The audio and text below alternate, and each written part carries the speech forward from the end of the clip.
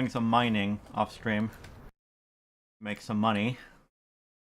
I also purchased this item at about, I think it was 75% of the current price. Hopefully it sells. Yesterday, I purchased it yesterday. I definitely need to either learn some programming finally, make my own little program, or I need to get one of my programmer friends to program for me a program that will scan the auction house and calculate prices and build a database, and then we can do like a simple buy something that's cheaper than it used to be kind of rule, you know? Obviously only on items that have, you know, a track record of having stable long-term prices, right? By the way, I ran into these guys.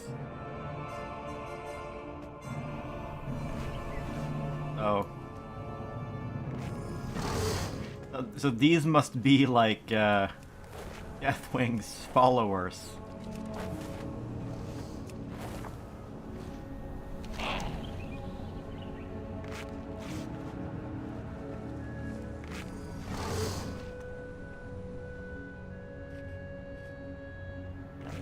They serve Deathwing. One day soon, the Earth Warder will burst forth from the sea and bring peace to Athros. We're here to help him when he arrives. Don't be ridiculous. The aspects live forever, not sharing even longer than I. You can't just die. Nod politely.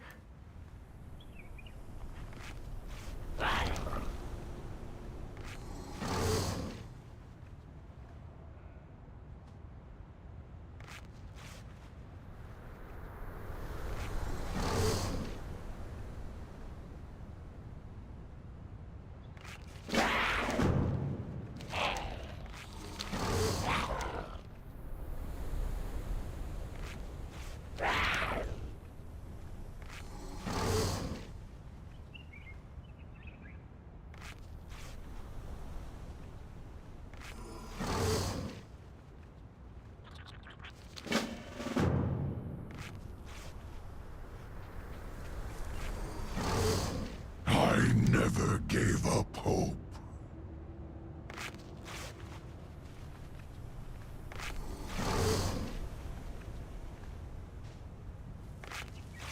We serve once more.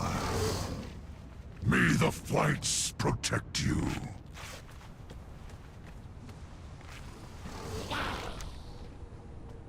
Ours is a solemn burden.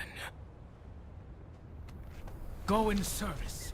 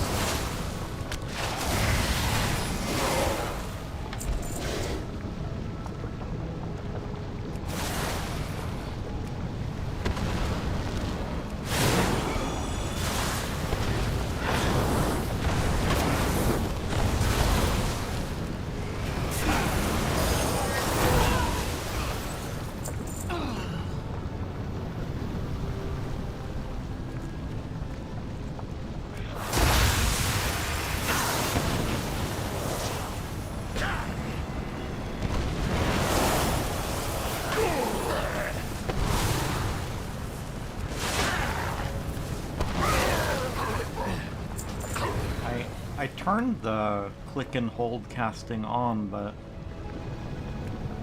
it doesn't seem to be happening.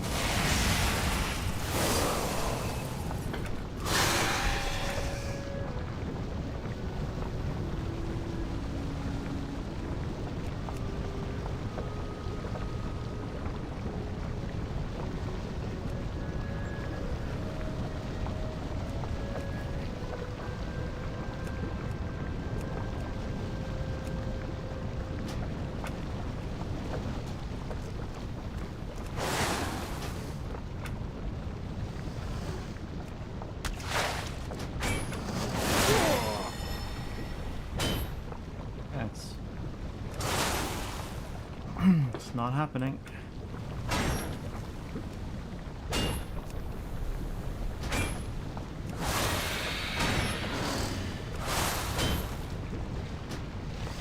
Maybe I need to deliberately target.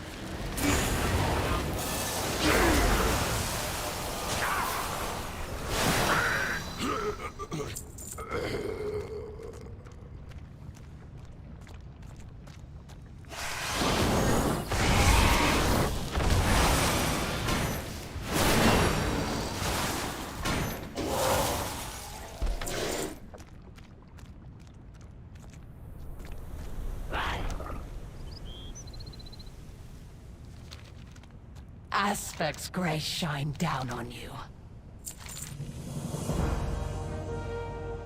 May the waters protect you.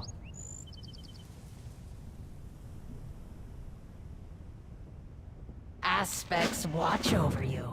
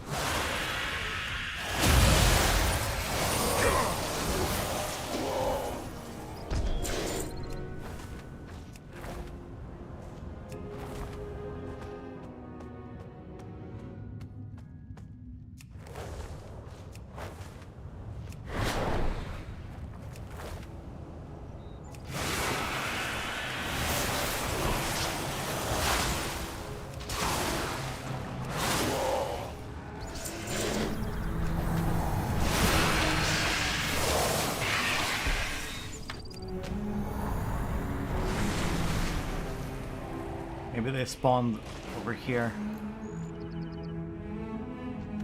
I have lived to see them return.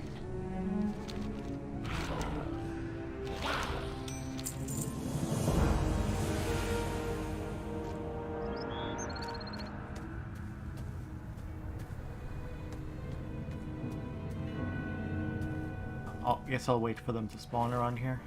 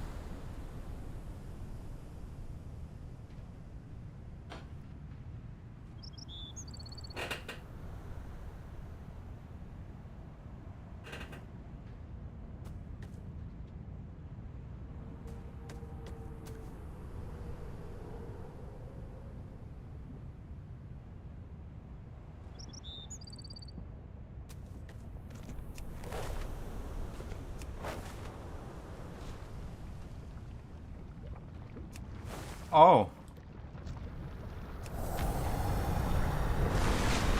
They're not near the cell at all. Oh, they're all over the place.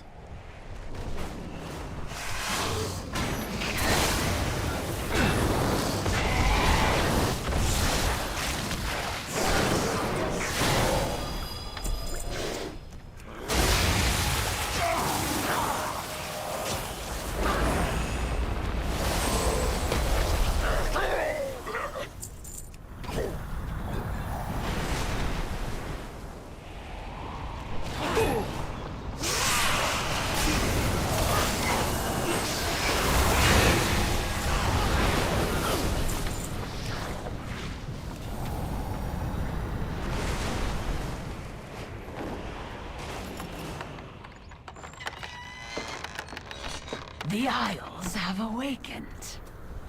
Go with the aspects. The Isles welcome you. Until we meet again.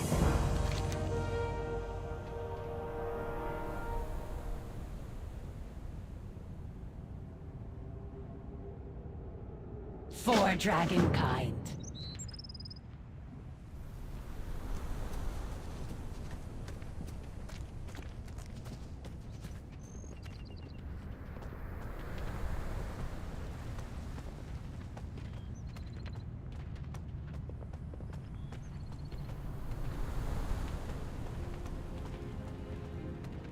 You know, I think they should take these.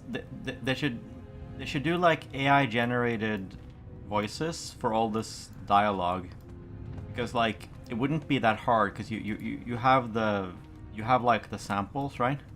And then you could just generate a model from that. And I know it's gonna result in some bad takes, right? But I mean that's what like bug reports are for, right? Like the player base can just be like, hey, NPC is a little bit goofy, and then you know they can just redo that one line. And maybe then it'll be good. And if it's still bad, they can just do it again.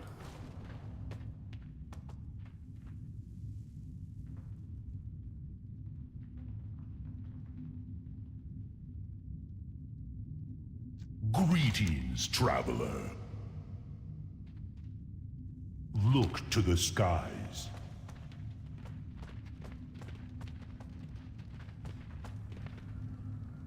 These are always so wacky.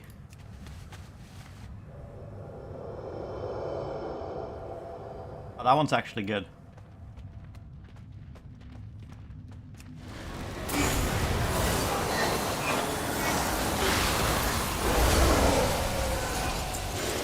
NPC in here? I guess we're gonna make these people friends. Ooh, I'm glad I found this place. There's like a lot of stuff going on here. Not your average copy-paste dungeon. Cave.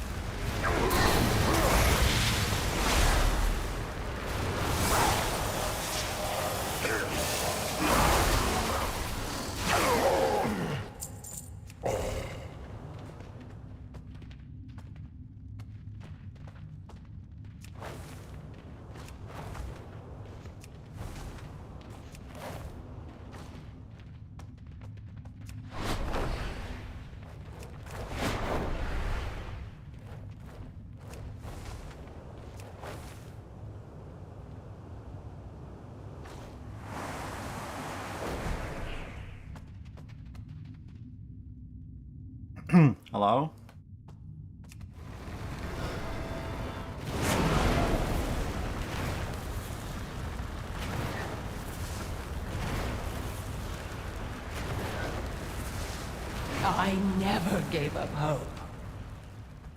Ah, now I triggered.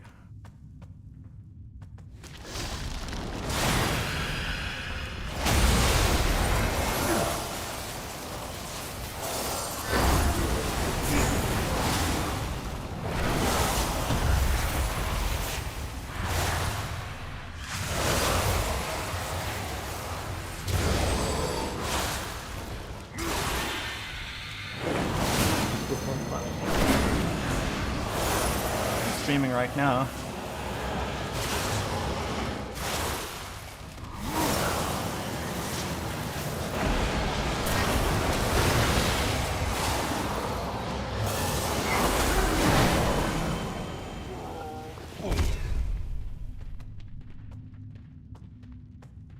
Tough.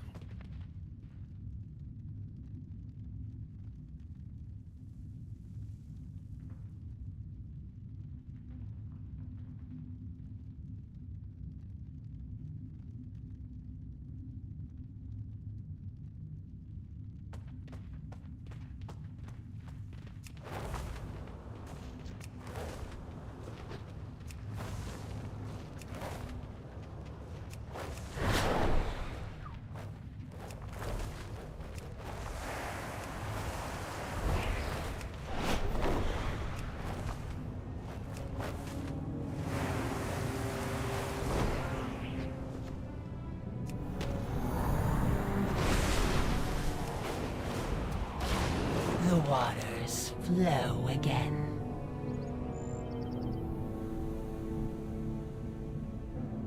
May the flights protect us.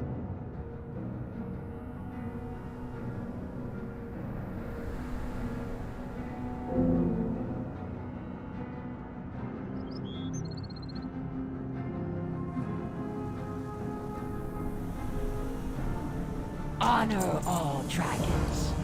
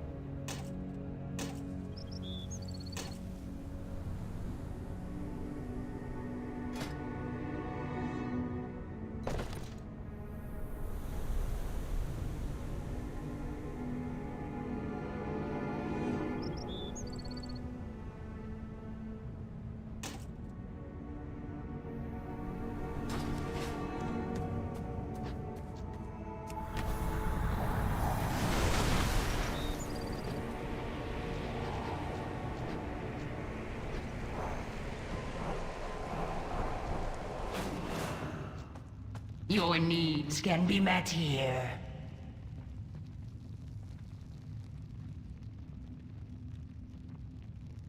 May we trade again? Once again, why is this guy still hostile? I have lived to see them return. Chad enough? What? The Isles welcome you. Lift enough? Chad enough? Hot enough? I live to see.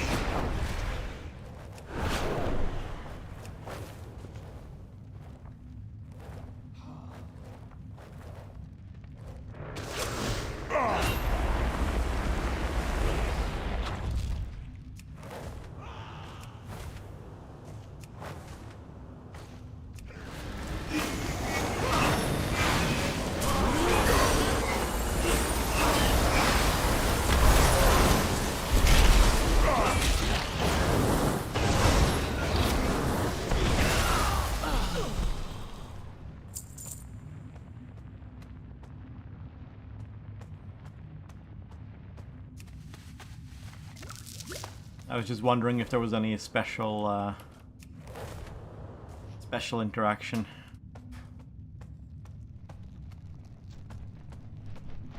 Kind of surprised we killed them. Finest goods in the Isles. I was expecting them to go into like a submissive defeat stance. What about this guy? Do you feel the change in the wind? Are we gonna leave this guy here? Ride the wind.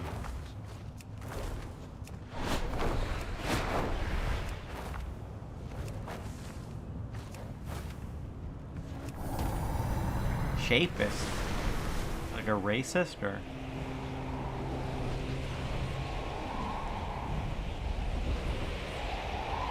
Shapeshifter or? I don't know.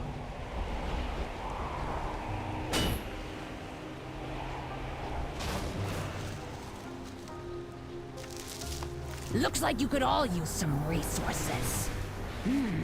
There's a saying for this.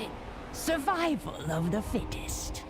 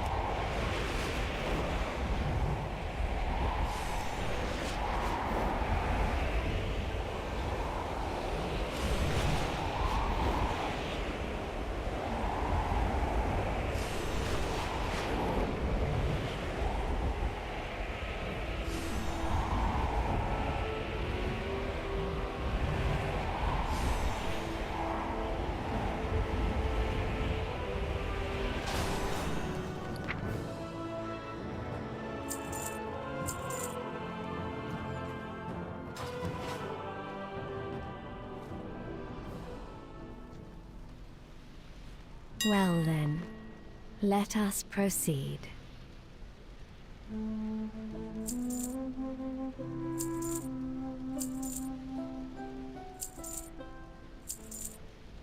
Oh. What I'm doing now is something other people do. So they're vulnerable to like getting tricked, basically. Just something to think about.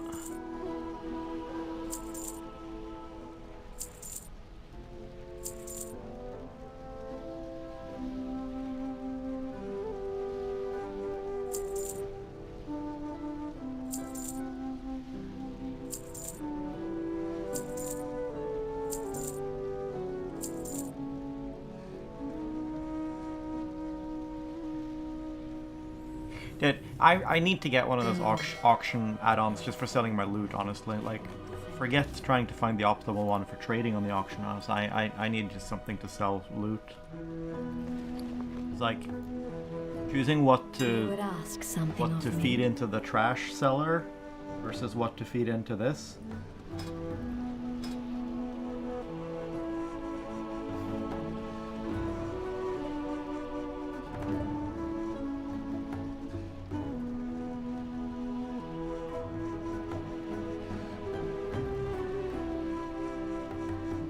There is a universal justice.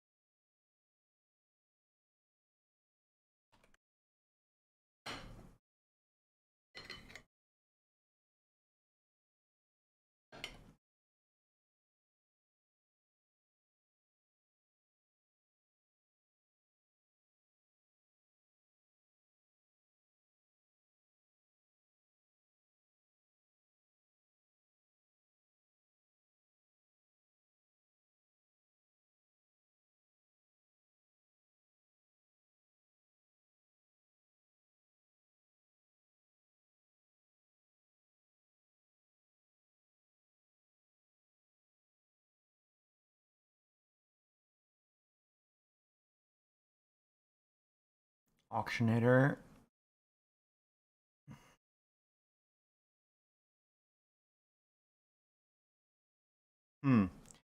I suppose that's a strong hint, huh? That those were the add-ons I should get.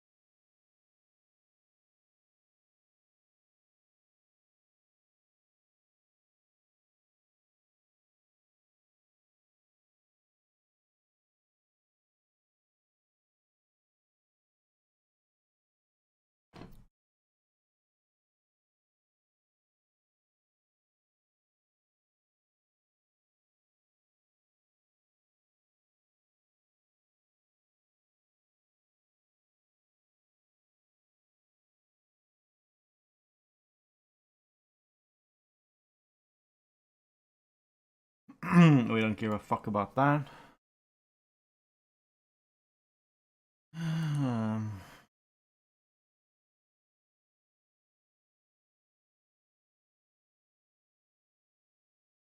suppose I can't trust this, right? Because he prioritizes this.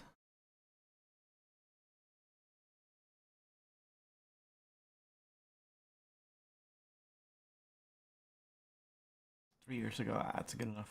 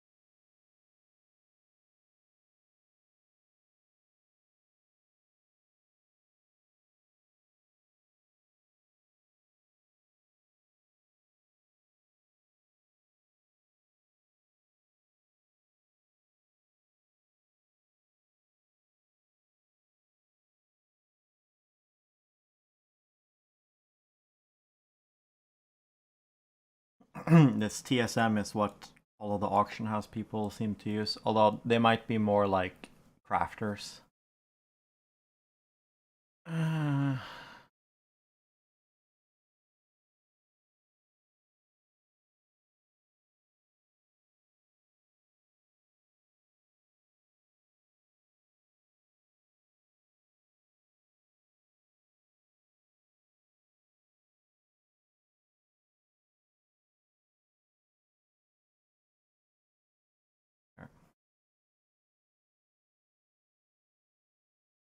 Yes, I have the game.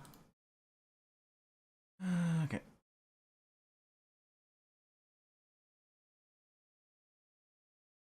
Guild Wars 2?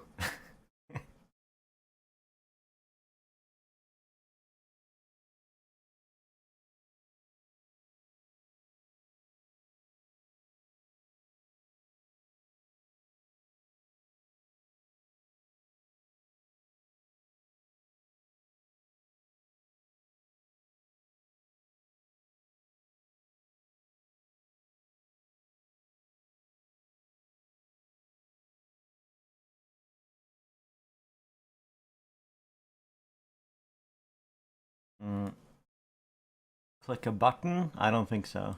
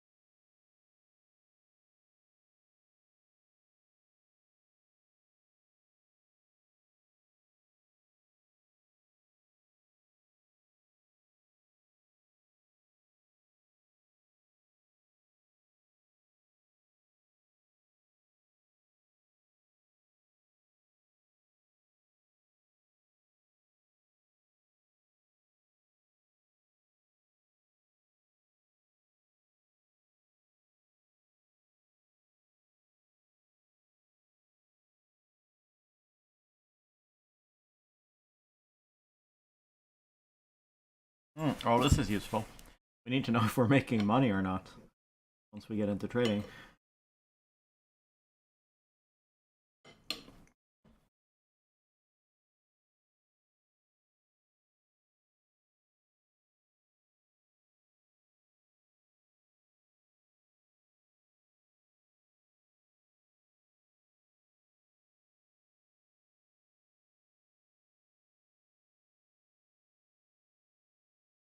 It doesn't really specify what it does, but this might be what I want it to be. I want it to count the price I buy things at, and the price I sell it at, and account for the posting fee, you know. Be able to tell us if we're profiting or not.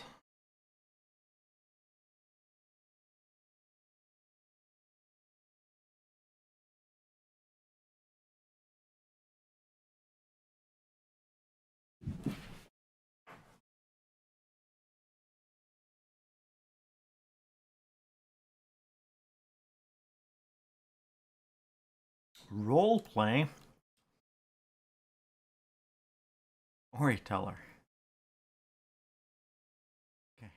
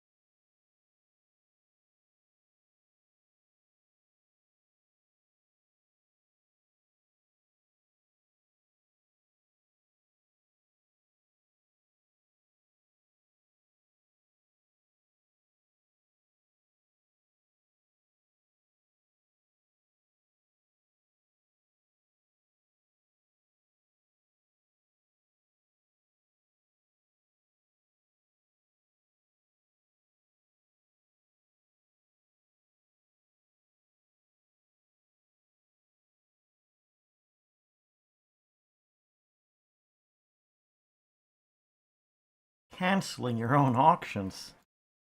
Why would you even do that? I guess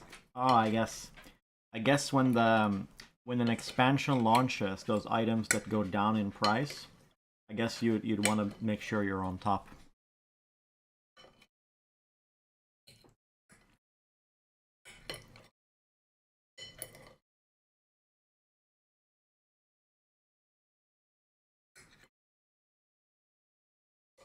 But we're not going to be doing that ever, so.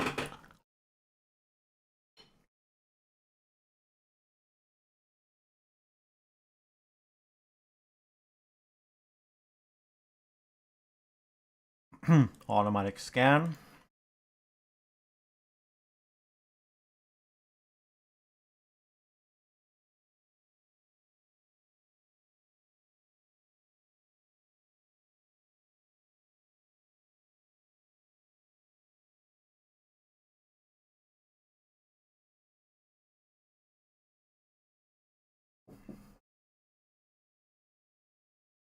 Oh yeah, I'm gonna run on a little YouTube video here. This is a I don't know, how do I put this? He's a little bit of a cultish intellectual, but in a kind of somewhat self-aware and good way, I guess. He has interesting takes. Hello, very beautiful community. Vlad Vexler. It's nice to see you after a difficult couple. And he has like a horrible wasting disease. I think it's ME. So if he sounds a little bit weird, he's not pretentious. He's just, you know, exhausted and in pain. Of a health days, it's wonderful to connect, and we're going to talk about a new message from the Russian opposition about how the West shouldn't negotiate with Mr. Putin. And here I need a lot of your help because of my health issues. Because the problem with Vlad, when he's particularly struggling with his health, is that the reality is that he can get quite grumpy. And you've got to help him today not be grumpy about the Russian opposition. Now, he shouldn't get too grumpy because he's never talking about the Russian opposition in virtue of a position of... Maybe I got the wrong wrong add-on manager. This one doesn't have like ESM. This is the big one, right? Trade skill. Ah, it has it.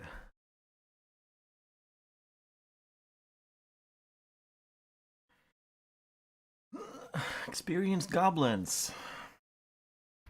Giving them ideas, because we're talking between ourselves as a Western audience. So the Russian opposition are interesting to us because politics is interesting to us, mainly, actually. And only secondarily because... Actually, we'll watch a different video. We'll watch this person. Penguin here, and welcome back to another goal-making video. Today we're going to be talking about flipping and exactly how you should go about it, and I'm just going to give you some tips today. Yeah, they call it flipping in this game. You buy an item that's cheaper than it should be. So that's basically what I aim to do long term, like I do in Eve. Although the word flip sort of implies that you post it for sale instantly. I am totally okay with buying it and then waiting a day or a week or a month and then selling it. So I don't need like the instant gratification. I just need like a steady, or not steady, like I just need something that's very little work compared to the amount of gold it produces, you know? That's what I'm looking for. So once it's up and running, we don't have to worry about it again.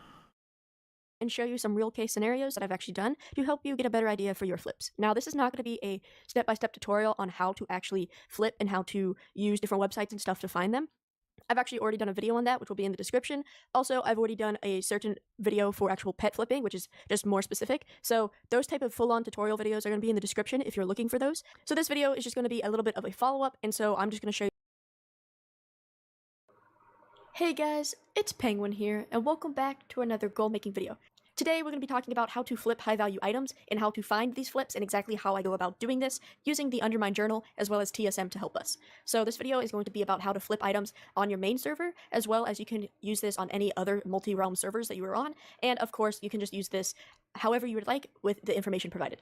So to get started, all you're going to need is some income. I would suggest having anywhere between 50 to 100k to start with, or at least 50 to 100k that you are okay with investing. Now, of course, depending on the item, you can do this really small. Let's say you want to flip a battle pet, then you can spend 5k on a battle pet, turn it into 20k. That is something you can do. However, if you are trying to do this and to make a lot of income with it, you will want to do either multiple small flips, or you're going to be buying a few pretty pricey flips, and because of that, you're going to want to make sure you have some income.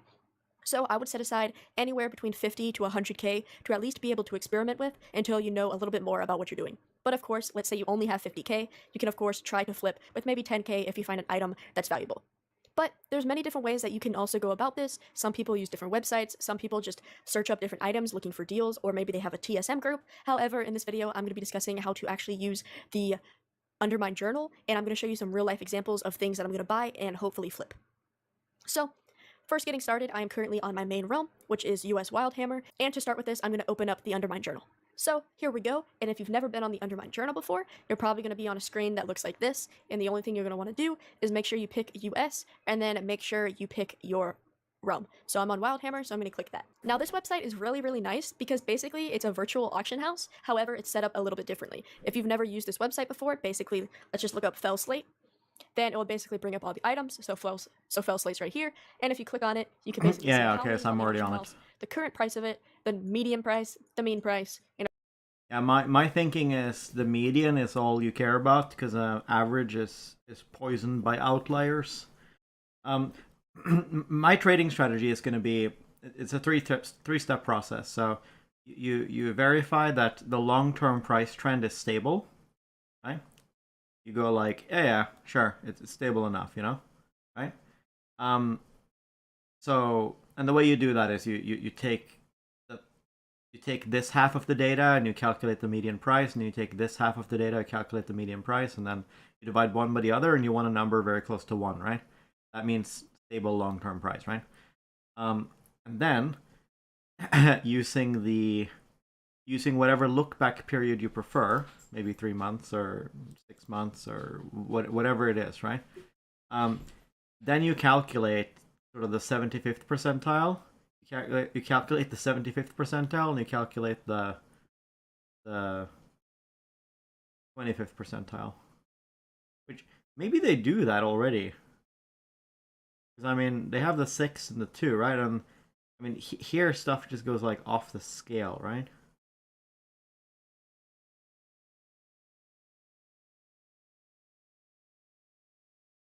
The blue one is the price, right? Here the price just kind of goes.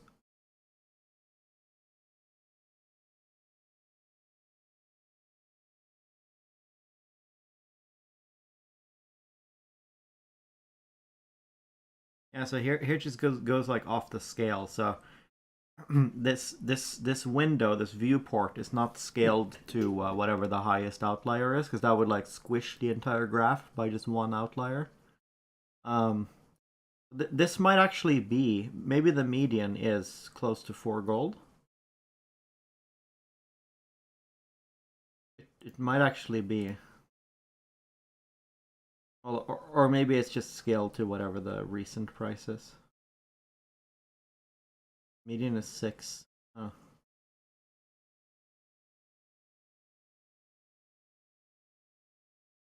Oh, really?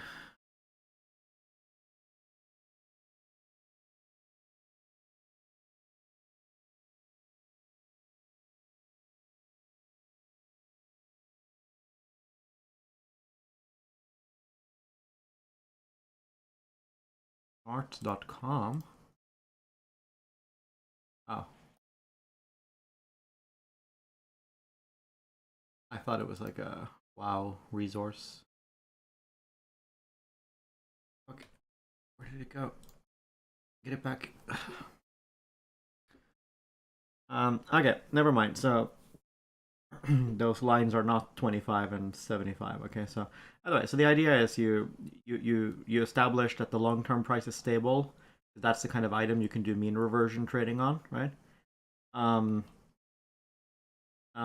then yeah, you just kind of buy it below. I mean, you set your percentage, right? I mean, maybe you buy like the 5% cheapest of all prices, right? Over the last 6 months, right? And then your goal is just to kind of sell it back at the long-term median. Kind of pretty simple. Gets the job done. Makes money. And of course, how much is on your region in total, and the normal price for you. Oh, standard deviation. Whoa, this one's way better than the new one. That tells you the variance. That's very useful. Your region. So with that being said, there's also plenty of graphs that you can use, but we are going to be specifically talking about the deals section inside of the Undermine Journal. So if we click What happened to this site? This was such a good site, but now it's like this. Now it's whatever this is.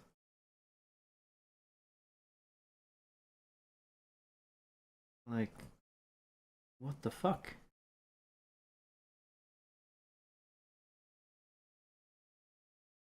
Now it's this weird phone app. It used to have standard deviation. What the fuck? What a downgrade. this. Give it a second to load if you haven't looked at it yet. There we go. As you can see, there are multiple different categories, and it's broken up by basically the type of item.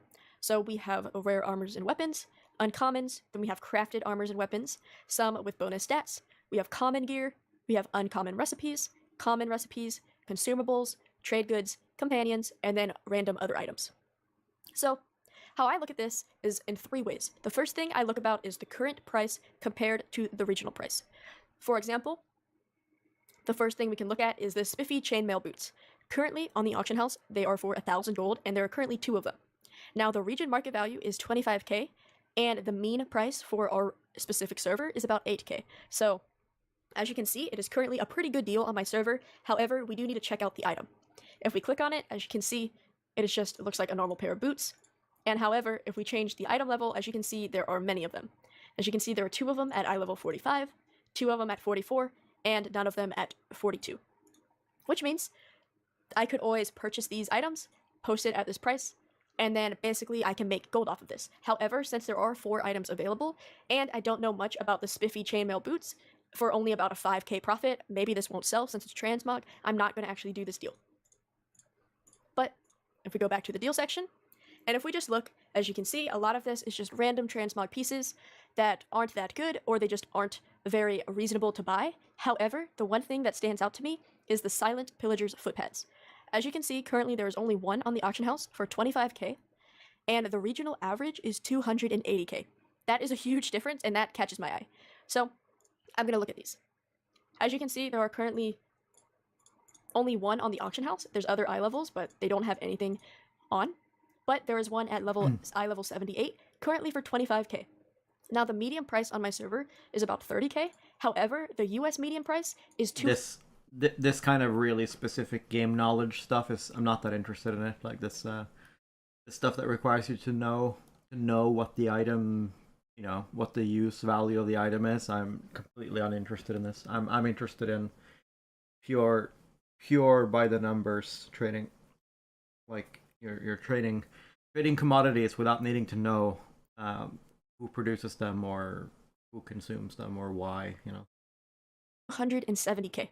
Which is a lot of gold, and by the looks of it, this is probably the same person posting and slowly moving the gold value down because they don't want to wait. As you can see, they probably started it up here, then started posting it at 30, and then as you can see, they just didn't post it for a few days, and they posted now at 25. So basically, this seems to be like an impatient person who just wants to try to get it sold. So this kind of intrigues me, and because of that, I am going to look up on Wowhead. So you can pull over Wowhead, and I'm going to search up the pillaged boots. Sorry, they're called the Silent Pillager boots. Messed that up. Here they are, the Silent Pillager's footpads, as you can see. And as you can see, they currently have a buyout price at 380k on Wowhead. Now, keep in mind, this is not as exact as the actual Undermine Journal one. However, that is completely alright, because it is still showing that same high item value. As you can see, this is actually a part of the raid tier set from BFA, which means this is actually pretty hard to get, because BFA you can't completely solo at the moment. And if you look down here, it has a pretty rare drop. This one, Elite, has a 2% drop, and everything else has an under 1% drop. So this looks pretty good, as you can see. As you can see, it is a BOE, specific drop from the raid, blah blah blah, and it can also sell for a lot of gold. So all of this means that basically this item is pretty good to flip. So what I'm going to choose to do is make sure it's still available on my auction house. There it is right here, and I am going to buy this out. If you find anything exotic, bring it to me. I'm going to send this over to my bank tune, and then we can post that later on. But that is one flip, and I'm going to show you a few more whenever we find some deals. Alright, so I'm actually going to show you guys an example of something that looks really good, however, I would not actually do this flip. What we're looking at is under companion deals. As you can see, there are 9 Dune Scavengers at about 60k, and the regional price is about 160k, and the mean price is about 100k. So if we click on this, as you can see, there's about 9 of them, and they're all posted at about the 60k range. Now, from the US median price, as you can see, it looks very, very good. It looks like I can make 100k profit on each of them. However, if you look at the Realm median price, it's not too far off. Now, I would pay attention to the median price of your server if this is a more common item compared to transmog. For example, like the last piece I showed you about those boots, the mean price was pretty low because I was the only one on the auction house for a long time. However, for like this, as you can see, it fluctuates for a lot, and there's normally anywhere between 5 to 10 on the auction house, and it's pretty consistent around that 60k mark, so it would be very hard to actually boost it to that 160k, definitely when you see there's so many sellers and so many on the auction house. Yeah, this is more like market manipulation, where you're trying to cause the price to change. That's not what I'm interested in. What I'm interested in is when it's uncommonly cheap, you simply buy it, and then you just sit on it until the price reverts to the median again by itself due to regular supply and demand. That's what I'm into. The next thing you can look at is actually the daily summary. As you can see, from September 9th, since then, basically the market price has been steady around that 60 to anywhere between 90k range, and it has just steady out. And of course, there's those big jumps, but as you can see, within a few days, it crashes back down. So this looks like a really good flip. However, since there's so many possibly hiding from the auction house, meaning somebody's probably stockpiling them, and the fact that the low price has remained so steady, and as you can see, people have tried to reset it, and it comes crashing down, this is something that I would not go for, and this is kind of like a red flag, and it just looks too good to be true, basically. Now, of course, maybe there are some good deals on your server compared to mine with Dune Scavengers. Maybe there's one posted at 20k gold, buy that up real quickly. However, for that example, that is basically kind of a red flag and something that I would not invest in. The second example that I'll show you of basically something that you shouldn't do is holiday mounts. Currently, as you can see, the Swift Spring Strider is posted here, saying that right now the current price is 30k, while the regional price is 50k, and my price is probably around 160k. Now, this looks insanely good. If we click on it, there's 21 of them, and as you can see, they're all posted, and it's like, wow, I can make a lot of gold from that. However, you have to remember that there are certain events going on. Currently, recording this, it is April 6th, which is 2 days into the Easter event. As you can see, the price has been plummeted down. So this is not a quick flip that you could do. This is not that you just buy one of them, reset the market. You would have to be buying all of them, and for the next week, the prices would continue to crash because of this event. However, you could use this to your advantage. Maybe you do want to buy 5 of them at the 30k mark, then maybe you hold on to them for 6 months, which you can easily do. However, that is just a very, very long-term flip instead of something that you're trying to sell within a month or so. So just remember that there are holidays going on, and depending on the time of the year, there might be an influx of mounts or pets that look really good to have, but you do have to remember that there's an event going on. However, from this data, as you can see, from about right here, as the months go on, it gets more expensive until, of course, the event comes back and it crashes. So of course, if you do want to pick some up at the 30k mark, then in about 6 months, in about 3 months, you can post them for a lot higher. However, you just have to remember this is a lot more of a long-term flip compared to something that you're trying to buy and flip within a few days, a few weeks, or even just 2 to 3 months. Alright, so I'm actually on one of my side realms, and I'm going to show you some of the examples of some flips that I've done on this realm, and that I've been very successful with. Now, as you can see, I am on a level 1 character in the middle of Stormwind, and basically I had no gold to my name when I started this. I made a trial tune, got that 100 gold, mailed it over, and I started with 100 gold. What I did is mail over some pets to get some income, and currently I'm sitting on about 80k, however, I just invested a ton into pets, so I was at about 300k with this account. Now, if we go into my ledger, as you can see, that's kind of where the deflux goes, but we're going to look at some of my revenue. The first item I'm going to be talking about is this Corrupted Mantle of the Fellseekers. Now, if we go to expenses, I purchased this item 18 days and 11 hours ago for 5k gold. I found this exactly on the deals page on the Undermine Journal. I looked at Alright, TSM, huh? That's how you can track.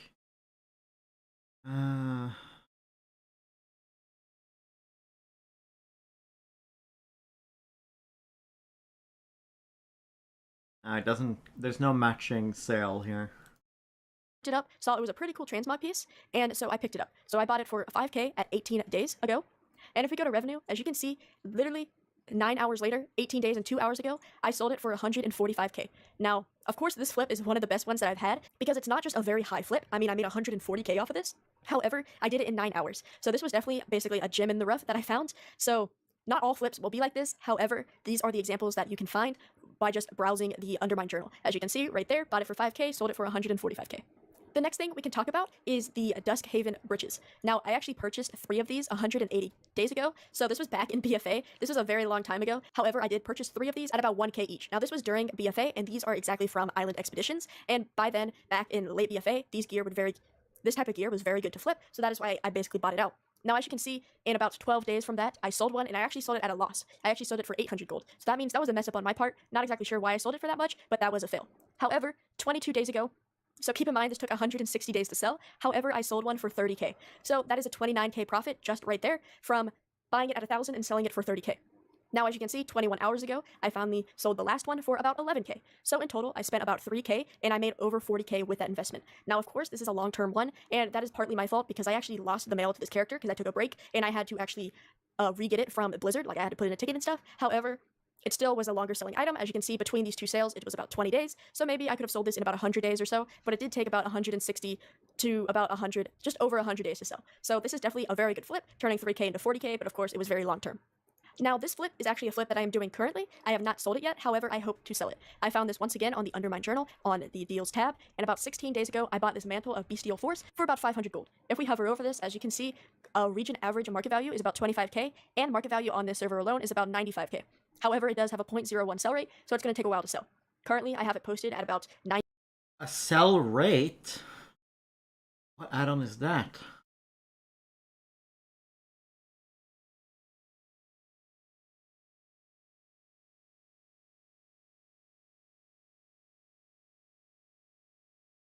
It's TSM. TSM Auction DB. 95k. As you can see, there's another one on the auction house. However, even if I can get 25k, even if I can get 30k out of this, I spent 500 gold, so anything that I do get returned out of this would be a great deal. But this is a piece that I picked up that I am currently flipping. Another pet that I actually picked up was I found this on the companion deals section of the deals page on the Undermine Journal on this realm, and it was basically the Dredge Ghoul, which is from ICC, and I bought it for 17k. Now, I bought this 4 days ago, and this was cheap on this server alone. As you can see, if I hover over it, currently the market value is about 30k. However, I knew this would sell a lot more on my lower pop realm, on my main realm, so I actually learned this pet and brought it over to my main realm, and I did actually sell it. So let me go over to my main realm and show you how much I sold it for. So if we actually go onto this character, this is my pet character on my main realm. As you can see, 4 days ago, I sold the Dredge Ghoul for 42k. So this was actually another within a few hours sale. I don't remember the exact number off my head. However, it was about a little over 4 days ago I bought this, and I put it over here, and a few hours later, I sold it for 42k. So please keep in mind, whenever you find good deals about pets on any realm, you are able to transfer that to another realm. So I knew I could get about 30k on the other realm if I did want to resell it, which is still 13k profit. However, I knew if I bring it back over to my old realm and my main realm, then I would get a lot more gold. As you can see, I would get that 13k as well as 12k on top of that because it's selling for 42k, which is very nice. So I turned that 17k into about a 23k profit just from a few hours from finding this deal on the Undermine Journal. I would not be able to find such good deals if I was not looking on that journal for every few hours I check it. Also, a few tips for y'all. This is a website, which means you do not have to be active on WoW in order to look at it. So let's say you're downstairs preparing food, or you're just in another room, or maybe you're watching your favorite TV show or something. Maybe you're like, oh, let's see if there's anything good. You open up the website, you find a deal, you can quickly run over, get on WoW, purchase it up before anybody even realizes that it was posted. So this is something you can check when you're at work. Of course, maybe if you're at work, there's a slight chance that it might get bought out, depending on how good the deal is. However, that is still a very good way to just keep an eye on your market to see if there's any potential deals throughout the day. So yeah, guys, I hope this video helps you kind of understand how to use the Undermine Journal and the deals page to help flip items inside the game. Also, I hope this helps you start flipping items. I was kind of nervous to do it at first. However, I just said, all right, here's 20k. I'm afraid, whatever. If I lose it, well, I'm 20k down. I'll just make it up. But you know what? I mean, you live and you learn. So I invested that 20k, and of course I lost some of it, but I invested 20k more, and I started earning profit from the flips that I was actually doing. So this is definitely a good way, whether you do it on one realm, whether you do it cross realm, or you just do it on all the realms that you're on. This is definitely a good way to find some easy flips that either will turn over in 7 hours, or it will turn over in about 100 days. So thank you guys so much for watching. I hope this helps. Like, comment, subscribe. Tell me your success stories. Tell me your fail stories. Trust me, I have so many fails. This video would be so long if I showed you those. But I hope this helps. Make sure you join the Discord down below so you can post pictures of your really good flips. Also, check out my Twitch. We are live streaming 4 days a week, Sunday through Tuesday, and then Friday on my off days. So, yeah, guys, thank you so much for watching, and have a good day. Yeah, I'm interested actually. Maybe.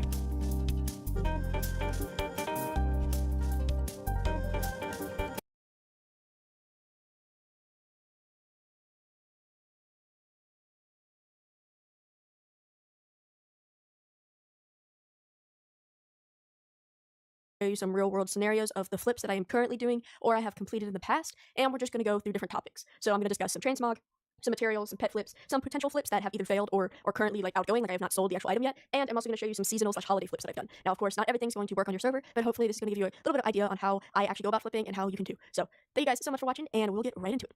Alright, so the first flip we're going to be talking about are material flips. Now, I believe these are probably one of the most easiest type of flips to do since it's so relevant, and there's a lot of opportunities for these flips. For example, transmog pieces, somebody has to post it low, stuff like that, and there's not many super good transmog pieces that sell really fast. However, with materials, lots of people dump materials, and there's a lot of different items and potential flips. So the first one we're going to be going over is Yeah, that's Serenite what I ore. plan Now, to this do. one is actually an outgoing flip. I did this very recently. As you can see, about 4 days ago, I purchased a ton of Serenite ore. Let me open up TSM and I can show you. As you can see, we purchased about 3,480-ish ore. Of course, that's not the exact number, but that's how much we purchased right here, as you can see, and we bought it for a total of about 80,000 gold. Now, the reason I did this is, as you can see, the per item cost is about 23 gold. So just remember that 23 gold number, and we're going to pull up the actual auction house, and we're going to look up Serenite. Now, as you can see, the Serenite ore is actually kind of at that same price, so if I had gold on this character, I would probably buy out this 100. However, I don't have gold, so I'll be doing that later. But what we're looking at is the Serenite bar. Now, what you should know with these old world ores is the conversion rate. For example, cobalt is a 1-to-1, so 1 ore equals 1 bar. But Serenite is a 2-to-1, so you need 2 ore to create 1 bar. So as you can see, I purchased these all for 23 gold. And I know that with 23 gold, it's going to cost about 46 gold for 1 bar. So as long as I sell these bars for over 46 gold, or let's say 50 gold because there's auction house cuts, then I can make some profit. So looking back at the Serenite bar, my market value is about 70 gold. Which This is just industry. I don't care about this. is a large number compared to that 46. Now, as you can see, somebody actually posted 100 at 50, so they kind of crashed the market a bit. But at this stance, I would either buy this out myself, or I'll just post my items right here at the 70 mark, which I actually have done.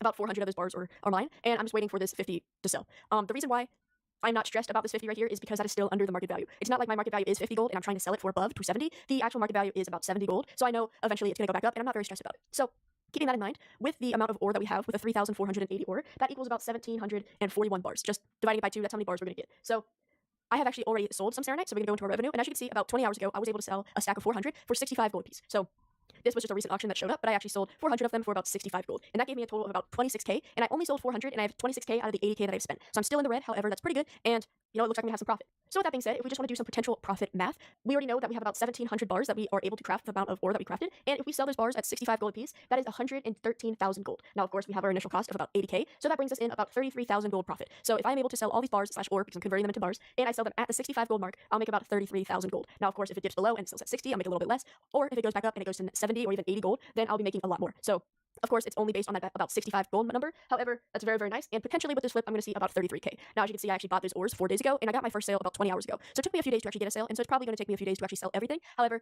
all I have to do is buy it once. I have to craft these into bars and then just sell them, and they'll sell slowly. However, it just slowly brings in the income until we hit the green and we can make some profit. So these are what we do with material flips. Now, every day I look at all the old world materials. So I look at Serenite, and that's why I found this flip. Now I'm actually going to go and buy this 100 because that's still profit. I would not buy that 32. However, that's a free some money right there with that ore, so I would go and buy that. I just don't have gold right now. But then I would look at cobalt.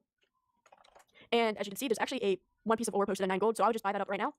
Now, like I said before, cobalt has a 1-to-1 ratio, so 1 ore equals 1 bar. So buying that at 9 gold, I'm going to resell that bar for 68 gold, and right there I made about 60 gold. Now, of course, I probably made about 55 gold with auction house cuts and everything like that, but just checking and double checking, I was able to make about 55 gold for literally seconds of work. Now, I would not actually do any more with this flip, because as you can see, there's only about a 6 gold difference, and so that's just not worth for flipping at all. So I move on to the next, which is fel iron.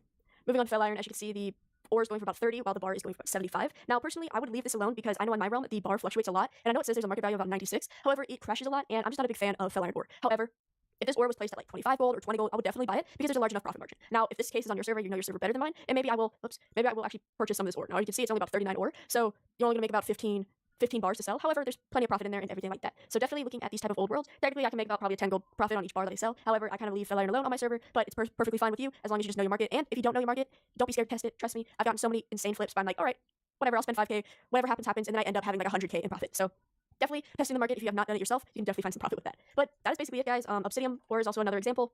As you can see, the obsidian ore is also a pretty good profit margin. If I had gold, I would probably buy this all up. That would put my bar price at about 46 gold or 48 gold, and the bars go for about 80 gold on my server. So that's a 30-ish gold profit, which is really nice. However, once again, I just don't have gold on the server, or on this character, which is why I'm not buying it actively. But that is something that I would pick up, and I would sell the bars. But yeah, guys, that is how I do materials. Now, this is just for ore. However, you can do the same thing with herbs. If you see an herb that's at 7 gold and the market value is about 15 gold, then you can buy it up, reset it at that 15 gold mark, and it will sell. Now, I will say a lot of people are worried about market crashes, and a lot of people are worried if they do buy that 7 gold herb, bring it up to 15 gold, and then somebody's just going to come along and post it at 7 again. The reason why I say do not worry about that is because yes, it's going to happen sometimes, but you can't really do anything about it, whether you can wait for it to sell, because somebody else is going to come along and need that herb, and let's say they only post like 5, or let's say they post 200 herbs, and that person needs 400. You're still in that market value range, so they're not going to be like, oh, I'm not going to buy that for 15, that's way overpriced. So you're still going to get sales, and of course, if somebody comes around and does post, let's say 10 herbs at 7 gold, just buy it up. That's 10 more that you could resell at 15. Now, of course, depending on the herb, depending on the market, you will have to think a little bit differently. However, it really just comes with experience. A lot of people are scared to get into flipping. I was terrified to get into flipping, but it's just one of those things that you have to just try and then just fail at and then succeed. I have so many fails, which I'll show you in just a second, but this is just the basics of material flipping, and now we are going to move on to some pets. All right, moving on to pets. Pets are a very unique market, and they have so much potential. The reason for this is you can do it cross-realm. Now, traditionally, if you want to move gold, or you want to move items to a different realm, then you have to go and you have to purchase a character transfer, or a guild transfer, and then you have to wait for a few hours for it to get processed, everything like that. But with pets, they are cross-realm. The reason is because you have a collections journal. An example of this is that if I go over to Thrall, and I buy a pet, or I collect a pet whenever I'm questing, and I put it inside of my pet journal by just learning it, then I can go and log on to a different character on my main realm, let's say, and then I will see it in here. This makes it so easy to basically just transfer gold across realms. Also, all realms have different markets, and that is what I take advantage of. Currently, I flip pets on about 4 servers.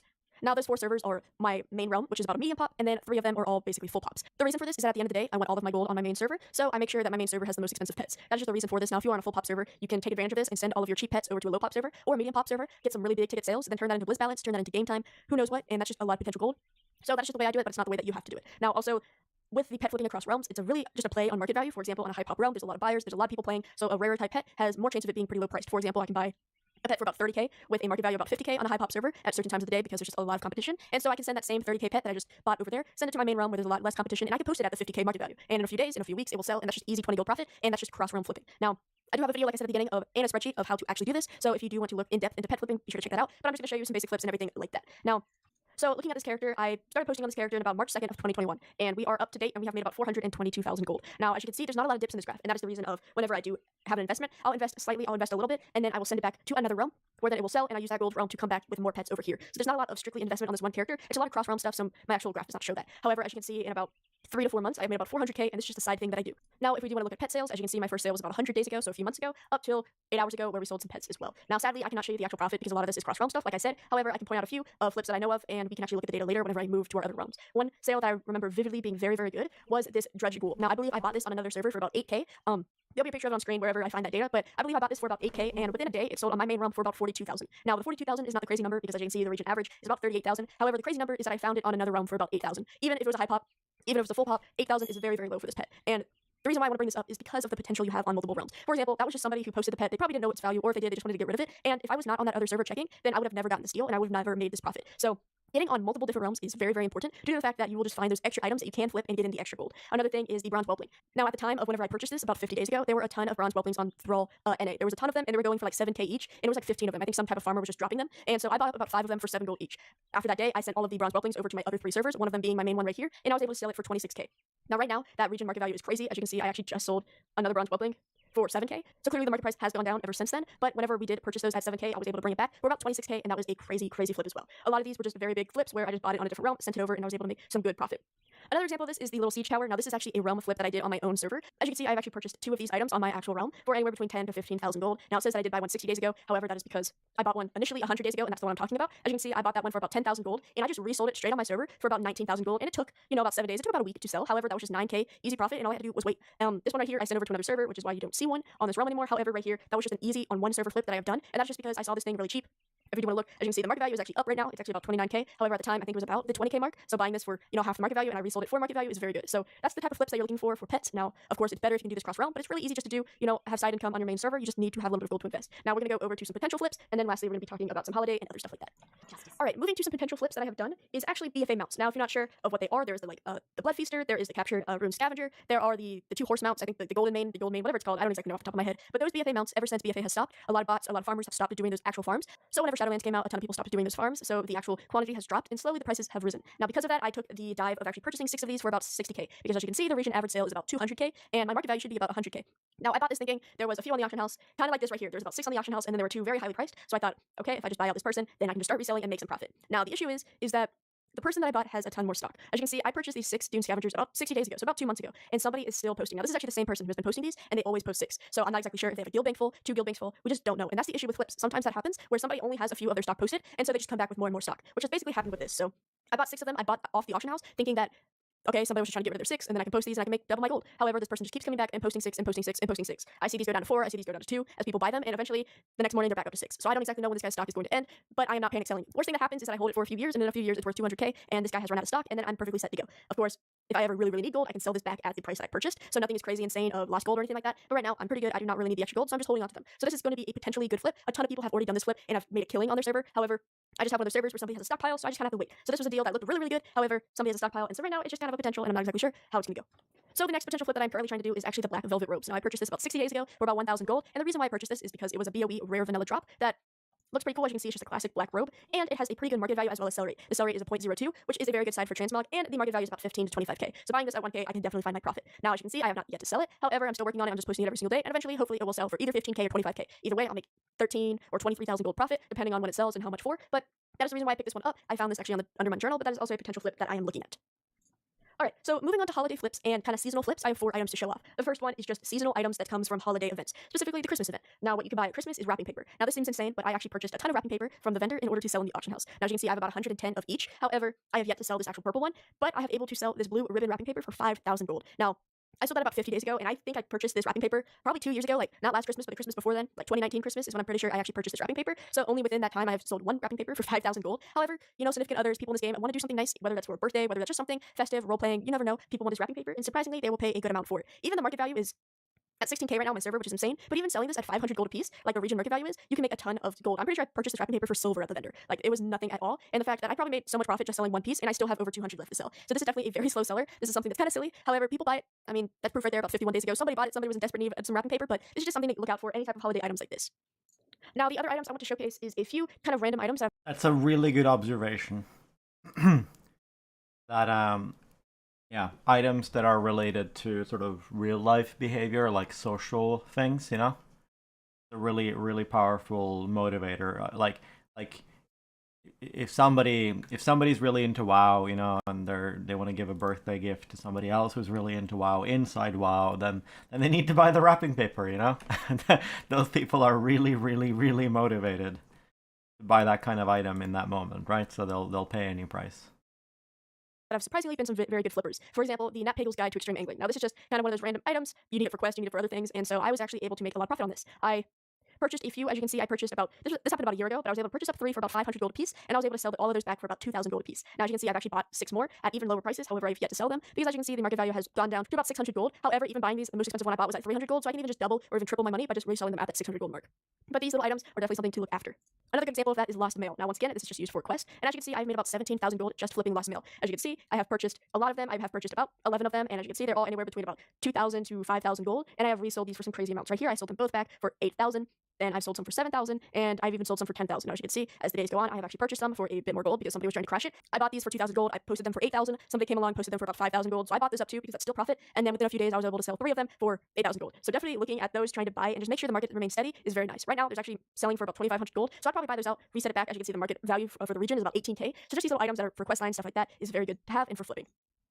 The last thing I want to mention is Brawler's Pass. Now, Brawler's Pass is like a seasonal item, so whenever BFA was ending, basically after Start Shadowlands, there were no Brawlers Guild, so these passes kind of weren't really being used anymore, and some people were trying to get that quick Brawler's Pass to do their quest line before it ended. This was kind of during like the pre-patch stuff, everything like that. So what I did is people were selling these. People were selling about 5 of these all in the 500 gold region. So I bought them all out and I resold them for thousands. 2.8, 4.4, 2,000, 2,000, 6,000. The reason is people got more and more desperate as the closing date kind of ended, and that is why people were paying that premium because they just wanted to get it over with. As you can see, with only 5 items, I was able to make about 15,000 gold by just doing that simple task. So taking advantage of time, taking advantage of holidays is especially very, very good for flipping because people get desperate. People want to surprise somebody. People want to get an achievement. People want to get them out before time ends. And so whenever time is at a crunch, they will pay premiums in order to make sure they do complete whatever they have to complete.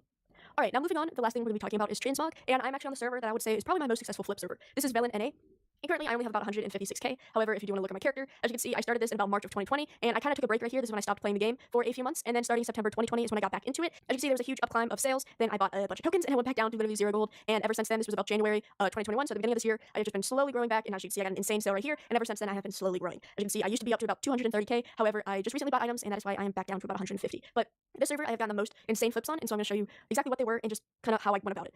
So this shoulder piece right here is probably the best flip that I have ever gotten. Now, I've showcased this in my other flip video, so if you guys have already probably seen this item, if you have actually watched that video. But as you can see, about 82 days ago, I purchased this item for 5,000 gold. I just saw it on the auction house using the Undermine journal, and I picked it up. The reason for that is because it has a pretty nice sell rate. I saw the region market value, and I thought it was insane. I was like, basically I said to myself, well, it's 5k, worst comes to worst, I lose 5k, or if I can sell this for 200,000, then that is insane profit. So I picked it up, put it on the auction house, and literally within 15 hours, it sold for 145,000 gold. Within not even a day, within even half a day, I was able to make 140,000 gold profit by just taking a chance, really. Of course, I looked it up, and it was like, I knew it from a certain raid, and there was Legion, so there was really some nice pieces, but ultimately I just said to myself, whatever, if I lose 5,000 gold, I do, but worst comes to worst, I sell it for a lot of profit. So I made about 140k within a few hours of selling this, and that is probably the best flip that I have done to this date. But we are going to look at our resale. And as you can see, we have made a lot of profit. We've sold about 2,000 items, and we've made about 256 gold profit. That's just because of random things that I've sold.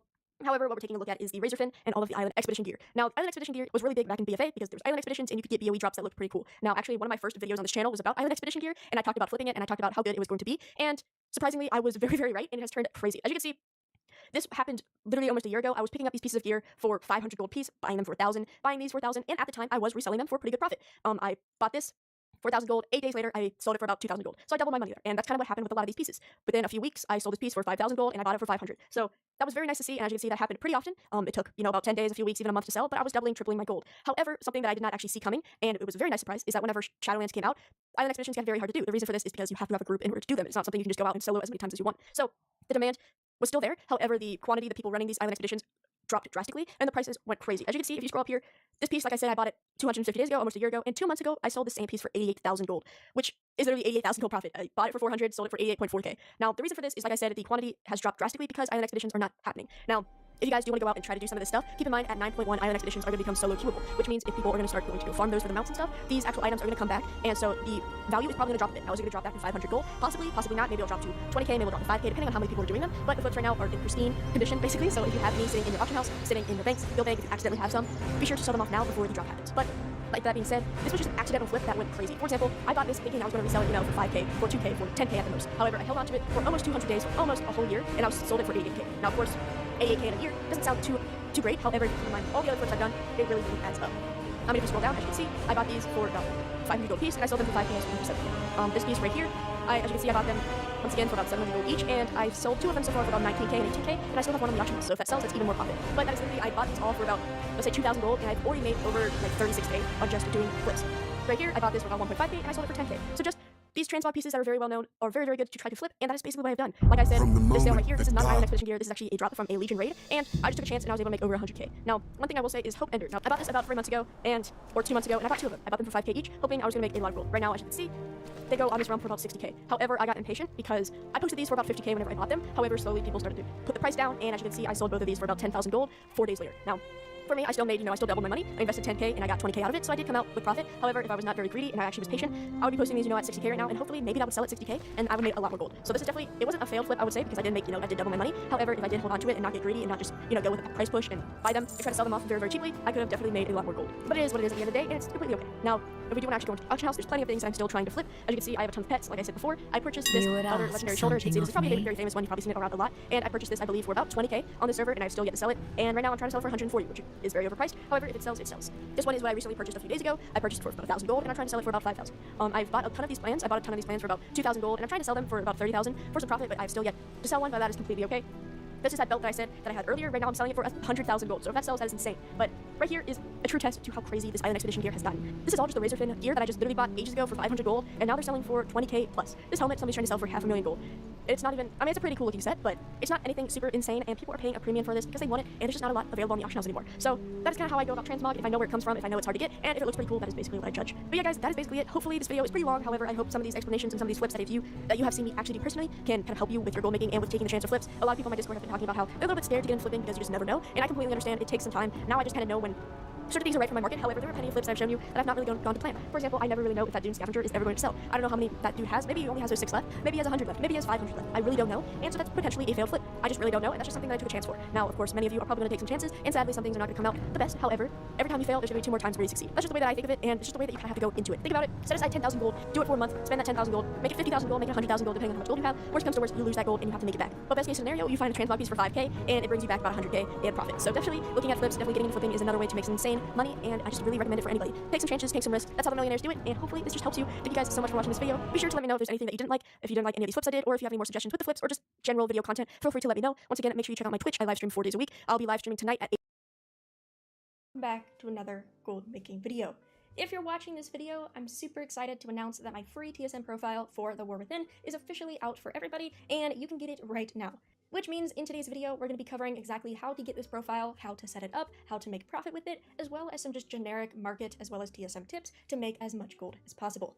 These TSM profiles have been a tradition on the channel for the past 2 expansions, so I'm excited to have another one out, and I hope it's helpful to everybody. Now, with that being said, I want to be 100% transparent and say that this video is sponsored by TSM. However, this video was going to be made with or without them. For many months, I've been talking about how the new profile will be released, and they've had no input on the profile or anything like that whatsoever. As always, if you guys have any questions that I don't cover in this video, feel free to leave them in the comments down below, but fair warning, I am going to be covering setup and everything in this video, so I highly recommend watching it all the way through to make sure you're not missing any steps. But with that being said, we're going to jump right in, and I hope you enjoy. Now, in terms of actually getting this profile, what you're going to need to do is join the Discord. If you haven't already, there's going to be a link in the description. Once you do, you'll just be asked to verify that you're not a bot, and then you'll see a channel called Free Tools, where at the top of this channel, you'll see the link for the brand new War Within profile. That will send you to a webpage where basically you just need to copy a long string, and then you can go back in-game. Whenever you open up your TSM settings, if you already have some groups, whether you made them or from somebody else's profile, what I highly recommend is going to settings and creating a brand new fresh profile. You can do this by just simply typing in a new name right here. Then if you go back to groups, you'll have a blank slate. From there, all you need to do is click import, then just paste that long string that you copied, then hit OK, and you should see Penguin the War Within show up under groups. If you decide to expand it, you'll kind of see 2 main subgroups, and this is the profile. From here, you're technically good to go, right? You can customize this however you'd like, but there are a few things I want to talk about in terms of how this is set up, how you can make gold with it, restocking, etc. So I highly recommend that you stay with me. Now, as many of you guys know, I am a crafter at heart, so I'm mostly spending my time crafting things with professions and selling crafted items, so everything in terms of crafted kind of falls under this professions category, but I completely understand that not everybody does that. There's farmers, gatherers, etc., and there's also some flippers, which is why I've set up this mats over here as well. And so what this is right here is simply just kind of subgroups of different materials that are farmed. So for example, you see all of the copied. Now, in terms of actually getting this profile, what you're going to need to do is join the Discord. If you haven't already, there's going to be a link in the description. Once you do, you'll just be asked to verify that you're not a bot, and then you'll see a channel called Free Tools, where at the top of this channel, you'll see the link for the brand new War Within profile. That will send you to a webpage where basically you just need to copy a long string, and then you can go back in-game.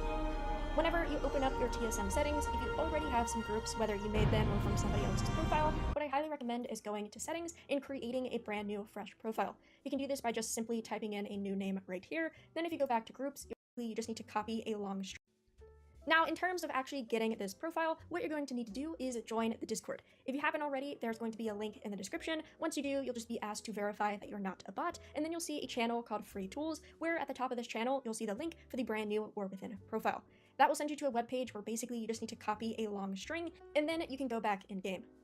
Whenever you open up your TSM settings, if you already have some groups, whether you made them or from somebody else's profile, what I highly recommend is going to settings and creating a brand new fresh profile. You can do this by just simply typing in a new name right here. Then if you go back to groups, you'll have a blank slate.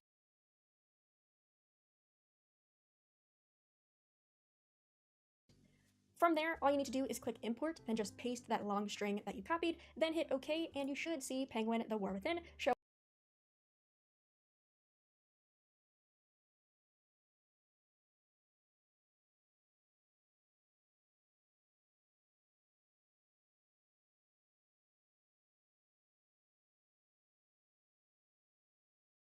Show up and you just need to at the top of this channel, you'll see the link for the brand new War Within profile.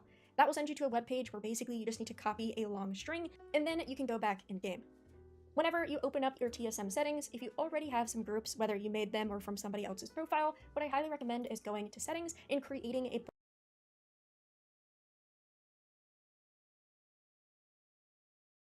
I suppose I should not stream myself making a password.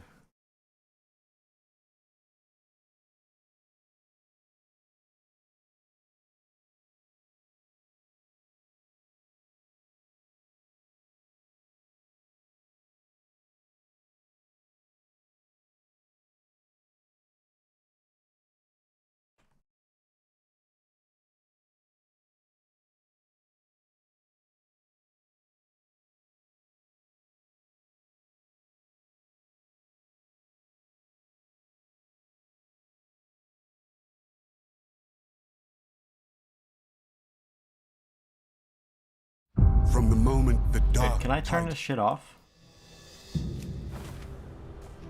The recap video? Well then, let us proceed. Vendor sell price. Sell price.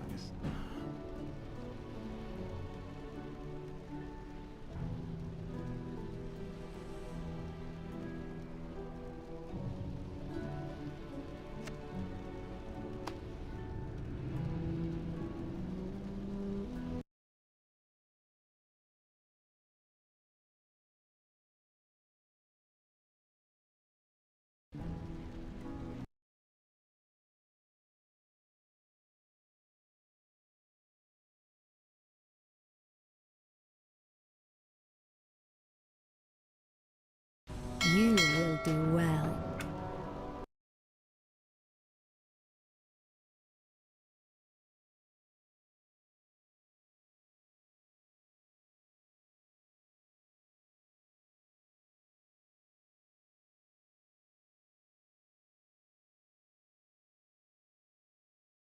Brand new fresh profile. You can do this by just simply typing in a new name right here. Then if you go back to groups, you'll have a blank slate. From there, all you need to do is click import and just paste that long string that you copied, then hit OK, and you should see Penguin the word then show up under groups. If you decide to expand it, you'll kind of see two main subgroups, and this is the profile. From here, you're technically good to go, right? You can customize this however you'd like, but there are a few things I want to talk about in terms of how this is set up, how you can make gold with it, restocking, etc. So I highly recommend that you stay with me. Now, as many of you guys know, I am a crafter at heart, so I'm mostly spending my time crafting things with professions and selling crafted items, so everything in terms of crafted, it kind of falls under From the moment category, but I completely understand that not everybody does that. You know, there's farmers, gatherers, etc., and there's also some flippers, which is why I've set up this mat over here as well.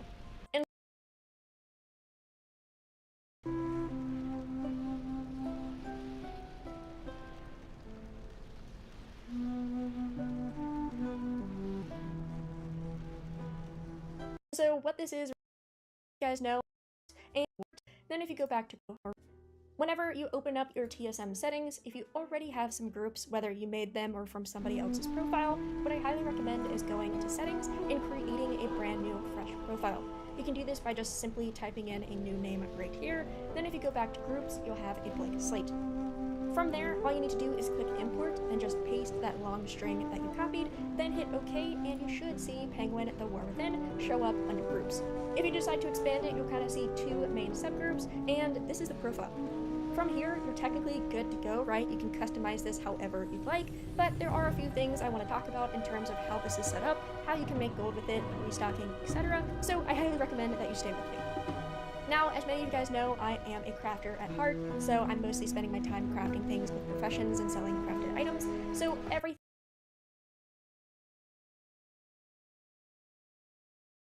Not currently have any auction DB pricing data for your realm.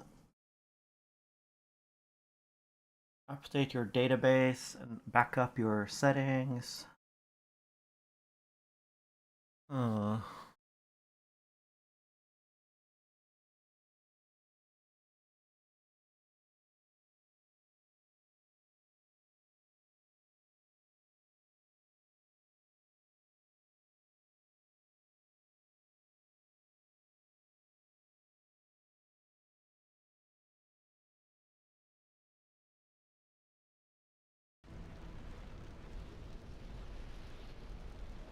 Auction DB.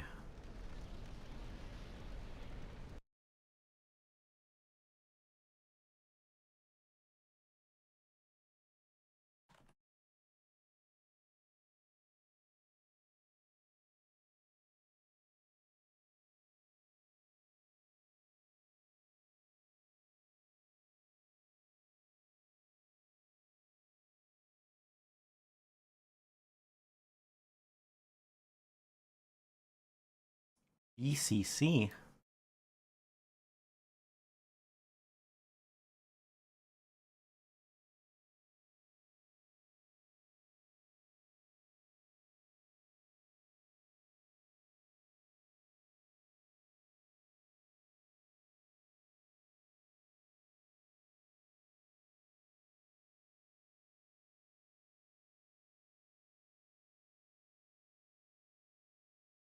Unrelated to TMC's internal module. Okay.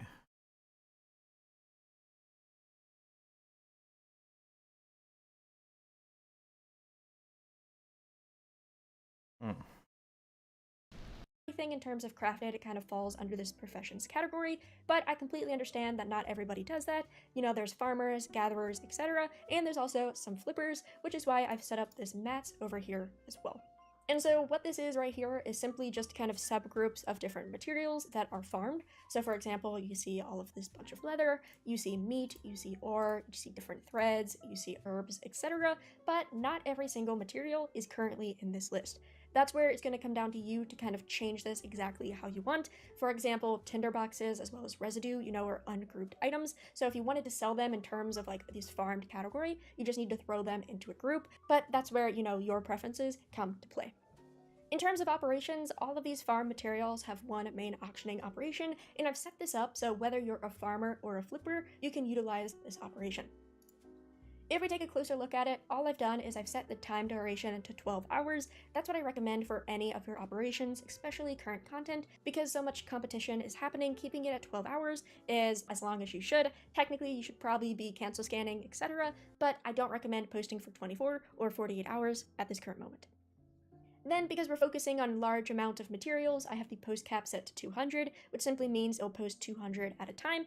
And let's take a look at these price sources. Now, this might seem a little bit confusing, but what I've done is we're using a max statement, and I'm taking into account your smart average buy as well as your DB recent. For those who are unfamiliar, DB recent is a relatively new TSM price source, which basically uses the same methodology as DB market, which many of you are familiar with.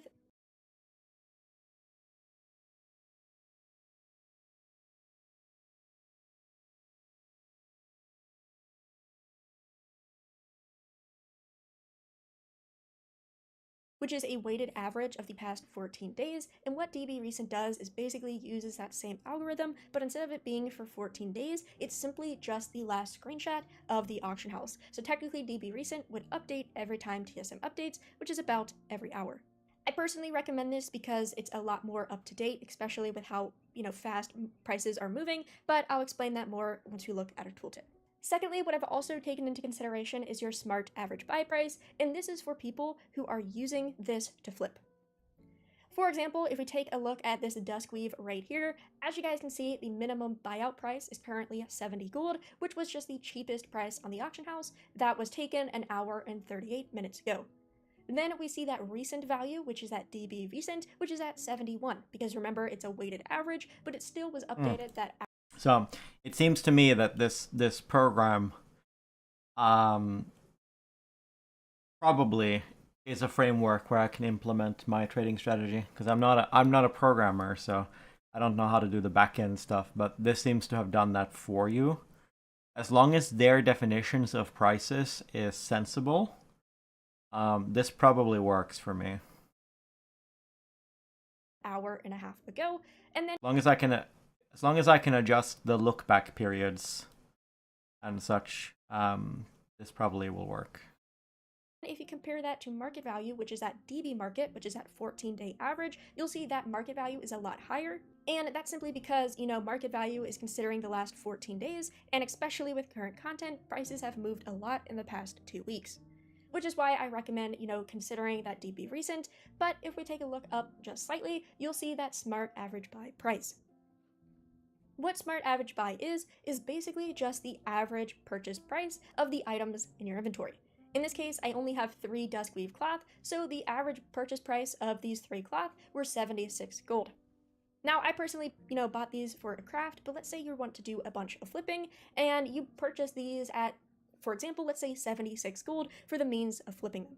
Of course, you wouldn't want to sell them for less than 76 gold because that means you're losing value, which is why I have this max set to 125% because your actual purchase value would be 100%. So stacking 25% on top of that, that means you're making a 25% profit. And this is simply saying the max of either of these, so you're either going to take the max price of, your average purchase price or the max price of DB recent, and I set this to 85 because if you're a farmer, I would be okay with selling a little bit less than average. That's strictly up to you, but that is what this is doing. Now, of course, let's say you're happy with making 20% profit or 15% profit. You can adjust this to your needs. Maybe you only want to sell at 100% DB recent. You can change that as well, but that is what this operation is doing. Now, moving on, we have the more exciting stuff, which is your crafted gear and all of that. And this... Nope, that's not the most exciting part.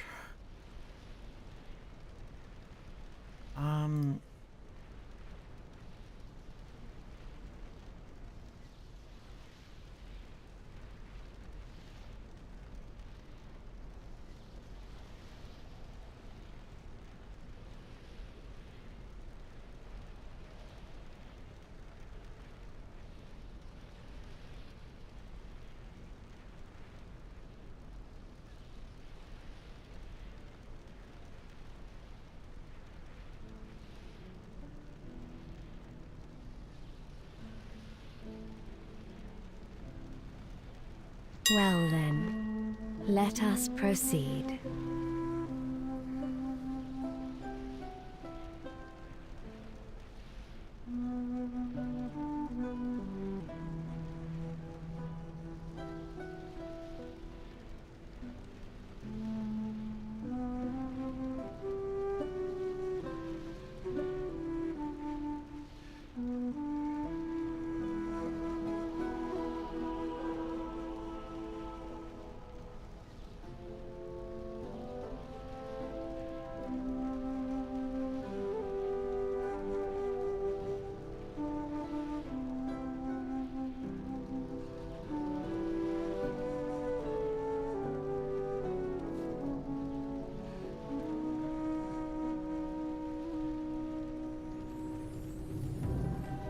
It's so weird to me that World of Warcraft has this level of like sort of software platforms built on top of it and stuff built on top of those and so on and so on and so on, and yet the market is so ridiculously inefficient.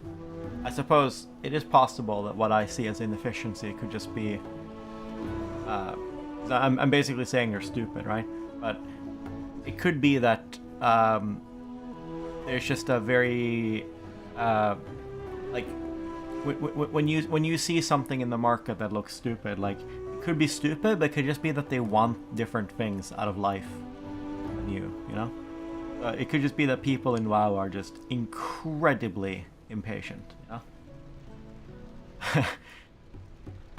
know? These kinds of money-making opportunities seem crazy. Although, you know there's like those people in China that basically farm gold, right? To trade for real money. So you would think that those people would be going to work on making the auction market efficient.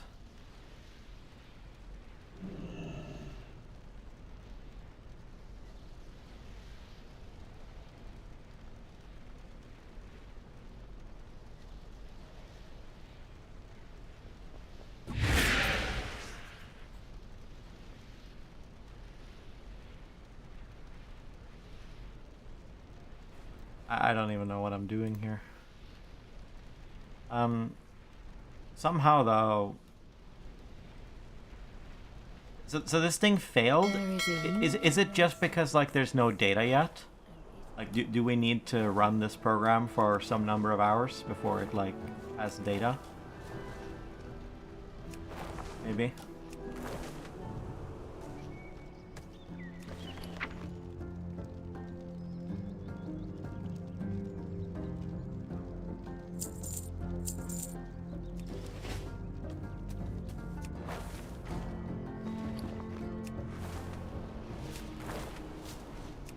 I'm not going to be able to afford a WoW token on the first month, I think, so I'll have to buy at least 1 second month of game time. Fine, I guess. Still less pricey than a new video game. Maybe I can get my dude Demis to send me a bunch of gold, and I'll, I don't know, give him half my net worth in a year or two from now.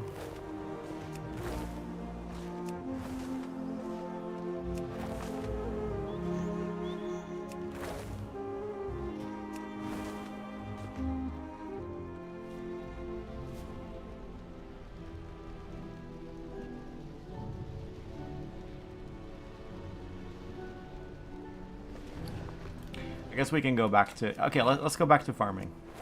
And we'll give it a little... We'll give it some time. Give the add-on some time to produce data. Come back in 3 hours. We'll go back to auctioning in 3 hours.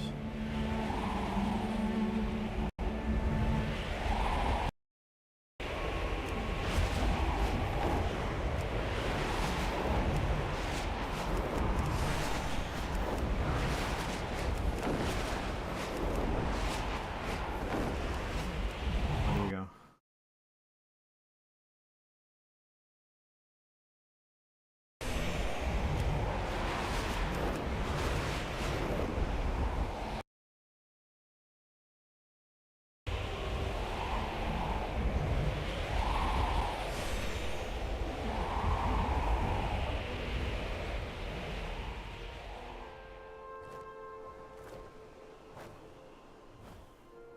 Did it despawn?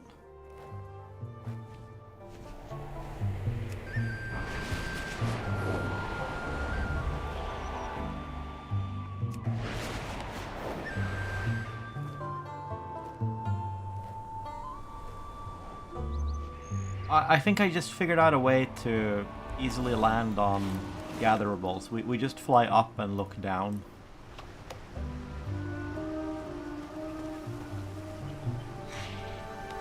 I never gave up hope.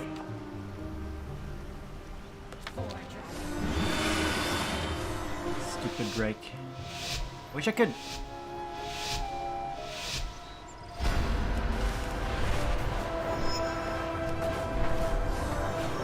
I wish I could do like,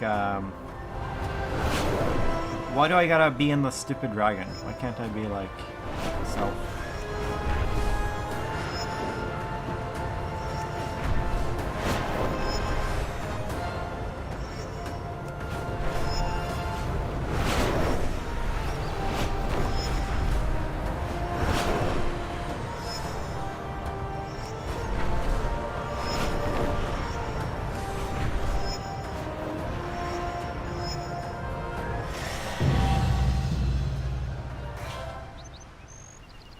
Gold.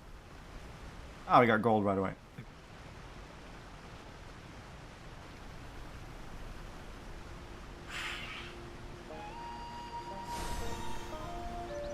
Aspect's grace shine down on you. The Isles have awakened. Actually, there might be a way.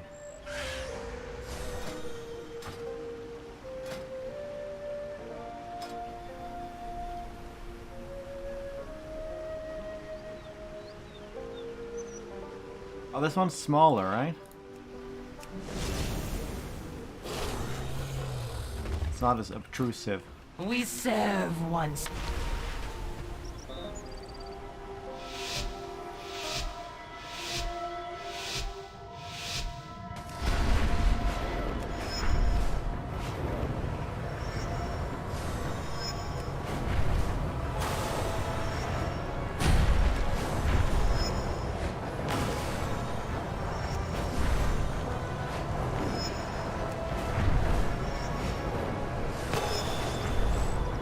Fuck. It's wrecked.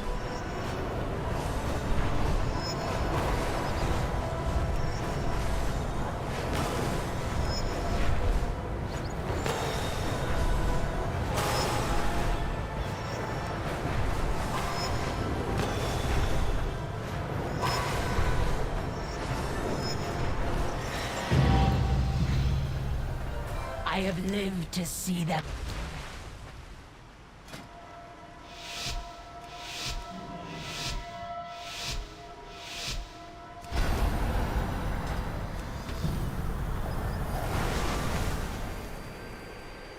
Have to be on it. The Isles welcome. Oh! Get me on the less obtrusive one.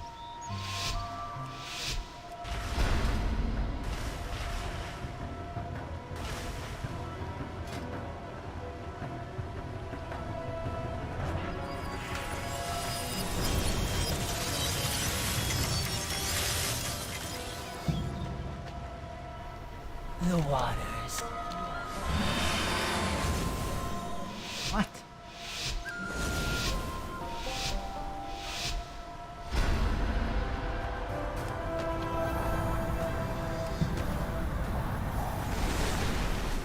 fuck this.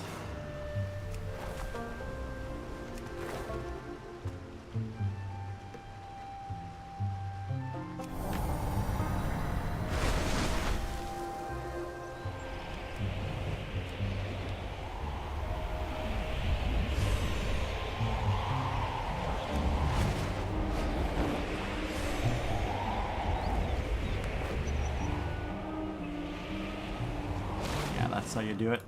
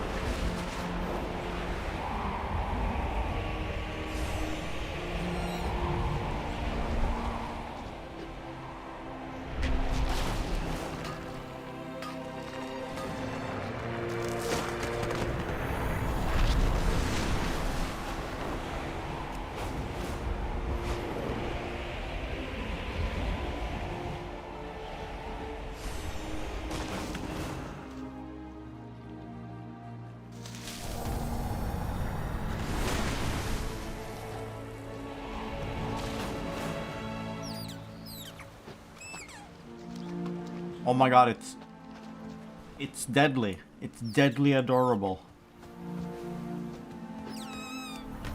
Oh, cutest sound ever.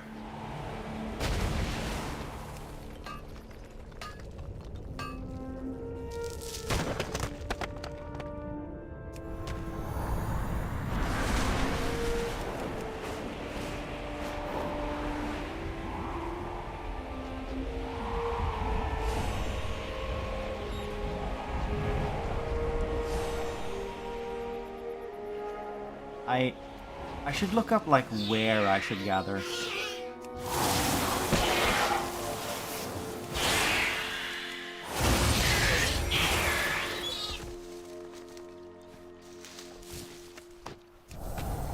I'm just flying around, right? So the places that are more beginner friendly.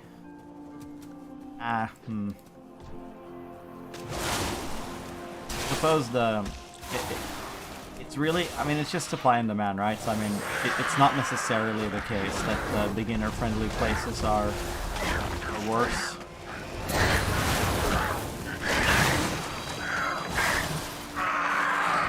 Because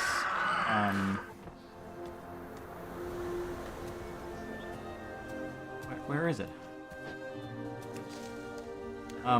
It's the places that are like less frequently farmed or less populated, basically.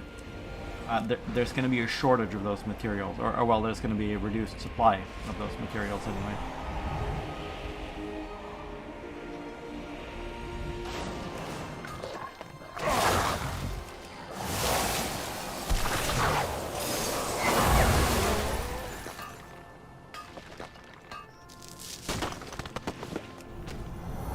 I like how slowly I'm regenerating health.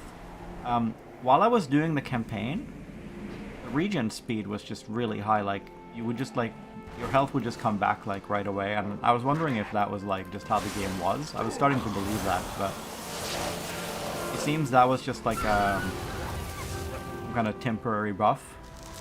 And I'm all for it, because I don't like this, I don't like the regen to be too fast.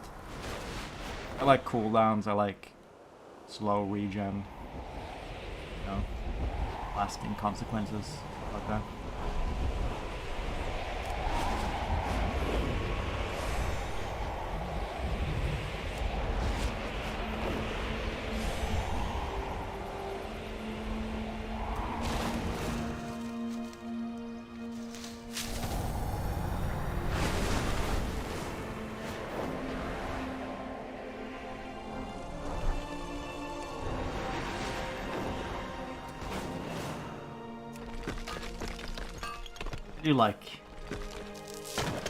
I do like flying around.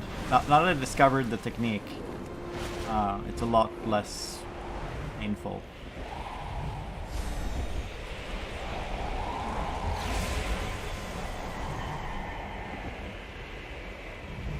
Like, problem is, like, how do you like land on the resource, right? It's really hard.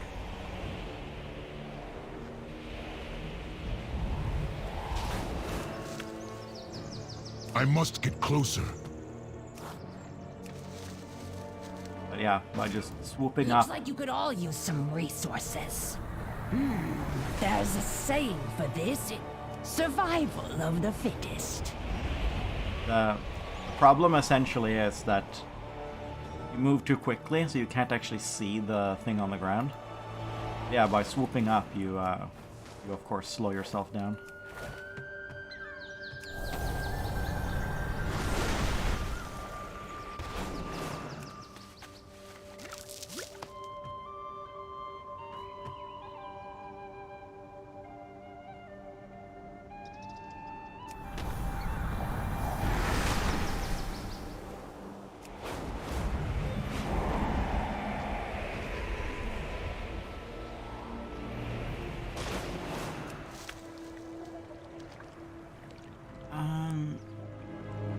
Inventory, bags, bank, age. It doesn't say like how much they cost though.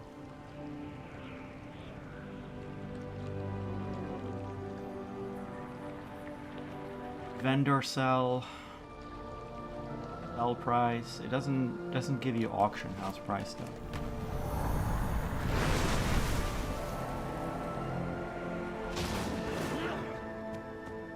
Quests.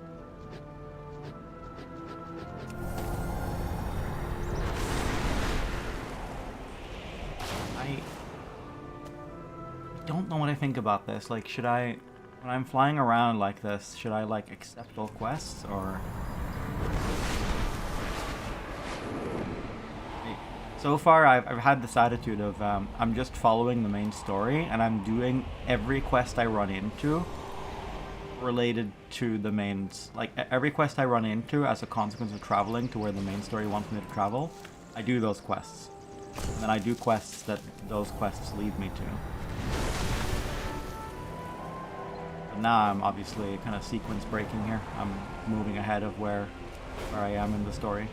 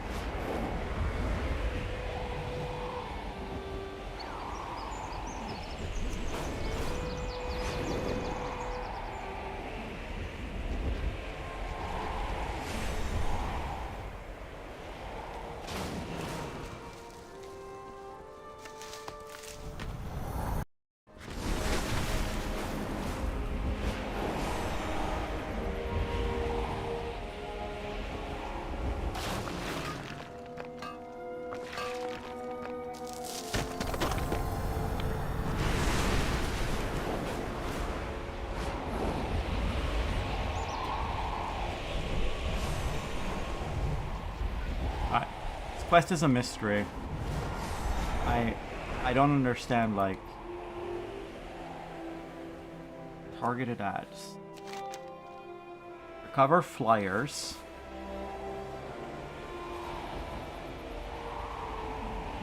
Local goats.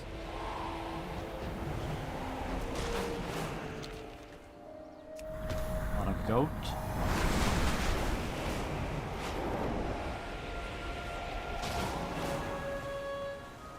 Too far away.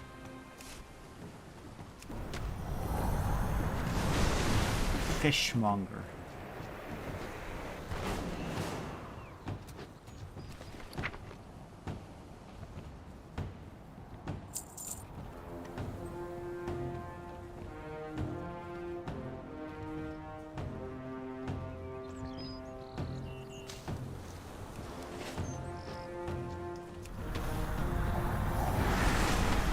Goat, right?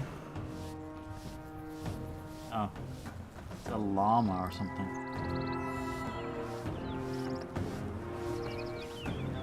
Alright, so we're petting those two. These guys are all friends, right?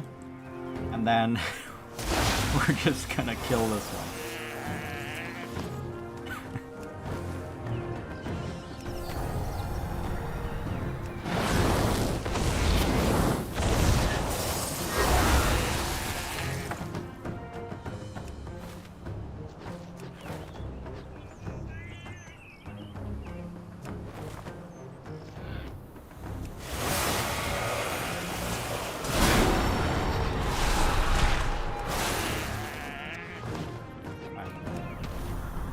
Quest took a huge amount of time, but it was actually super fast to do if you knew what you were supposed to do.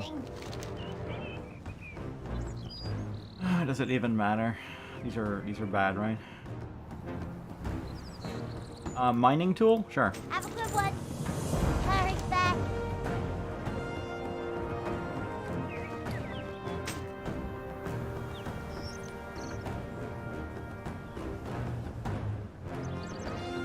Keep it real.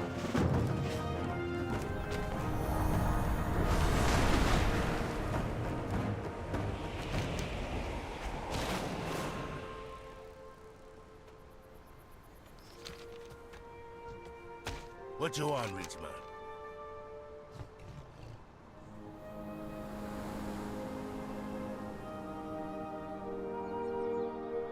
Watch your back.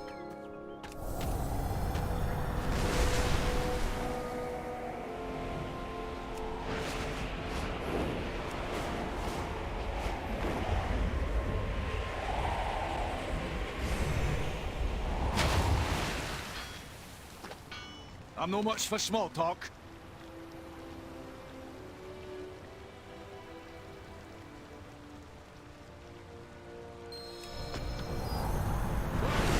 Yeah, this is clearly like tutorial quests. So they're just teaching, they're telling you all the mechanics. You're clearly supposed to do this quest. This is definitely part of the sort of intended story progression, as you're learning game mechanics.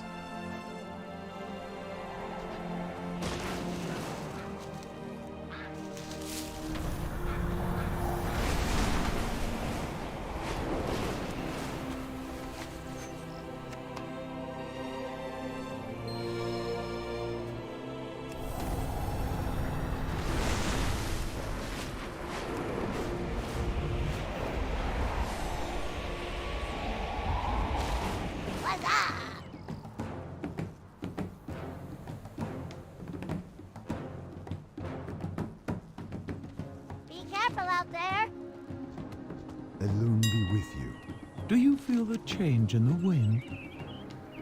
Together we are High Mountain.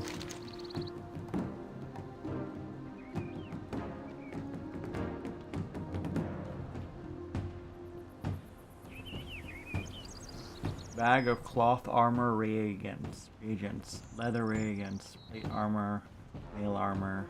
What? I mean, it doesn't matter because it's. Look to the This skies. is for crafting, right? And I can't craft. I am honored.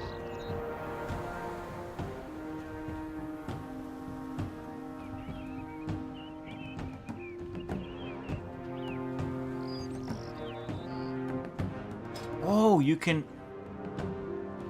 ask others to craft. Ah. Huh, that's cool. Cool. It's cool that there's like a way to place a kind of buy order. You can request an item rather than merely browse what others have put up.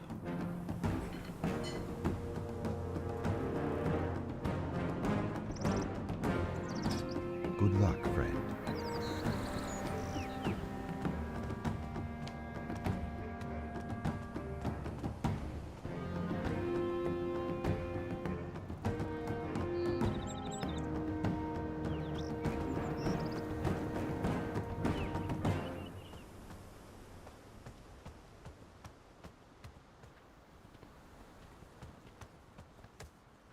I don't know. Oh, well, it's not that far away.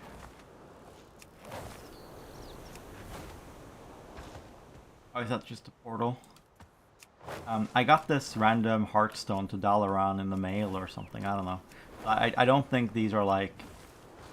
I really don't think that these are Dragon Isle quests. I guess maybe we should just get rid of all the non.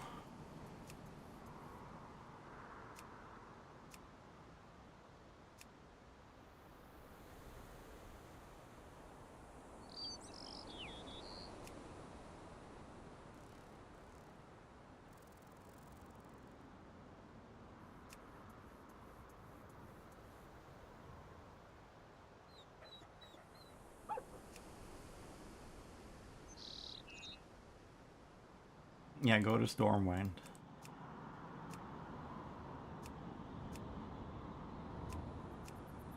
Important.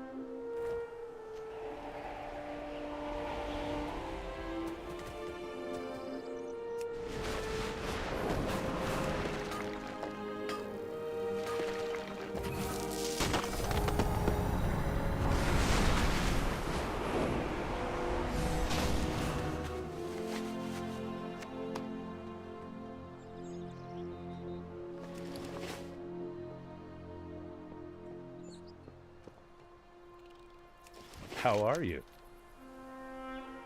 See you later.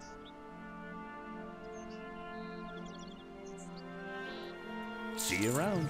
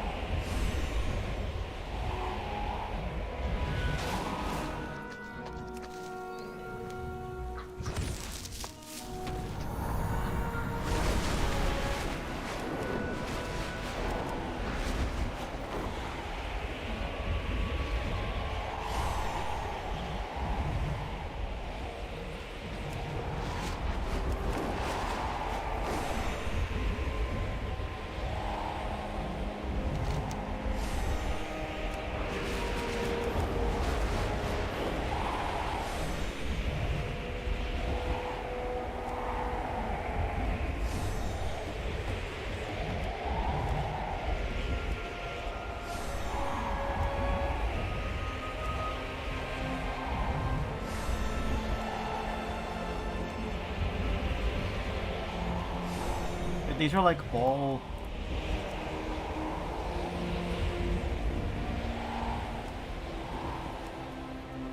These are all way far away.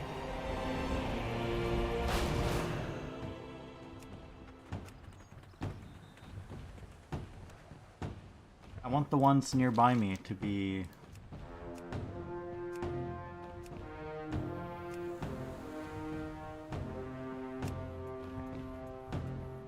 They're like they're sort of the wrong way. I want the ones nearby me to be the ones near the top. I think it's like chronological, like they... Yeah, let's maybe just do these.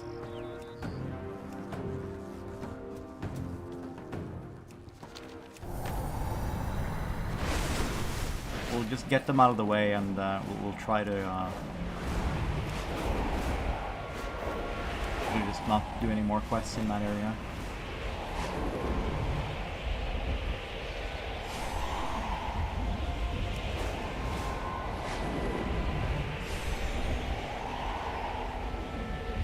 They want to tell me about warbands.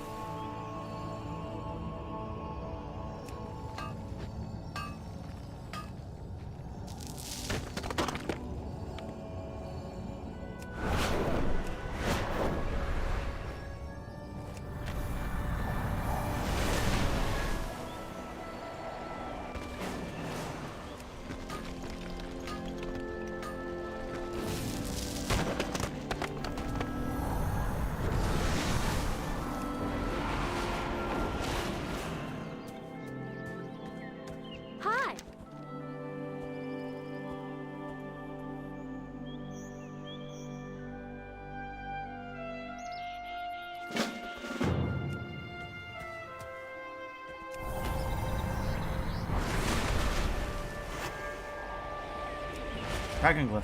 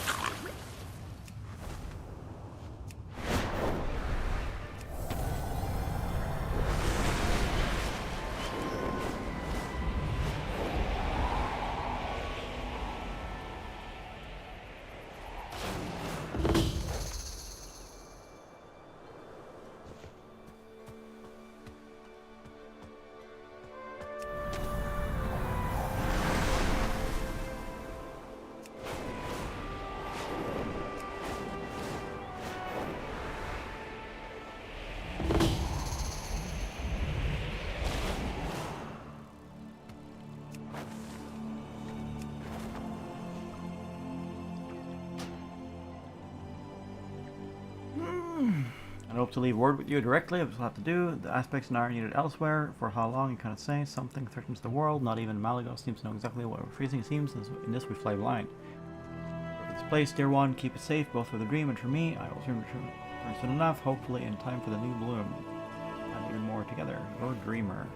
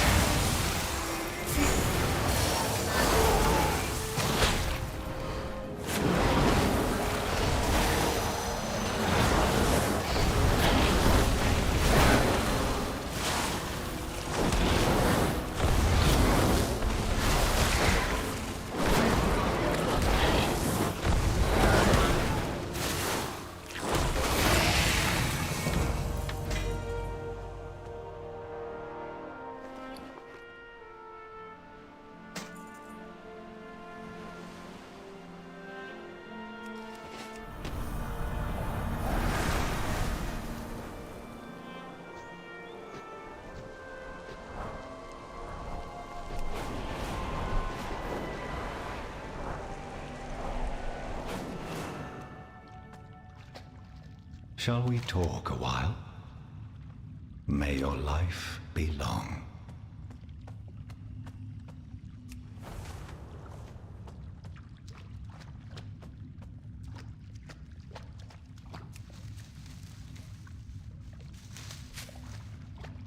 How Faldan she?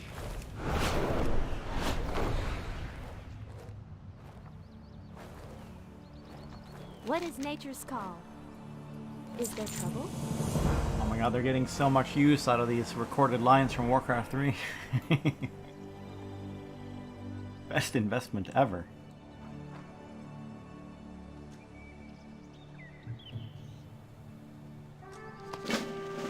Ah, the great outdoors.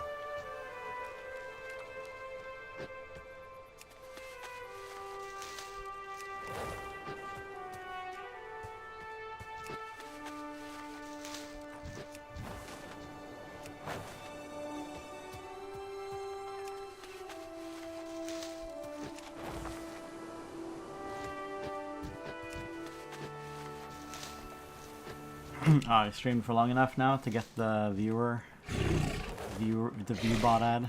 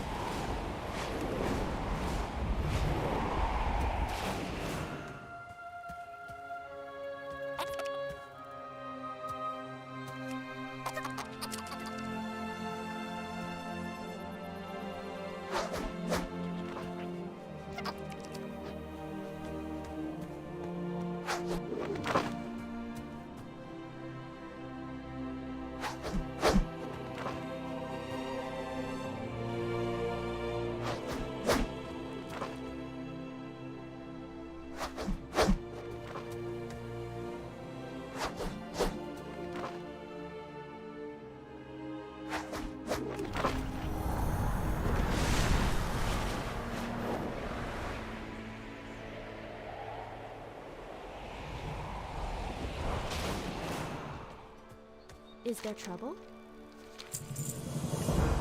Ah, the great outdoors. What is nature's call?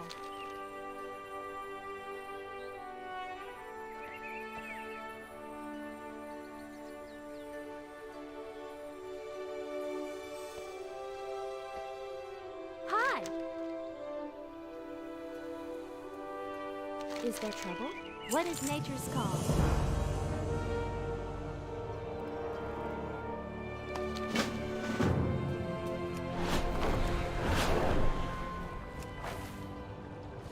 Greetings, traveler.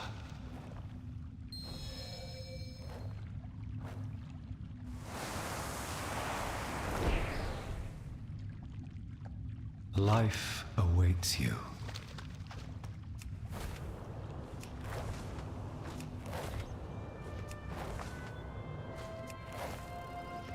Hi! Ah, the great outdoors.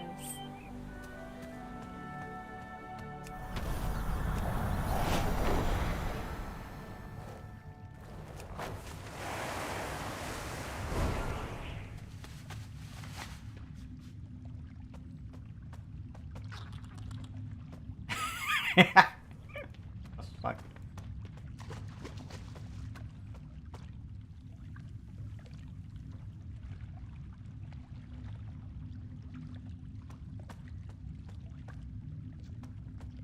All paths begin in the dream. Well met. Safe.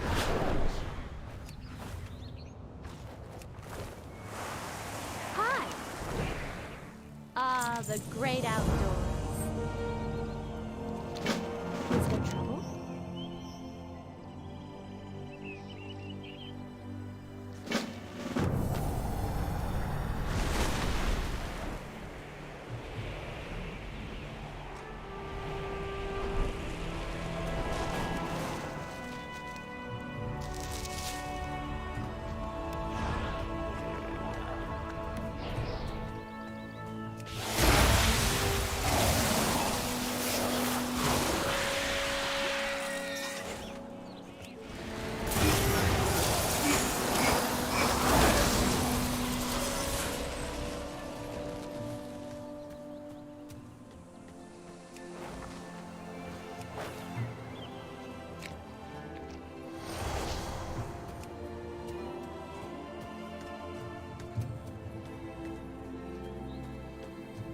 Okay.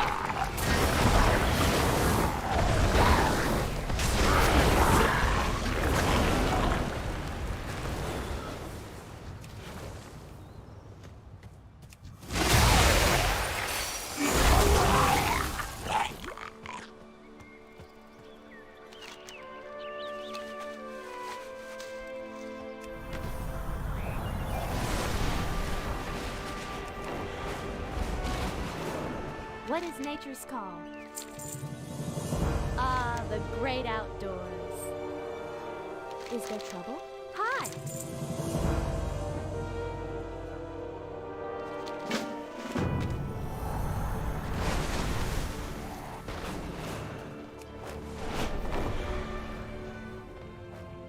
Yes?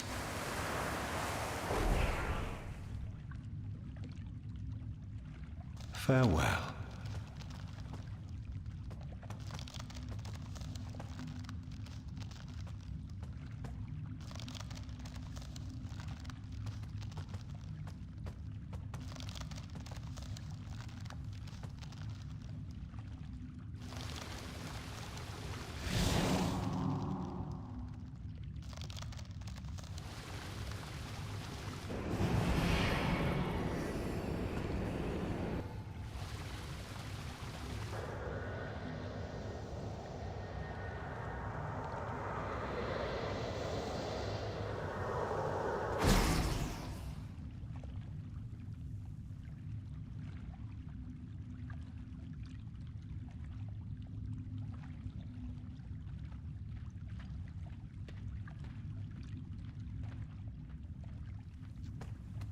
What is nature's call? Ah, the great outdoors.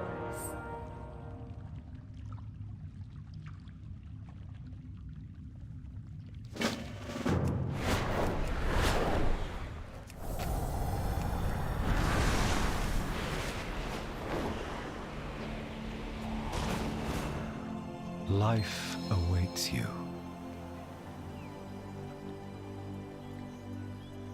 See you in your dreams.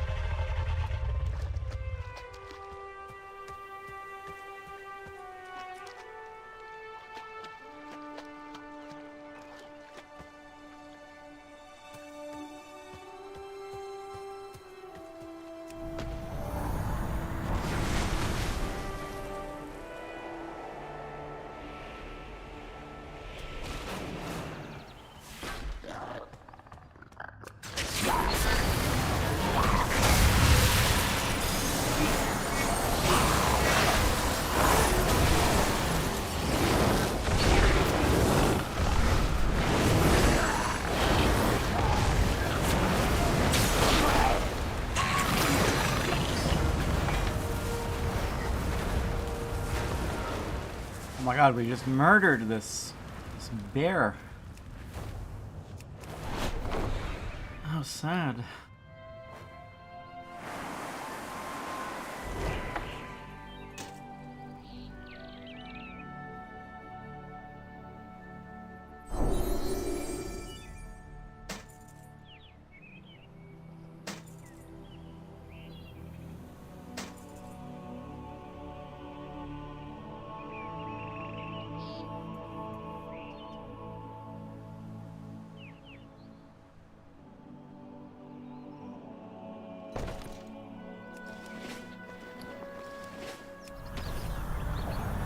Alright, let's try to continue our journey. Get this thing off the quest log.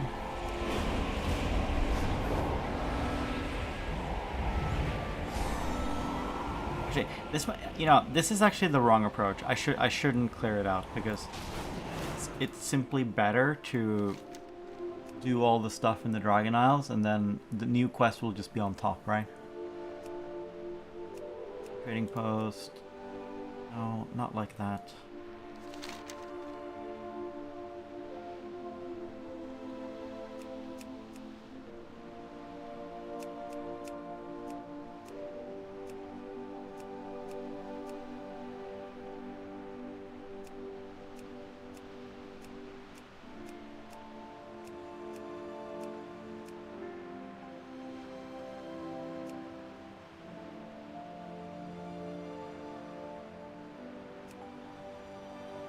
Those are fine.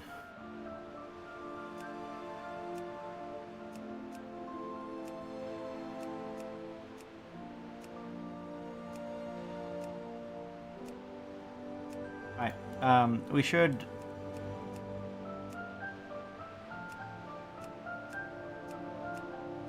keep open the ones that are actually in this area.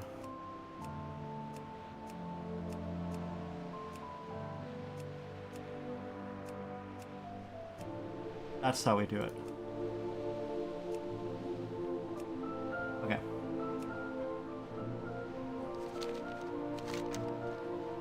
Yeah, that's how we do it. This one's hard. These are like miscellaneous. These are races. I guess that's the one we gotta do now. By the way, just Hearthstone too.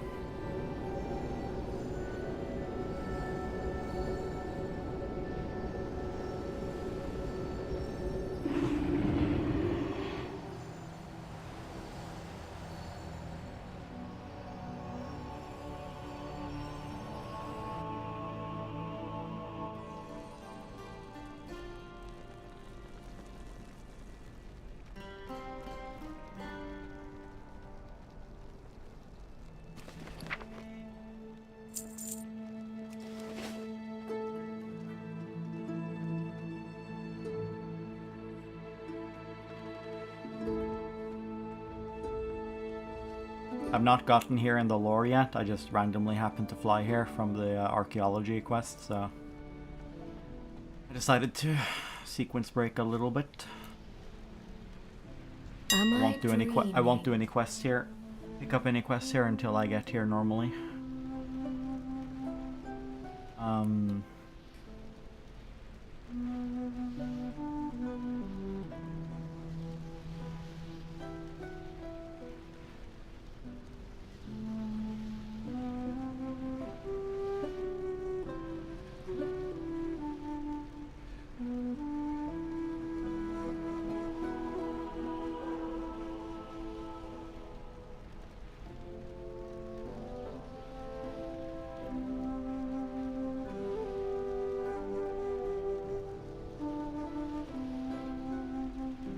Your settings.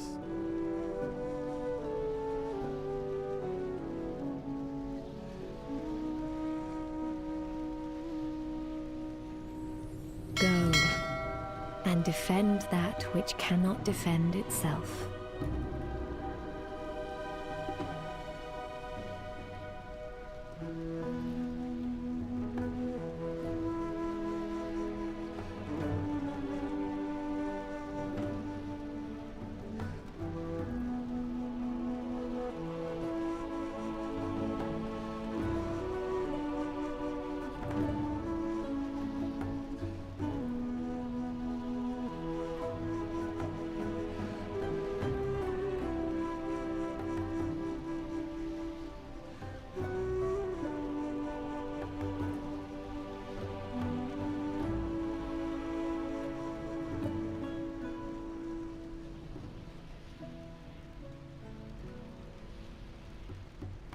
App not synced. No auction DB realm data. No auction DB region data. That's not good.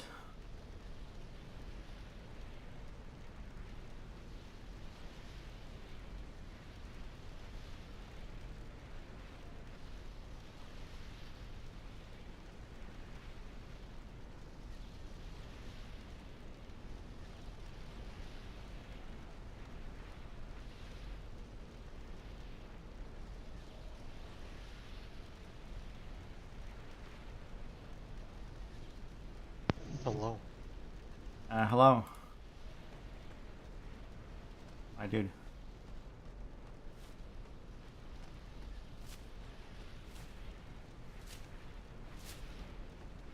I supposedly have a very good add-on, but it doesn't seem to work. It doesn't seem to get any data. I have this TSM thing. Oh.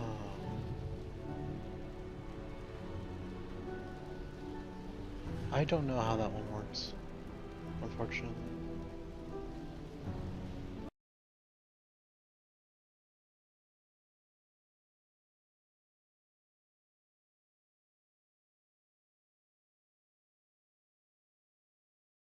Congratulations for finally, lore-wise, being able to access Veldraken. No, I got here randomly. I was doing this archaeology quest, and then I just happened to fly nearby, and I happened to stray into it. I was like, oh, it's here? Oh. I haven't been directed to go here. I'm not picking up any quests here yet.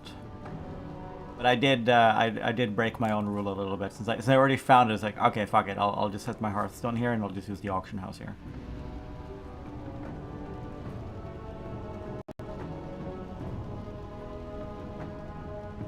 Today I've been spending, I guess, a lot of time trying to get the auction house money making going. Nothing yet, but this is apparently the add-on to use. It just doesn't work for some bizarre reason. It just says check settings or whatever. You would ask something of me? There's something that's not plugged in.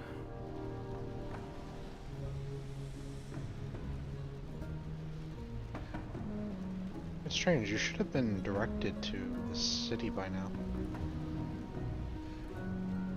Because you're doing, let's see, Shades of Blue, that's Azure Span. Yeah, I mean, I've done 3 of the Oath Stones. I'm assuming we go to Valdrakken after doing all 5 or something? No, you should have done them all now. You should have gone to Valdrakken already. Right. Weird. Maybe the Drakthir questline, like, hooks up differently? I mean, I assume that the quests I'm on now are not Drakthir directly related. Perhaps. I assume that they are just generic at this point. Nope, Shades of Blue is a Drakthir only quest. Really? Okay. Yes. Well, then all of this is Charmed. It's strange because the way a lot of the dialogue is phrased is kind of generic.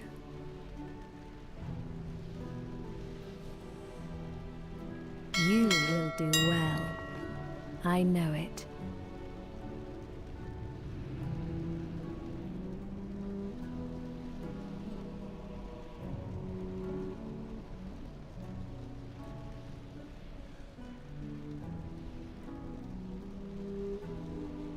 Yeah, basically this add-on lets you and defend it lets you which cannot defend itself. It's really for people who craft. It's for people who want to do industry, okay? But it probably has good price data, and you can do like automated stuff like find me things that satisfy certain criteria or whatever. I downloaded some YouTubers' entire setup, although she is a crafter mostly. but she does a tiny bit of buying something and then selling it later at a higher price. Which they call flipping in this game. Although, there's sort of two kinds of flips. There's the market manipulation kind of flip, where you sort of corner the market. You buy it quote unquote cheap, especially because by you buying out all the cheap supply, the price supposedly moves up. Okay. Which there is some validity to in Warcraft, because the way the price listings work is kind of bizarre, because it's the newest one that gets to leave first. So in Warcraft there is this incentive to sort of just post it at the same price as everyone else. Like, there's nothing to be gained really by like undercutting by 1 silver, right? Because whoever posts last is on top of the stack anyway. So that's kind of weird. But yeah, because there's no reason to like undercut, that means that you can manipulate the price upwards, and it's not gonna automatically self-correct necessarily the way it would in another game. Oh yeah, I figured out how to like gather efficiently from flying.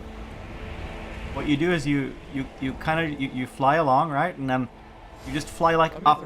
You fly up and look behind you. Made contact with the holdout Drakthir settlements? Because that way, Scale Commander. that way you They're back. The Sundered Flame? How? I do not know. We were scouting. that way you walls and because were ambushed. you move too quickly to like spot the actual physical location of gatherables on the map, right? Going by the minimap. What you can do is you can just do this, and then you can dive on it directly. Yeah.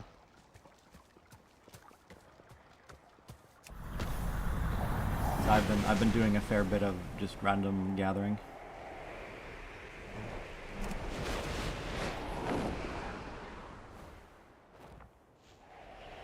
Alright, back to trying to get this add-on to work.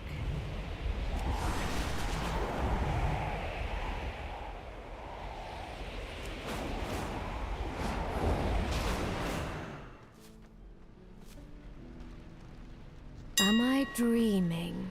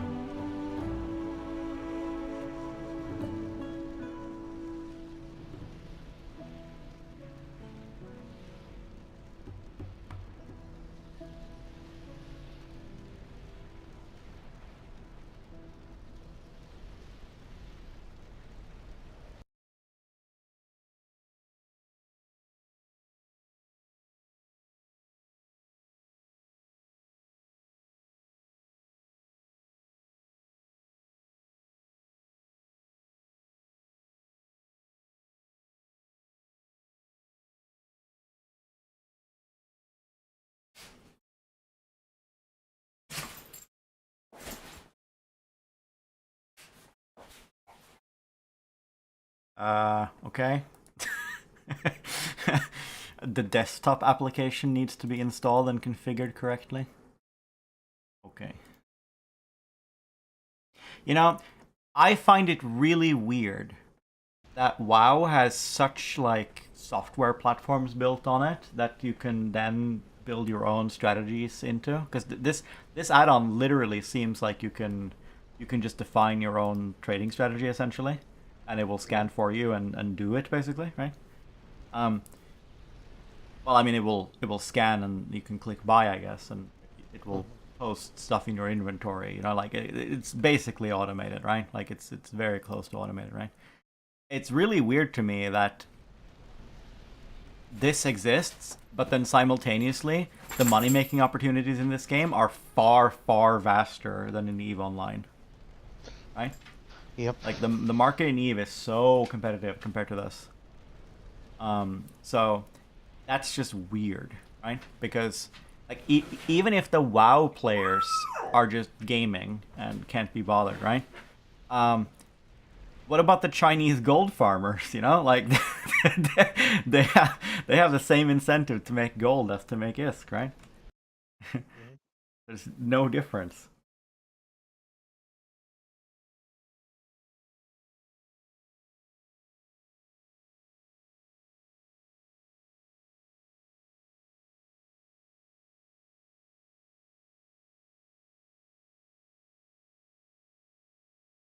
Yeah, I suppose I've no idea what this desktop application is, but it's literally just pointed to in the.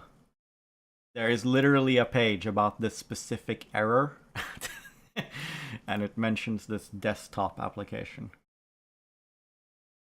So okay.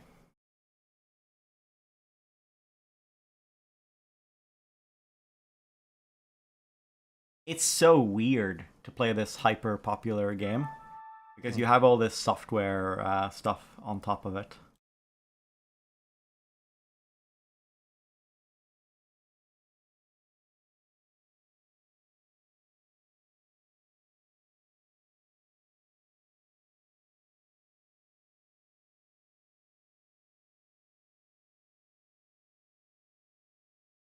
I I will try to so like one thing is the money making for me to play the game, but I'm also gonna try to at some later point get really serious about exploiting the inefficiencies in the WoW market just because of how fun it would be.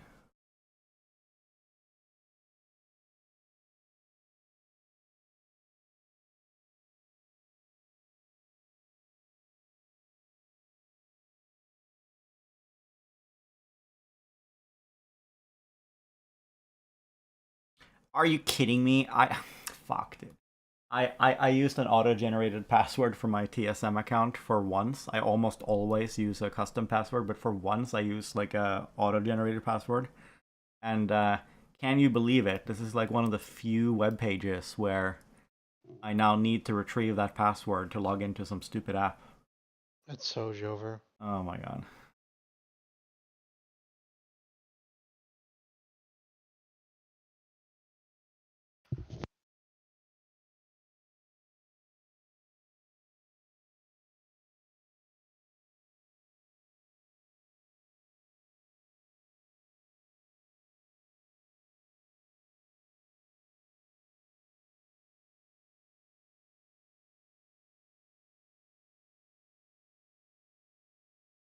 Oh my god, dude.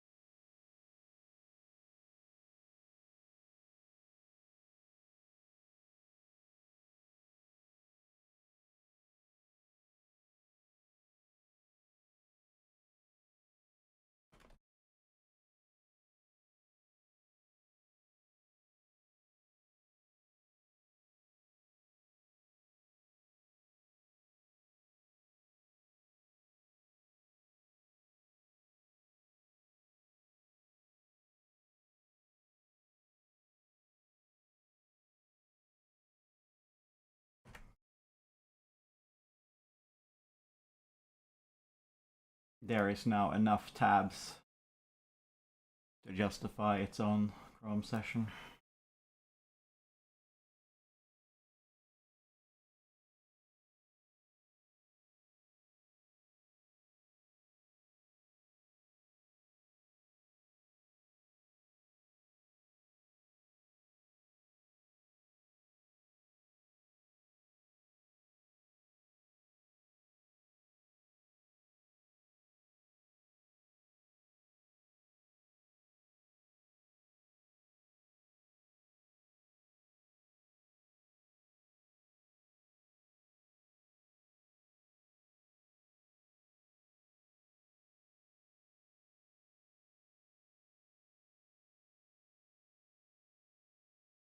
Alright, where was I?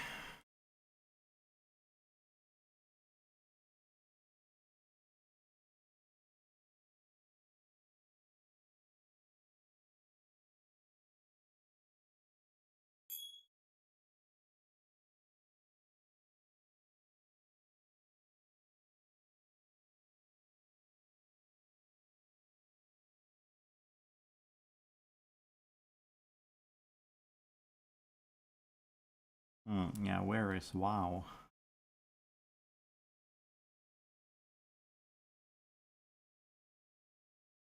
There.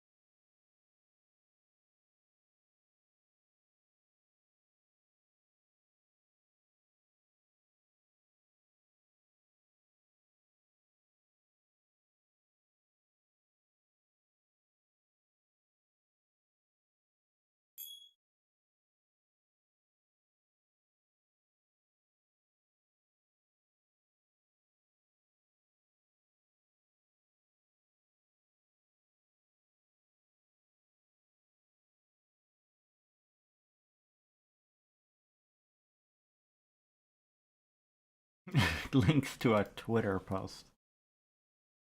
Okay. Oh yeah, it's time.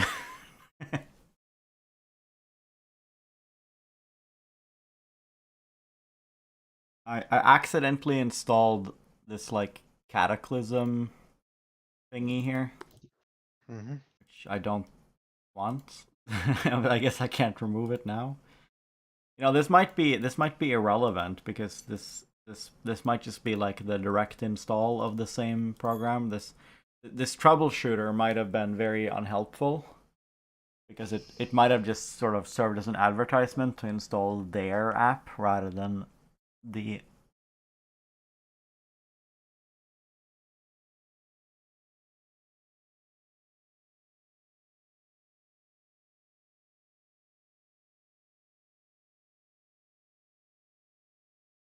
restart it.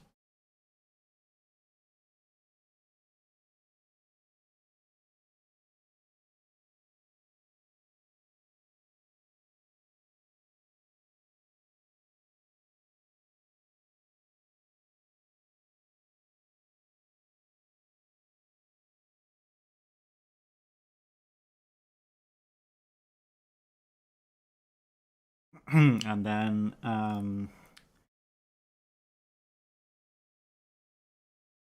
let's see if it works now.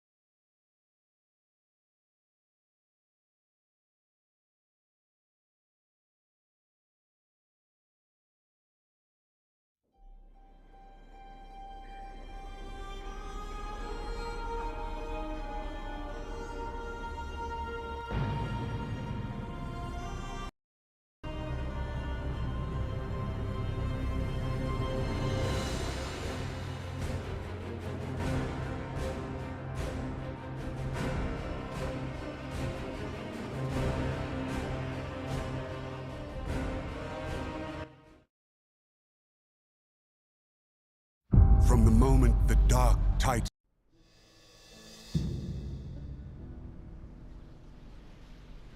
Charmed.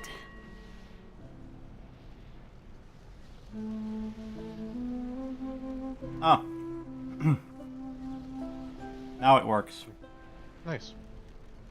Now we can begin to kind of just look at this and be like, what is even happening? But at least the program works. Oh. It's posting? Is it? Oh, you gotta click it? Look, I trust it, okay? We'll just click it. It probably knows what it's doing, mostly.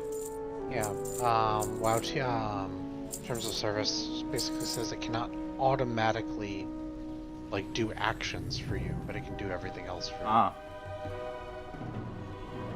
It's fine. I mean, I don't... Whatever.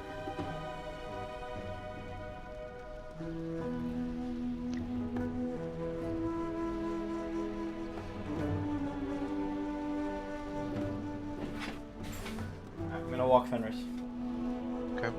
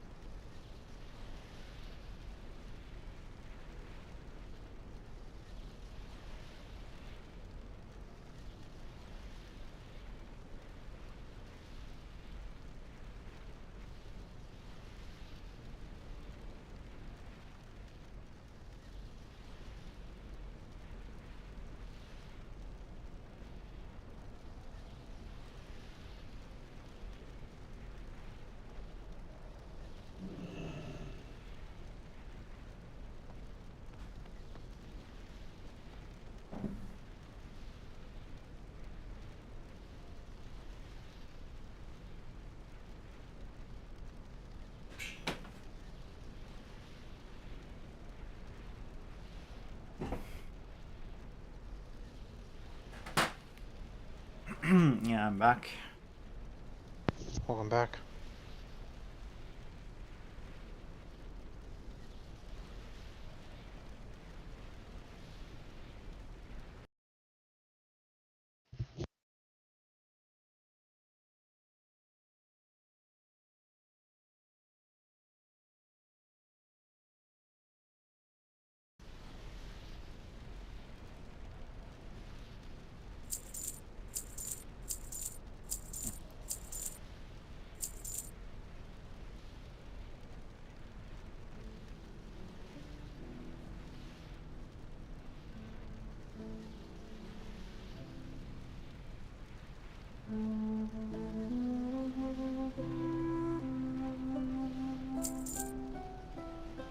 Yeah, stuff's changing all the time. Even just the time to scan the inventory, there's one new opportunity on the next scan.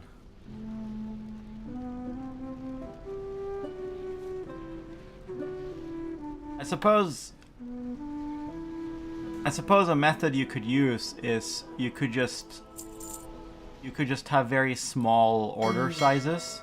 And defend that which Like you can just put up like one item at a time or something like that. It's like almost automated.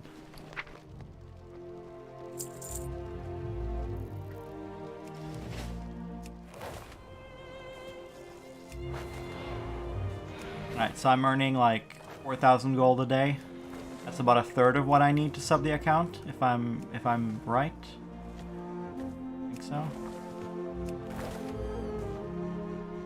I'm not gonna make it, but I will ask Demes to loan me 1,000,000 gold. Let And us proceed. then it'll be fine, because then I'll have enough. I'll last long enough to be able to go self-sufficient. Yeah. I just assume that Demes has some gold. Probably, yeah. Well, I can't find the WoW token now. Is this? Oh, we can just go back. Yeah, so there it is, right? So I gotta make 12,500 a day. I'm only making 4,000 now. So we're not gonna make it. We should have bought Bitcoin. Oh yeah, dude. After reading that, it would have been so good for me financially if I'd read. Remember that book I sent you? Yeah. It would have been so good if I'd read it like 10 years ago, because I would have then been willing to buy Bitcoin.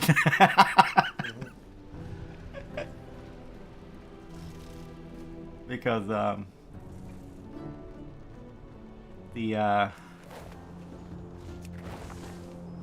the momentum factor is surprisingly true. I did not expect it to be true, except in the ultra short term. I expected it to. So like the kind of momentum I believed in always was this like gain chasing, you know what I mean? Where like some people like to buy things that are going up because they think they're gonna get rich quick. Like that's literally the reason, right? I always believed that kind of stuff existed, but I believed that it was impossible to it was not a way to make money, if that makes sense, because like the probability would have been just as good that you're buying in at the top. Like what you stand to lose basically balances what you stand to gain, right? And if anything, it's a little bit worse, because by definition you're buying things that are overpriced, right? They've already gone up, right?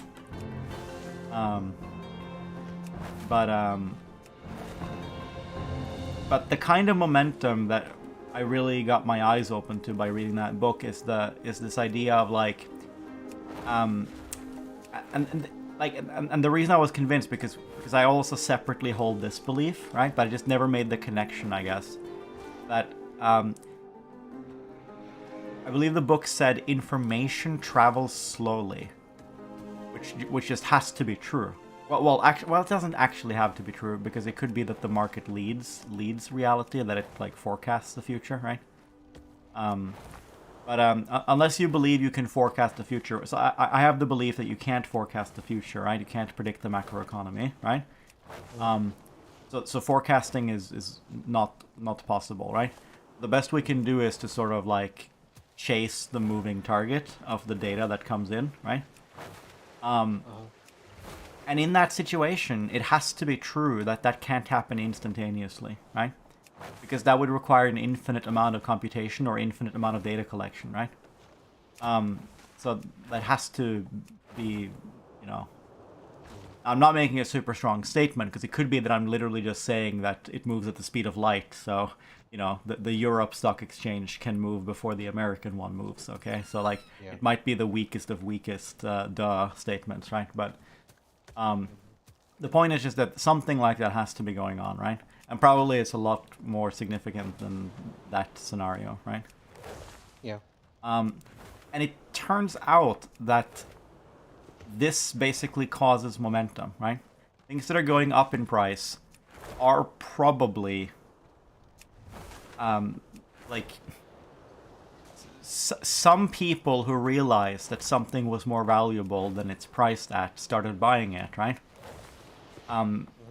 So they were the ones who found out early, right? And because of that, things that are going up in price are probably more valuable than the consensus estimate are, or is for that thing, right? Some people started trading on it when they found out, so like it's that slowness of the sharing of information, right? And that changes everything, because that means that like something that goes up is no longer like a bad thing, you know, where like when you learn that it's gone up in price, that's like automatically bad, because like, well, that tells you nothing about what's gonna happen. It just tells you about what happened, and if anything, it tells you that it was a better deal yesterday than today, right? Like that's literally all you know in the old view, right? Now you learn that, well, it was a better deal yesterday, but additionally, there seems to be some undiscovered gold here beneath the surface if you keep digging. That's kind of what it's saying now. It's saying that both things are happening. So the fundamental ultra long-term value of Bitcoin is 0.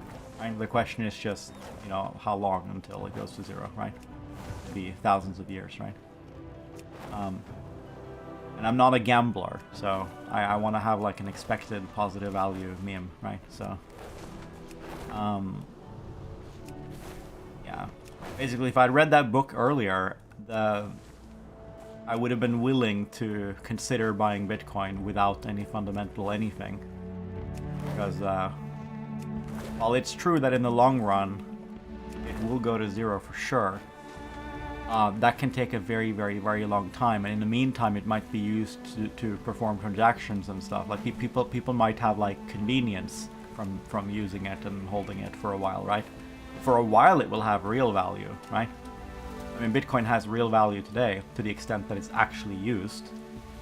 You know, it's mostly used to pay ransom money when your computer gets malware, but that doesn't matter. I mean, that's still, you know.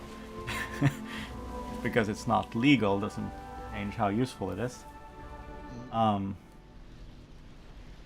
So it has use value now. It will in the long run have 0 use value eventually.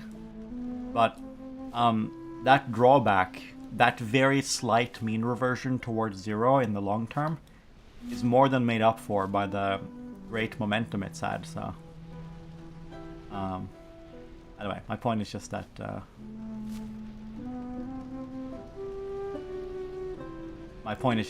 knowledge of the good kind of momentum is very very powerful, very useful. Unfortunately, I don't remember why I talked about this book now, other than the Bitcoin thing, because it was related to Warcraft, obviously. You would ask something there was of some me.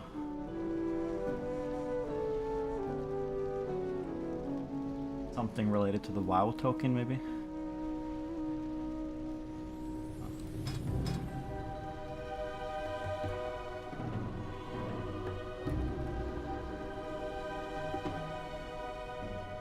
Alright, what do we do?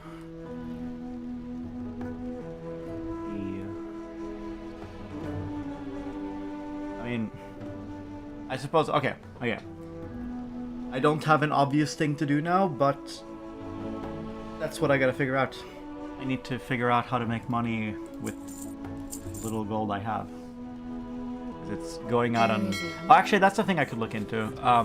Where should I mine and where should I collect gatherables? 'Cause I'm just flying around randomly. Yeah. I mean, like, that's a good question, because, like, the modern areas will probably have the most volume, but probably the most competitive pricing. I mean, I don't have the War Within. Yeah, exactly. I will buy War Within after I've sold some WoW tokens for Blizzard balance. I'm in the old areas where... Yeah, there is that initial gold rush. Like, the materials, right when the new content becomes available, everybody wants to have the gear, right? They want to have their gear score up, right? You can be paid a lot for simply while everybody else is trying to reach endgame, you can just gather and you make a fuck ton of money. Yeah. But to access that opportunity, there would need to be another expansion right now, and then I would need to also pay for it, right?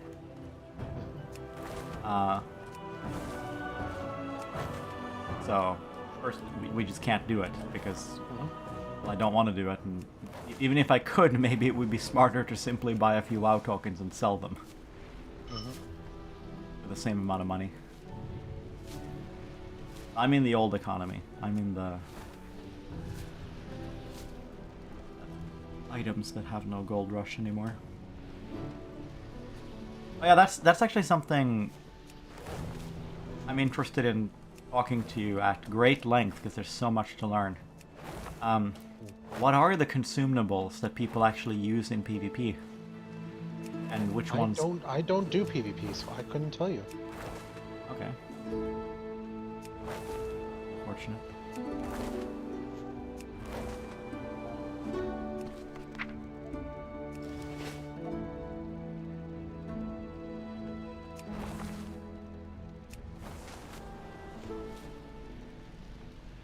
Charmed.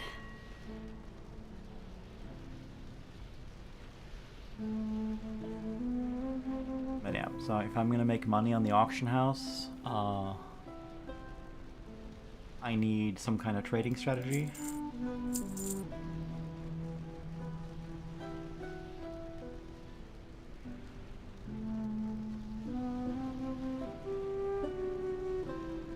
Go. I suppose we need And to defend that which learn cannot about. defend itself. Oh, this is what I got from that YouTube video. I think this is the procedure used for posting on the auction house.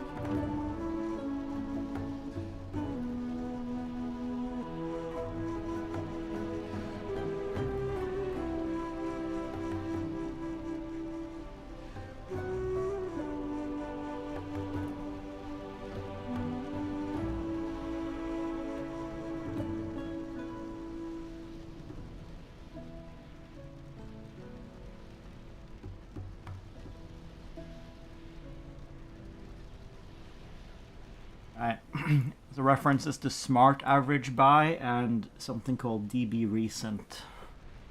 That's literally the rules here. Maximum, when above maximum, then do a thing. Alright, we gotta learn about what that is. Mark average buy.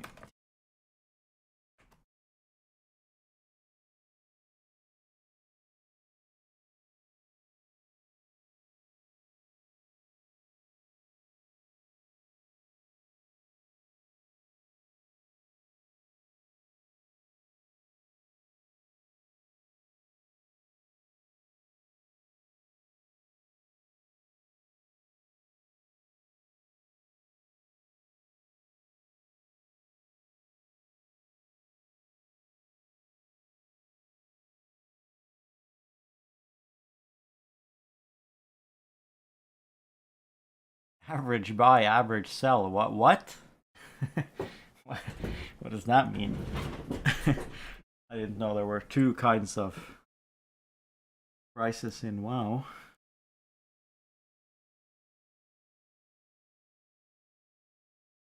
Average buy and average sell will return the average price for all purchases and sales for a particular item, respectively. Purchases and sales. So, but I thought they were the same thing. Does it maybe take into account taxes? So the seller gets less? Yeah, the seller gets less because auction house fee is 10%, I think. 5. And there's a Oh, it's 5. if it expires, you pay something. I think you pay 5% of vendor price if it expires, and you pay 5%. No, you just lose the 5% if it expires, I believe. Yeah, you lose the deposit. The deposit is based on vendor price and the taxes from the actual auction price. Mm-hmm. You pay tax if it sells, and you pay deposit if it fails.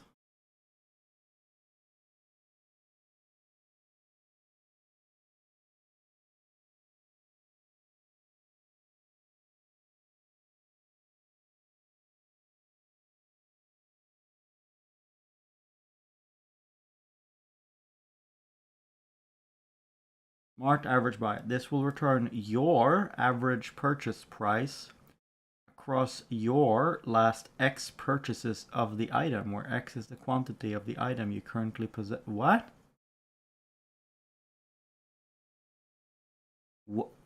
What the actual fuck?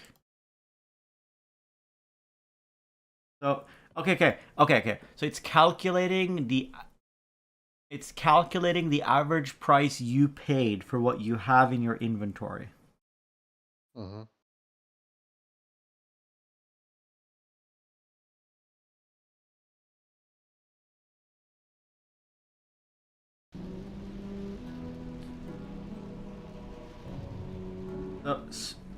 Wait a minute. So the way this is configured right now, it will not post the item unless it's quote unquote at a profit compared to wherever I purchased it at. But how does it store the data that where you purchased it from? I mean, it just the software integrations in WoW are crazy. It monitors. This is a surveillance state. Okay, it monitors everything all the time.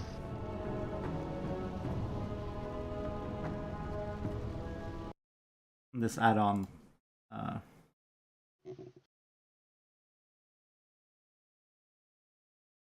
Alright, minimum buy and max buy. The minimum and maximum price you purchase an item for your accounting data. Yeah, but for what look back period? Forever? So it becomes useless pretty fast. Min sell and max sell. The minimum and maximum price you sold an item for. Alright, crafting.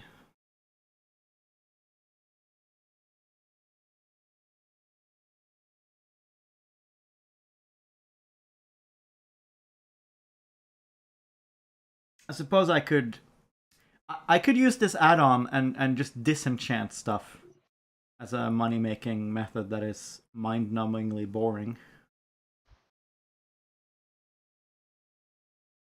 I suppose.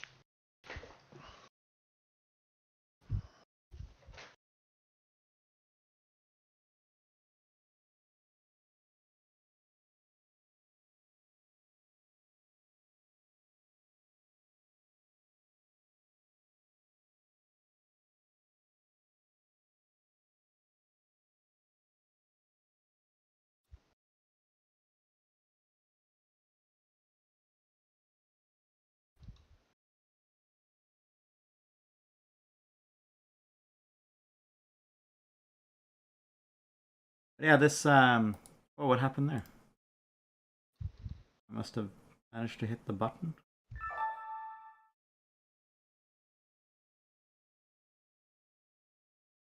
Another game calls something to sell in Eve.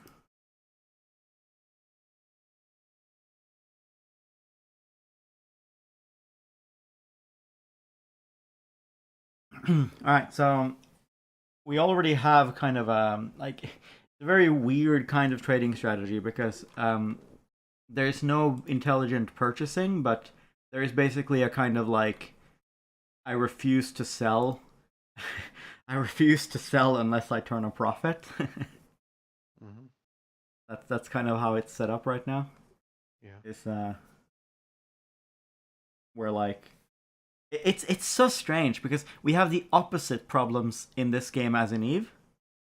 Like in Eve, I don't keep track of what price I purchased an item at. Okay, I need my sell rule to not haphazardly sell too often because then conceivably I could be buying an item that's going down in price and then it goes down even more and then I sell it. Right, that's entirely possible in Eve because the sell rule is independent of the buy rule. So it just happens to be true that almost always the sell rule will not trigger lower than my buy-in price, but that's also because my purchase price low enough, right? But there's really no guardrails in Eve. In like my strategy could be systematically losing money, you know. Whereas here, it's impossible to lose money. Now, of course, you can lose money in inflation-adjusted terms because WoW is inflationary, right? The gold value is not stable over time. It slowly gets devalued as new. Well, I mean, it gets devalued by the fact that there's the next expansion probably has slightly higher like gold from mob drop rates, you know.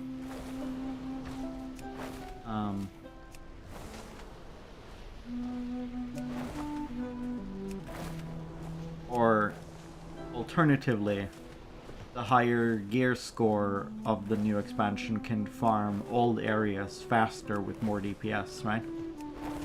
So there is a kind of inflation there, the gold.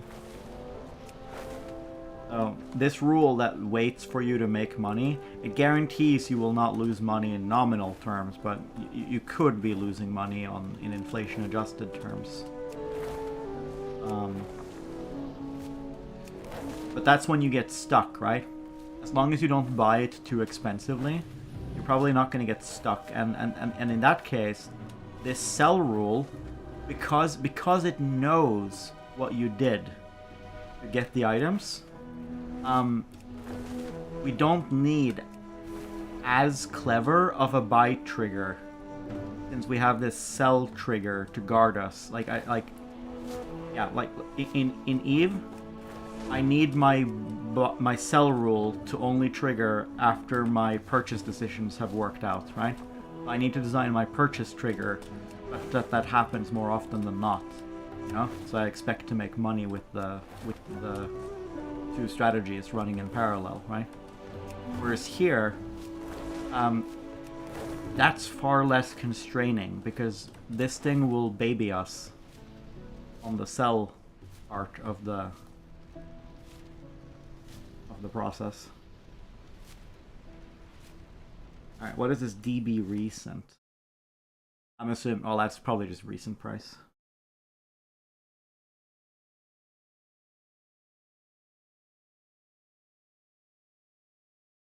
DB recent is similar to auction DB. Okay.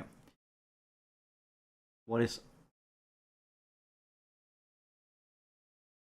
auction DB market value?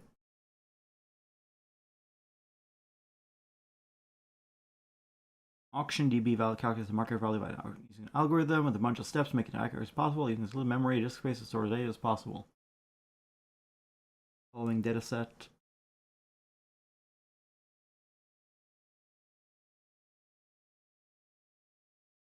Performing a simple average of this data will give you a market value. Yeah, because the outlier screws you.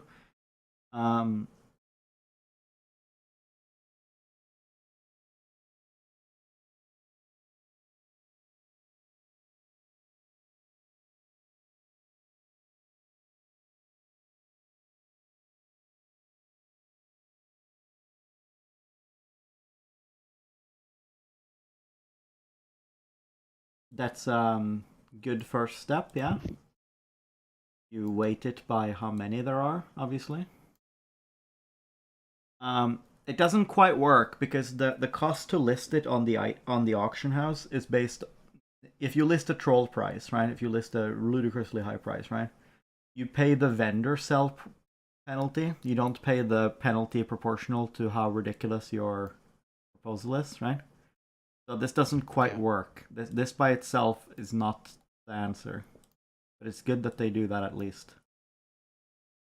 What I would have done is I would have just excluded the top, I don't know, 10% or something, because all the trolls are gonna aim really high.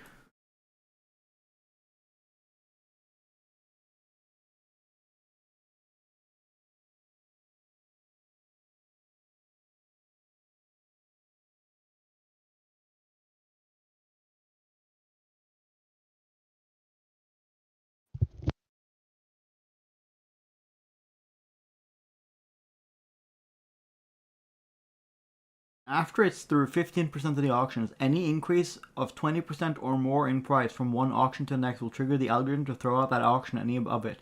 That's the wrong approach. They should have just cut out the top 25% or some shit, because or top 10 or whatever, because here's the thing. This algorithm is smart. This is clever, right? But it's not clever once you factor in that this is now public information.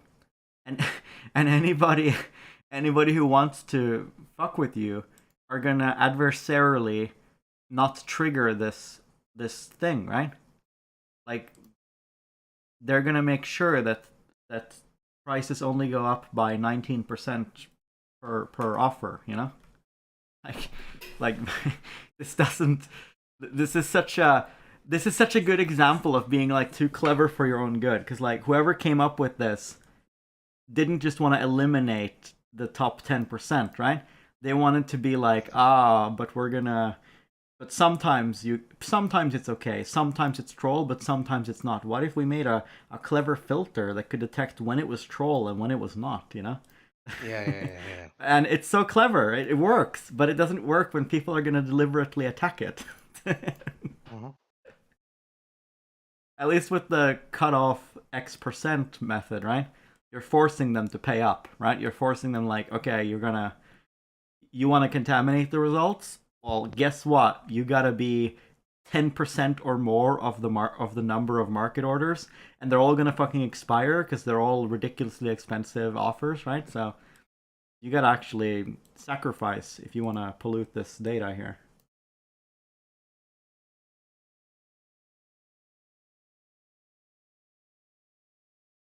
It'll cut it out. It will consider at most the lowest 30% of the auctions. Oh, so they're cutting out the top 70%. Okay, well then it's all fine, because then this part is retarded, but it really aggressively prunes away the outliers anyway. Okay. This is funny because this is one of those things where this is literally just making the program run slow. They said earlier they care about disk space and memory and stuff, right? So that's why I mentioned this. This is actually this is just making it worse. But they don't know that this is useless, because it's this part that's doing the heavy lifting.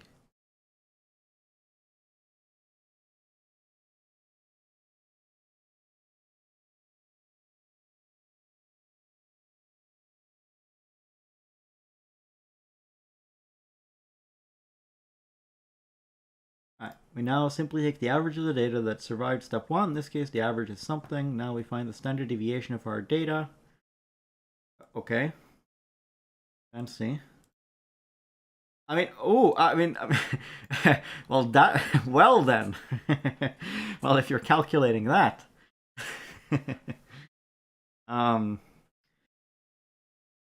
then I'd like a buy rule that alerts me to uncommonly cheap items.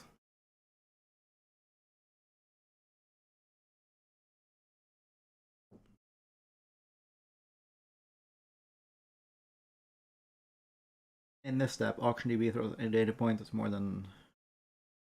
It throws out any data point that are more than 1.5 times the standard deviation away from the average.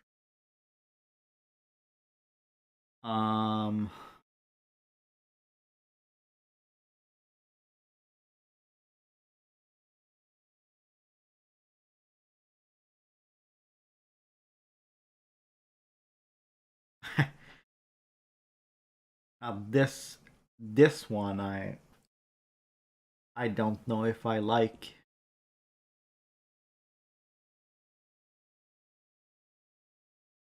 I mean this will like bias the prices up usually. Yeah, this will bias the prices up.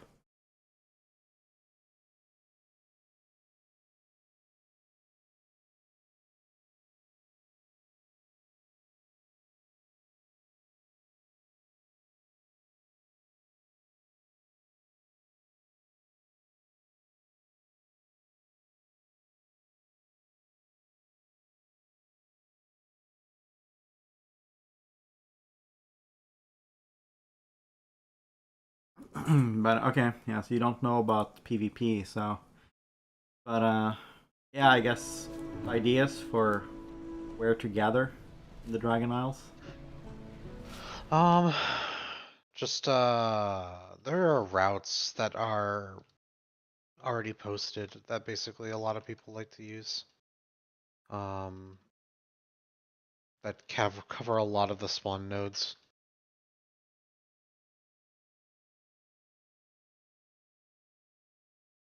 I know of them, I don't know what is the best path or the least like trafficked.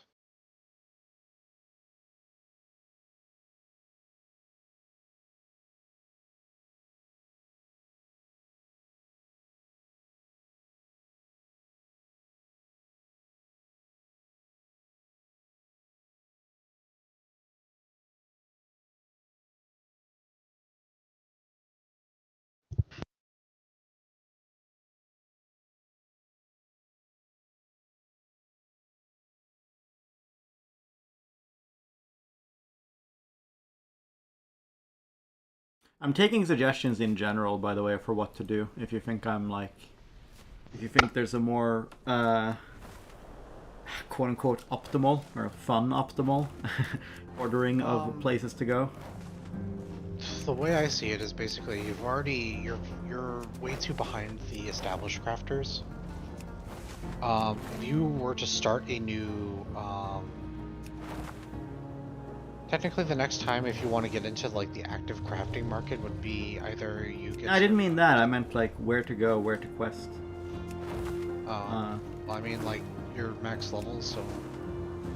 Yeah, I mean, level means nothing anymore. Level is literally just a gate for accessing all your abilities on the bar to not mind blow new players. By the way, that's a pleasant surprise. Back when I played, WoW was all about the level, or until you, of course, hit max, right? In this one, everything's like things scale to the level you're on, right? And that's not news to you, but that's not how it used to be. It used to be like everything was either like completely impossible if it was over-leveled for you, or it was like a complete cakewalk if it was under-leveled to you. Like you would kill stuff in one hit or whatever. So, levels don't matter. I mean, obviously the progression is gear score and BIS now. Yeah. Which it always was at endgame, but... yeah.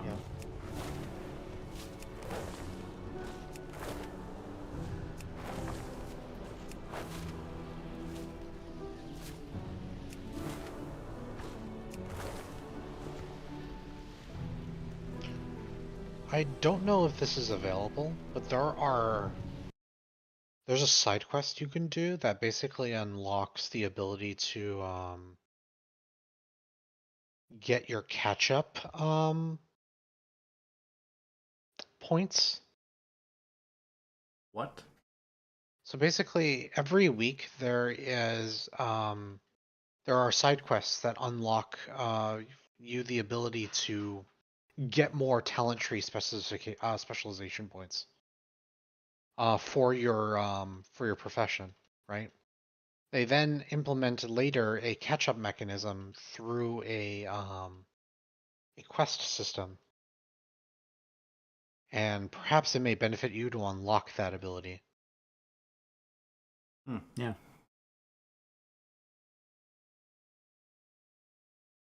Yeah, if you want to direct me somewhere, post in the Warcraft chat here in Discord, I guess. Sure, let me pull it up.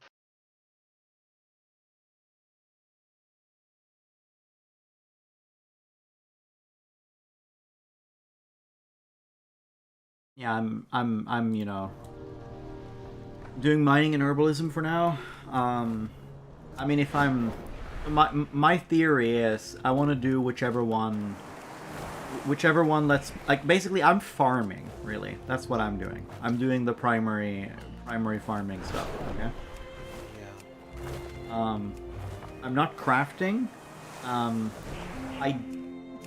like sort of intrigued by crafting, but also maybe not. Like let me put it this way. I am intrigued by crafting, but I predict that after the novelty has worn off, it will literally turn into like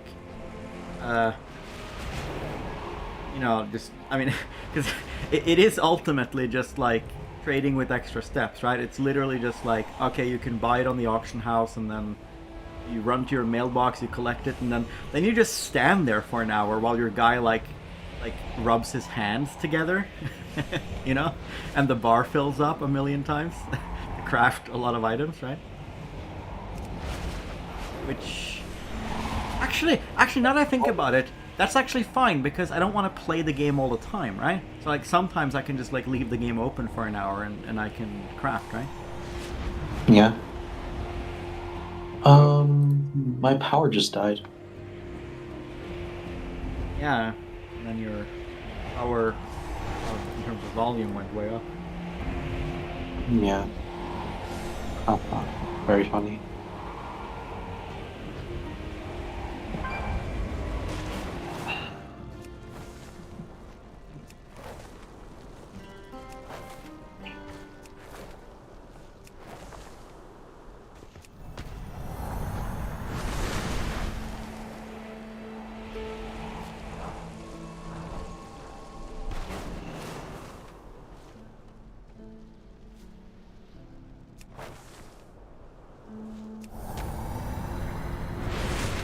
Ooh.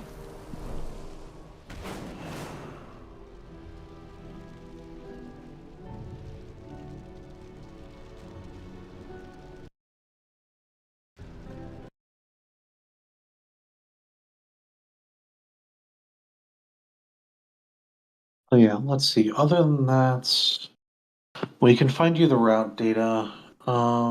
You can run through that.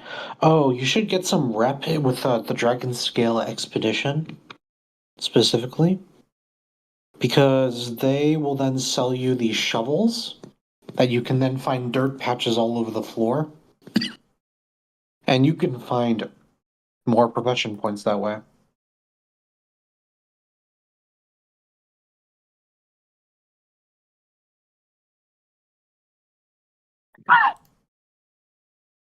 That would be my recommendation, Sing. Okay, I guess I'll look into that.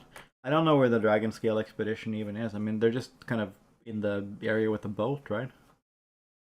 Kind of. They have a main camp. I can show you where it is once I get internet again. Oh, hey, wow, my internet's back already.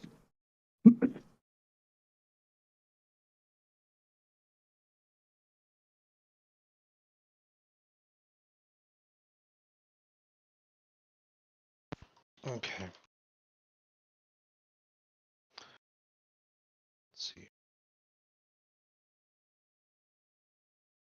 Let's see here.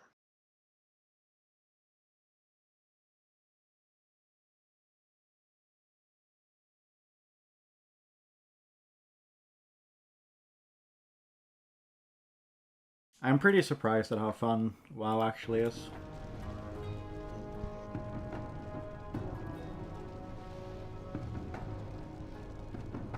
A lot of the enemies have abilities that you can like dodge by moving out of the way and stuff, you know what I mean? Like they have like stuff that isn't like auto hit when it's locked on, you know?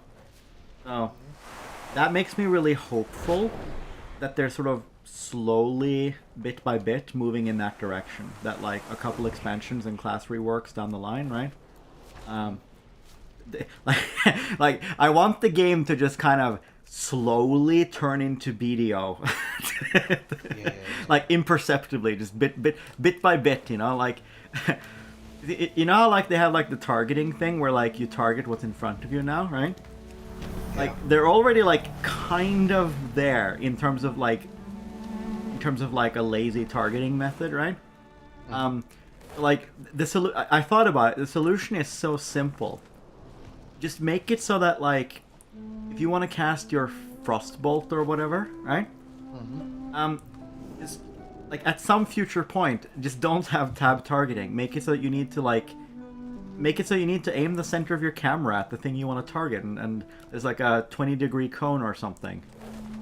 Or actually, no cone. Absolutely no cone. Just draw like a cylinder. Draw like a cylinder that's like sort of like 5 meters wide in both directions. Or something like that.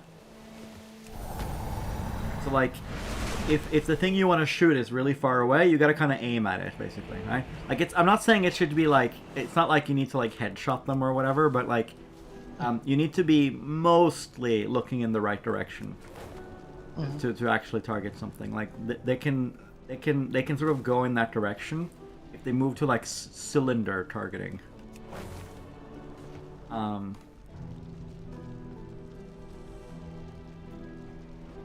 And then abilities can be designed around this, you know? Reworked around this.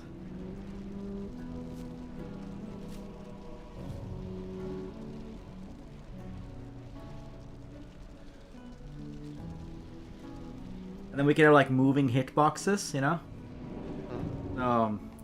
Rather than like an instant cone when the warrior does like a slash ability, instead it can be like I don't know, 5 cones that activate in rapid succession that start at the far left and then circle, you know, left, slightly left, front, slightly right, far right, you know? You could like get out of the way and stuff.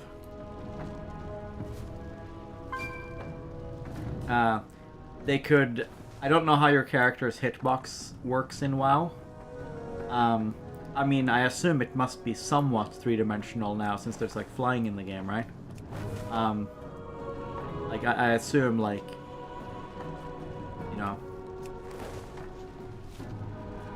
or maybe your hitbox isn't three-dimensional. Maybe it's just that when you cast Blizzard or Firestorm, there's a cylinder that extends a certain number of meters up into the air, right? That's probably how it works. Okay. Either way, I'm just saying that warrior slash or whatever could be like, maybe it's like a low swing, so you could like jump it or something. I don't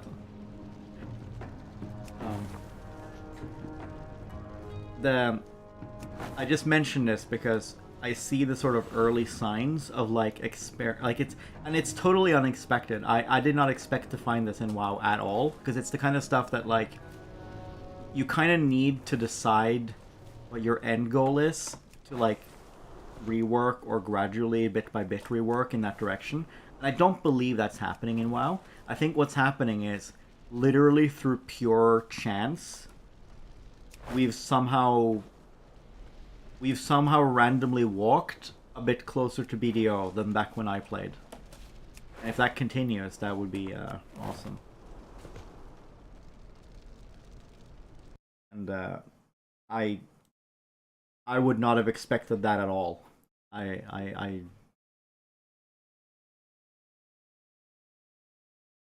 did not think this likely at all until I saw it.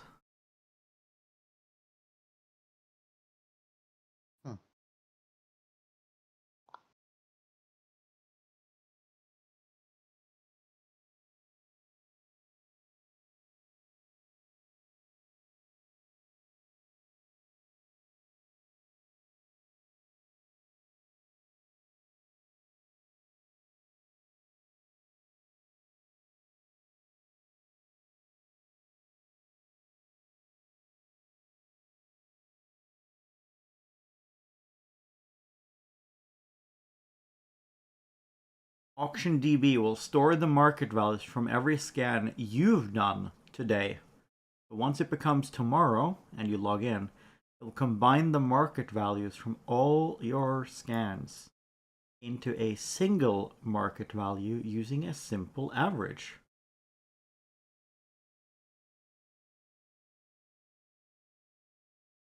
Ah, I see. So it averages all your scans.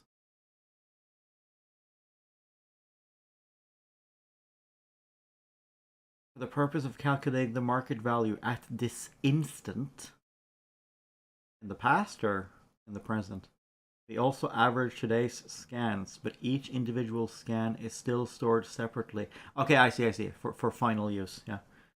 In the save barrel until next day. So now we're left with the list of daily market values. Here's a graph of the weighting we're going to be using. Graph of the weighting we're going to be using.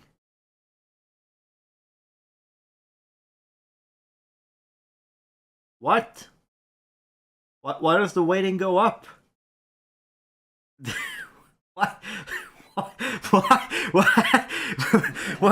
What the fuck?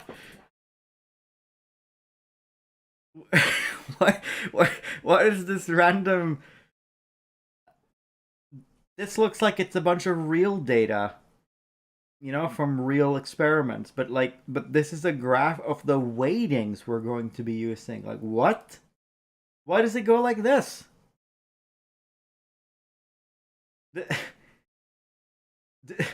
Do they not know? Don't they know about 1 over x squared or something? Like, why is it this this hand-fed values stuff?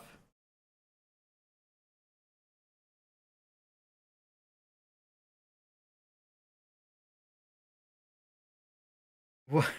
Who the fuck made this? This is some botched polynomial here.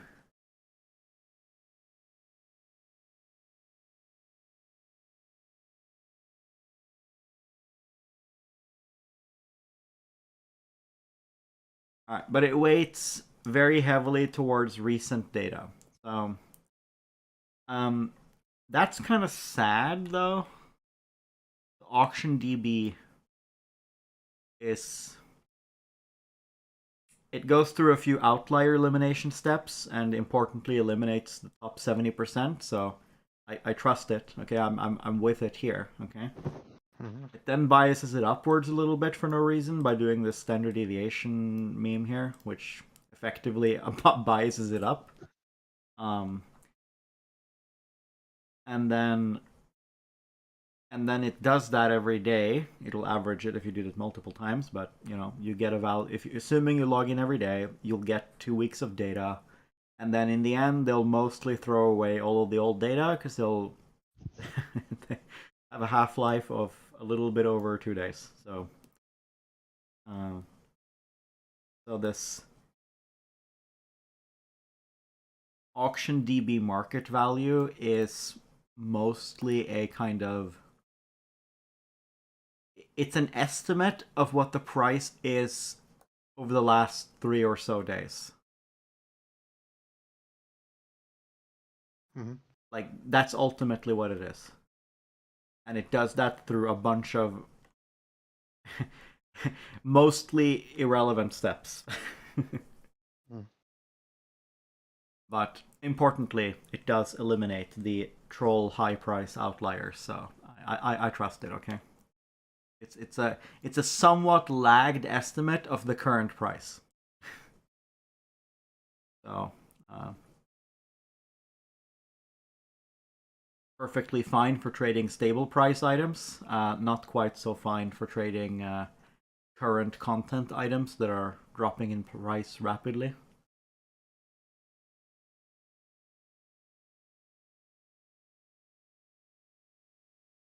Alright, so that's what it does. AuctionDB, that's what it does.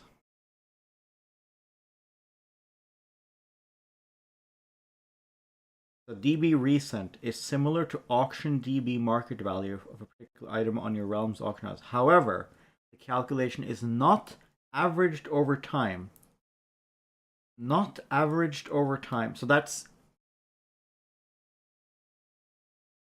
What does that mean? It's only applied to the latest price snapshot process. Okay. So, like I said, this is like a lagged price, and this is just without the lag. It's the same, but without the lag. The first 3 steps of the auction DB market value are applied. Okay. It will do everything except blend it with the last 14 days, but mostly just the recent. Okay. Okay, I prefer this one. Probably. Although, there's a very lazy trading strategy implied here, right? Which is that on items with stable long-term prices, you could buy anything where DB recent is lower than DB market value, right? Because DB market value is kind of a smushed lagged, like that's like a backwards looking metric, right? Whereas this is a snapshot right now metric, right? If the snapshot right now is cheaper than the backwards looking metric, statistically speaking, assuming it's on a mean reverting item, right? You're gonna make money. If this is below this, statistically, you're gonna make money. Although, if that exceeds the taxes and the posting fees is another matter. DB historical is a 60-day average of the DB market value for a particular item in your realm section. Oh my god! Oh! That's how we do it. This is how we're gonna do it. We're gonna we're gonna use DB market on. So here's what we're gonna do. In game, we're gonna use DB market to serve as our estimate of the item's actual value, right? And we're going to use DB recent just to check what the price... I mean, that's just a check of what the price is right now, right? Mm-hmm. I mean, actually, we don't use DB recent. We literally just scan for lowest price, right? Because, I mean, we buy at the lowest price, right? We don't even use DB recent, right? But yeah, so if lowest price is sufficiently below DB historical, then that serves our purpose. Now, this is only true on items that mean revert. Okay, only old content, only items that are used for consumables and stuff, right? But here's the thing: I'm willing to manually vet each item and make a determination by just kind of looking at it and being like, is this... I'll show you an example. Like this is clearly a mean reverting item. Okay, the blue here is the prices, right?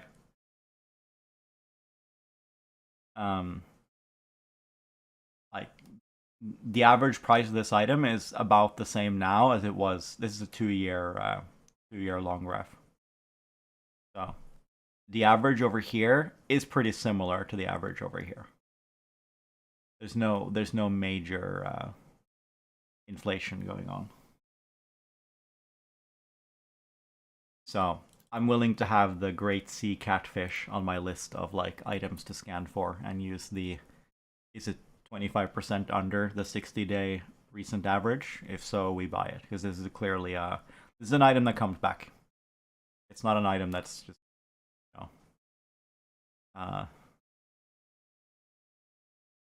it's not following a 1/x type graph where it just kind of curves asymptotically down.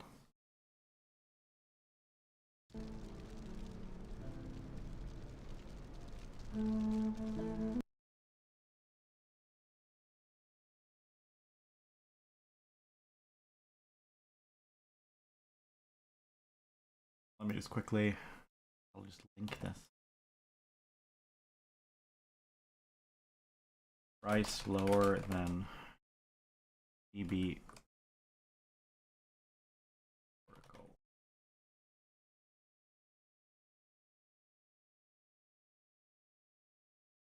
Only on items without long price.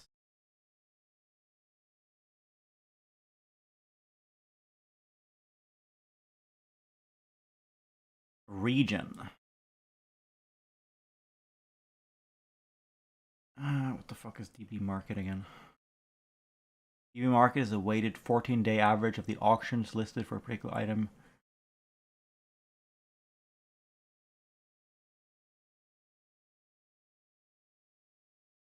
DB market is a weighted 14-day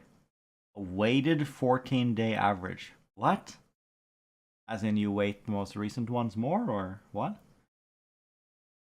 14-day average of the auctions listed for a particular item on your realm's auction house, favoring the most. Yeah, okay, so that's the yeah.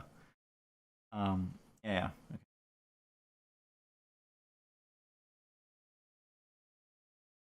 Yeah.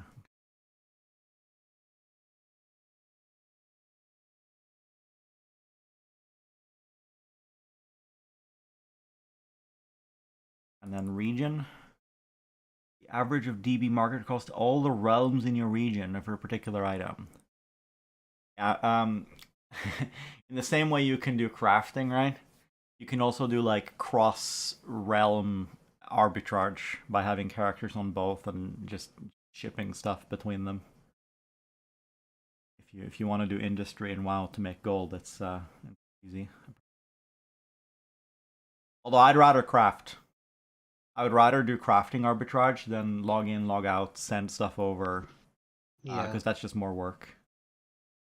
But here's the thing. Sending stuff over is faster. If your goal is to make money fast, and if your goal is to make money but also play WoW, that's actually better. But I'm willing to just have WoW open and minimized for an hour while my guy like rubs his hands together to craft 2,000 arrows or something. Yeah. The problem is this, like, a lot of the good, decent money comes from crafting orders, because you make soulbound items. And so you kind of can't have that ready, essentially. You can't just directly sell to people who ask for it. They have to request it. Yeah, I just recently discovered the ability, the auction house for crafts. I think is really cool. That's in the game. Yes, I agree. They finally incorporated a way where it's like crafting can now be relevant again, while not getting rid of the soulbound system.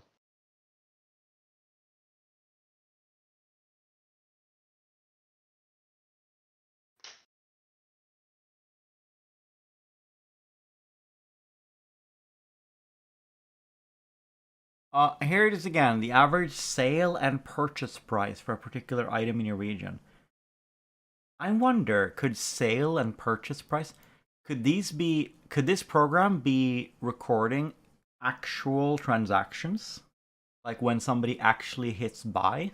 Like when a listing... Yes. If that's, I mean, that's the data we want, because like the auction listing prices are hopes and dreams, right? I mean, these are these are it's the prices that actually happen that are relevant.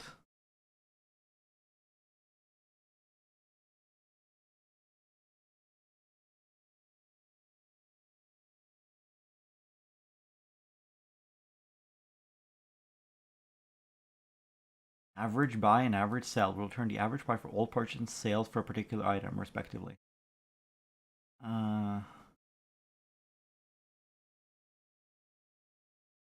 Average. They may be my purchases and sales. Because that's what smart average buy does.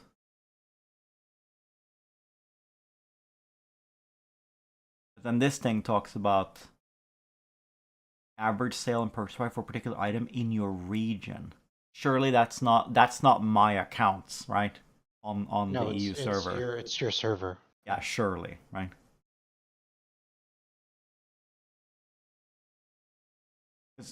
This implies they have this information. But if they have this information, why the fuck are they dealing with listings? They spend all this effort eliminating outliers of listings. WoW doesn't give it to them, but it has the ability to interpret all of basically scrape the data essentially from what I'm seeing here. Yeah, because it's very easy to know if an auction expires, right? Because if time runs, actually, That's not true, because a lot of people are stupid and they constantly cancel. they cancel to post it again, which makes no sense, but they do it. They're impatient, basically. If you want the item... Okay, it makes sense in one circumstance, right? Suppose you're dealing with those items that are dropping in price rapidly because they're new content, right? In that case, you could lose more money waiting 12 hours than you would if you canceled it and got your listing on top again. And maybe it sells.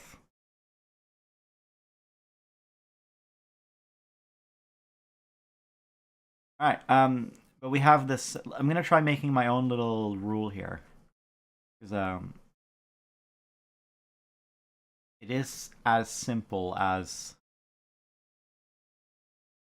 This DB historical is the key. Auctioning. Let me make a new one.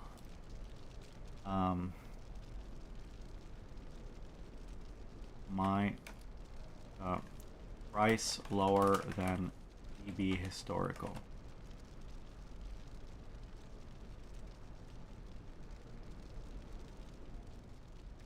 Oh, there's a posting rule?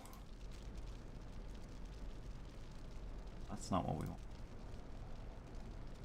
Canceling.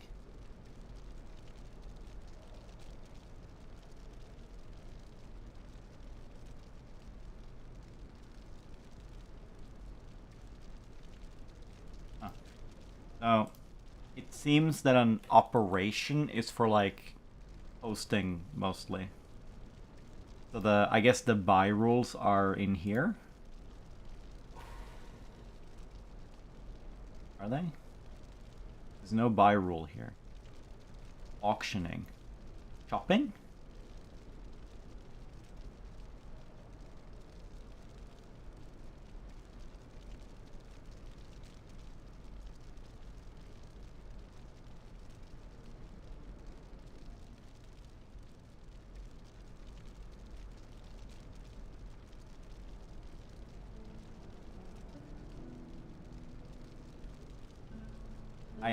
I know this. I know enough now about this. I strongly suspect that this add-on happens to contain the functionality I need to make a really easy to, like, really low work required, very effective trading strategy. Because this add-on is for crafters, but it doesn't need to know. It doesn't need to know that I'm not actually going to craft anything. It can just maintain my crafting stockpiles and only alert me when crafting materials happen to be cheap right now. It doesn't need that. It doesn't need to know that I'm not going to actually use the materials.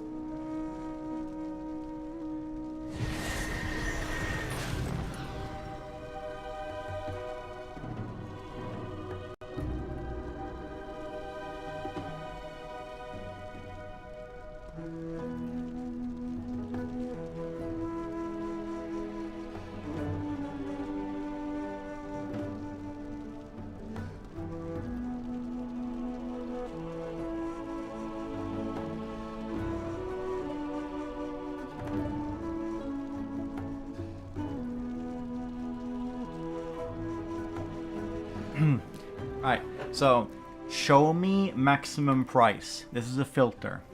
This is where our strategy goes. So we need DB market to be... How would we program this? So we need DB market less than DB historical.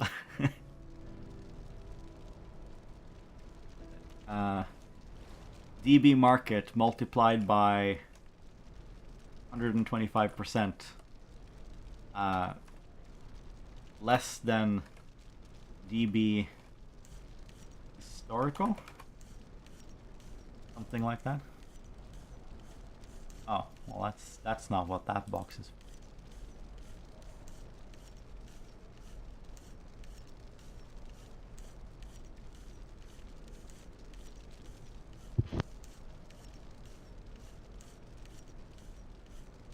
gonna use it real fast. Am I dreaming? Shopping scam.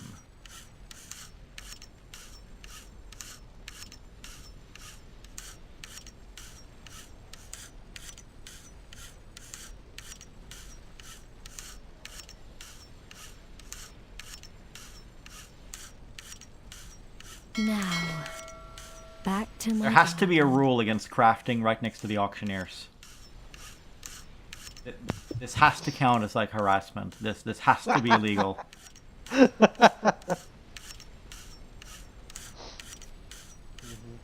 Very illegal. You would ask something of me? Dude, it's actually like really bad. It has this awkward cut when it loops. Like it doesn't loop cleanly. Control S, it's the only way. Oh, there is a solution? Okay. Control S, it just mutes all sound.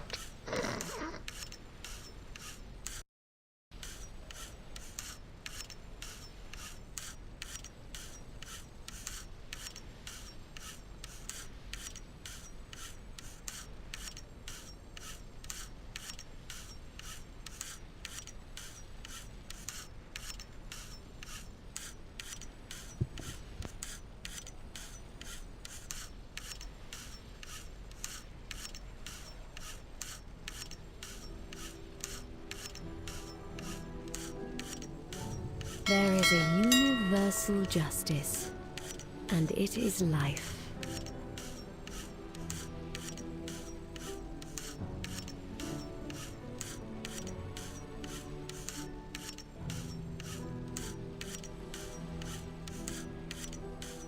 I'm just gonna search for potions because those are guaranteed to be consumable. But you can't even make the potions that But I'm just trading them. I don't care about making them.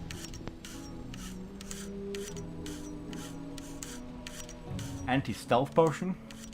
Yeah, those are probably relevant in battlegrounds. Those should be constantly in demand, I think.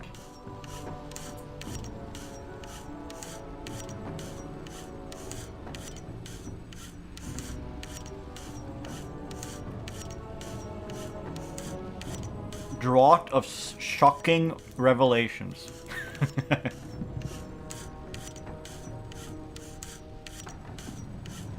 Gains increased stealth detection. Every 1 second, the light will attempt to smite a hidden foe within 20 yards. That's the shocking revelations. Yes.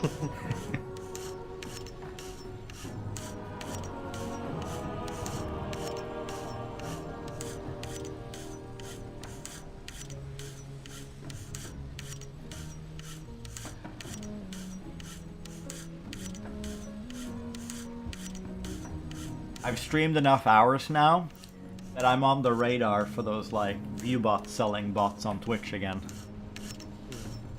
They were not there until today.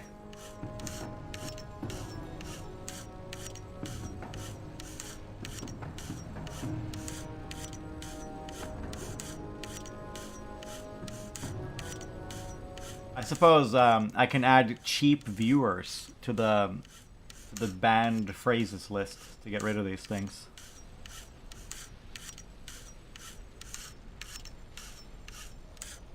To the auto purge list. True. I don't think a lot of real people use the phrase cheap viewers. Yep. They might use sponsored viewer. Sponsored comment. Lot of shocking revelations. Okay, so here it says it's gonna be. Okay, we gotta just look it up on the price website. Where is it? Shocking revelations.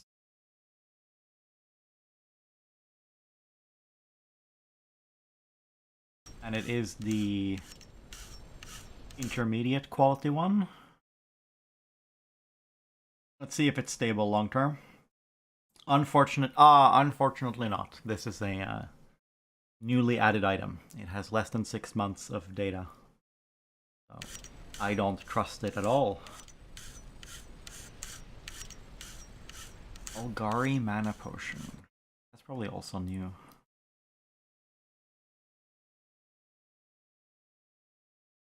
You know, I think the thing that I downloaded probably only has War Within items. Because the person who made it is a crafter. Yeah. So she is always on the new content, right? So I need to go download the Dragonflight one that she would have made, actually. Which I can just do right now. You will do well. I know it. We'll just put it in, make a new profile. Right, this one's called Penguin Mode. Actually, that can stay.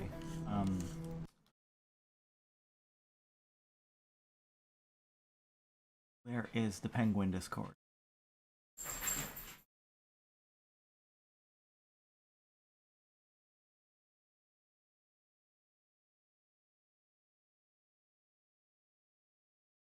War Within, Dragonflight, TSM profile, retired.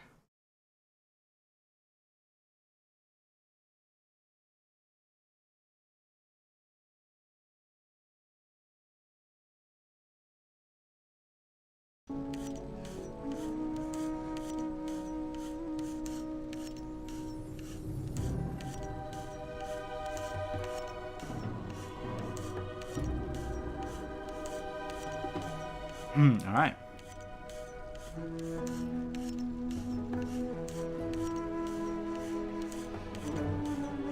Potions.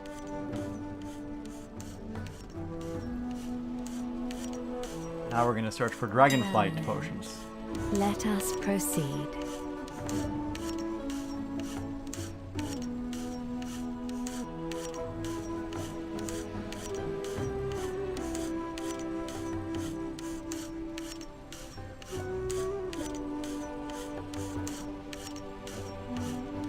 What, we didn't find anything?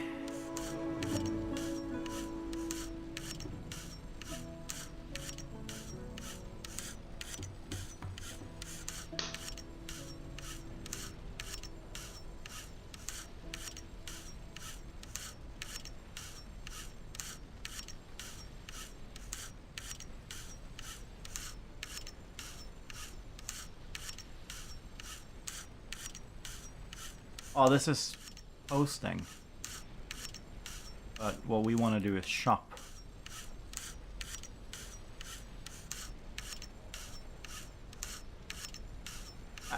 Fuck, cancel scan. No, no, that's cancel. It's cancelled all my shit. There is a Fuck. Okay, well now we know what that is. I guess that's what that is, huh? It did say cancel in the name.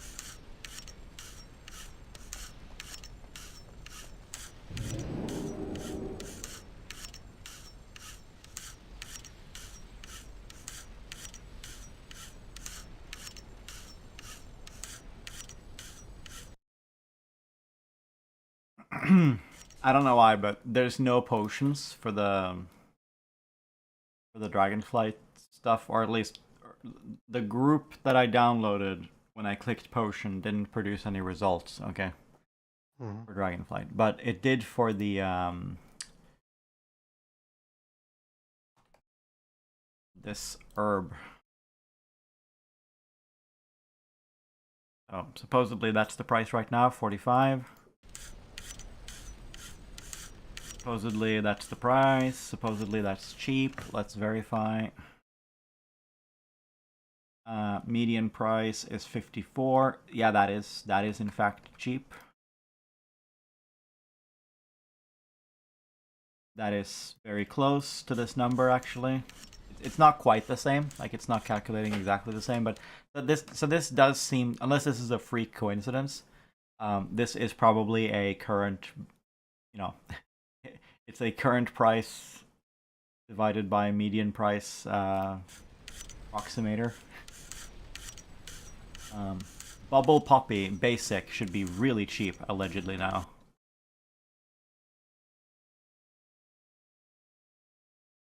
Bubble Poppy basic. That would be 70%. Yeah, that's far more off. That's a lot more off. But it's still cheap though. And both of these items, are they long-term stable? Well, they certainly are in the last year or so, because this is all content, right? So this could be it, you know? Like I might not even need to make anything. Like this thing I downloaded might be able to run it just fine. So let's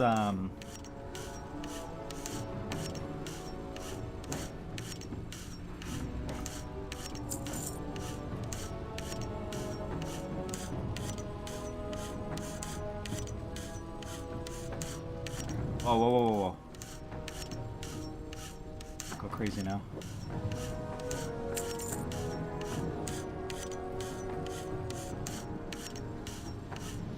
Alright, so I'm gonna just try buying anything that's below 67%, according to this metric, and we'll just see if we make money or not.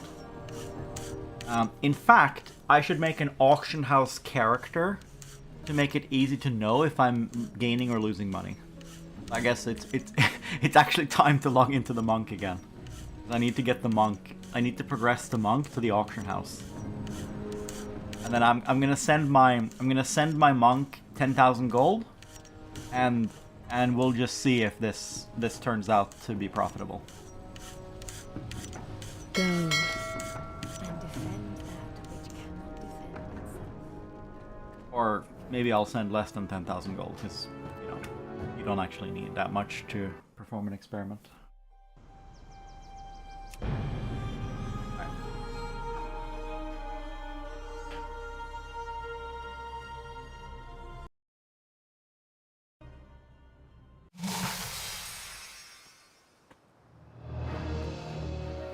Ha! I can't fly? Ogres and necromancy. Just get a A flying dangerous nose. combination. Flash shots. Wait. No! No! The stupid options are per character. Yeah. I gotta configure all this shit again. Yeah. Oh You make resets no. though, Sing. Hey, the controls are not. Yeah, because those are keybinds. Wait. Oh, but the keybind. Oh, okay, never mind. It's fine. It's fine. Yeah. Okay. We just do it like this. We don't have edit mode? Are we in combat? I don't know why you don't have edit mode. We need to turn on edit mode?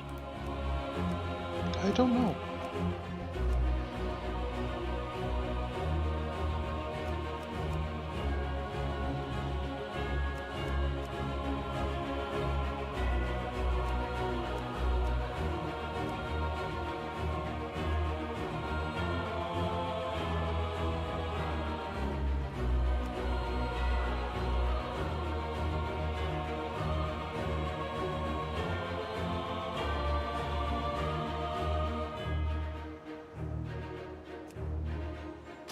I'm just gonna hope it shows up.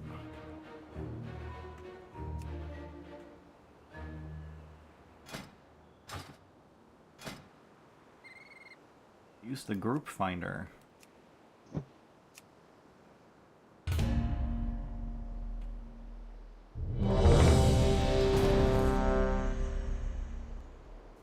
Oh, I know why. Was this the first character you made? Let's The move. first new one? I'll draw Okay, the ogre's so attacks. you're The rest in, of you focus on taking them down. You're in the baby new person area that they new person area they made. Oh, that's why it's so shit. Yeah. 'Cause I was wondering, like, the quality was just so much better on the.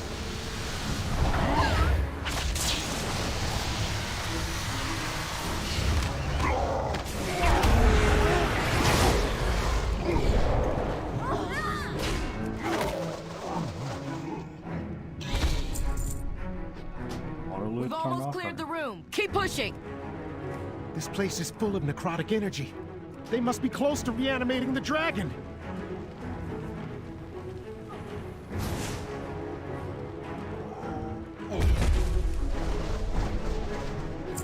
Auto loot is turned off.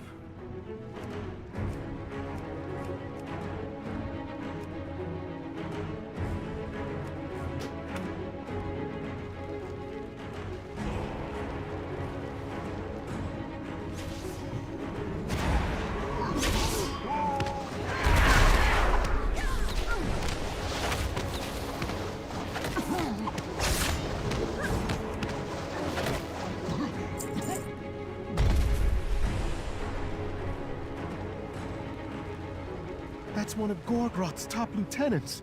Can we really defeat him? We're gonna smash! You no stop ritual! I'll keep his attacks focused on me. Henry, you heal us up. Understood, Captain.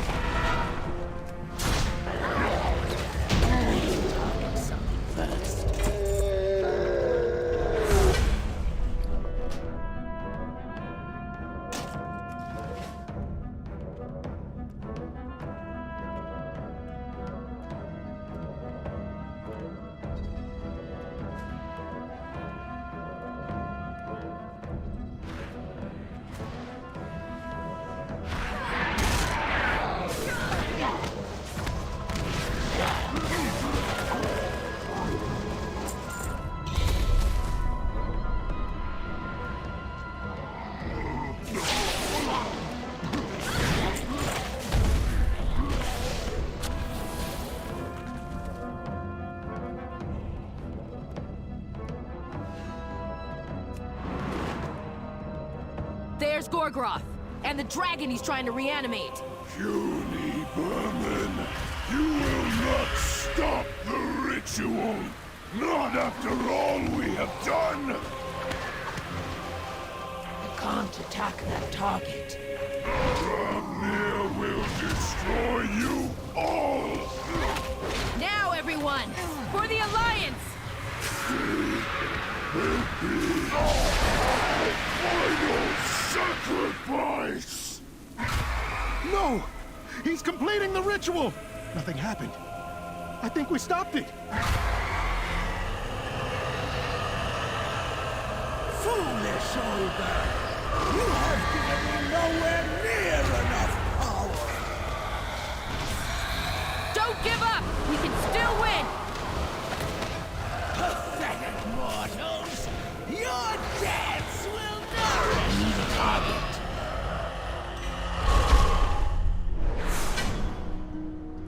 We've done it! The ogres and their dragon have been defeated, and the storm is cleared. Recruit, speak to me when you're ready to leave the Citadel. We need to find a way back to Stormwind. Together, we'll see our way through this. Look! Alliance reinforcements! There ye are! We've been trying to get through the storm to reach you. We can't rest until we stop the ritual. Excellent work, Recruit. Hop on a griffin and fly home to Stormwind. You got my attention. Alright, you're free.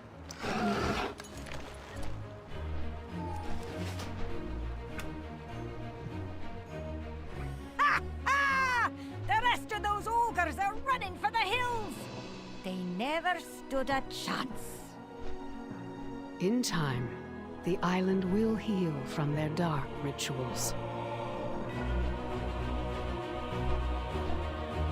Look on the horizon. One of our airships approaches.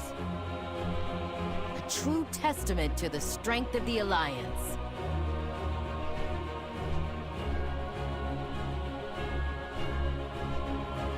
Come on, recruits.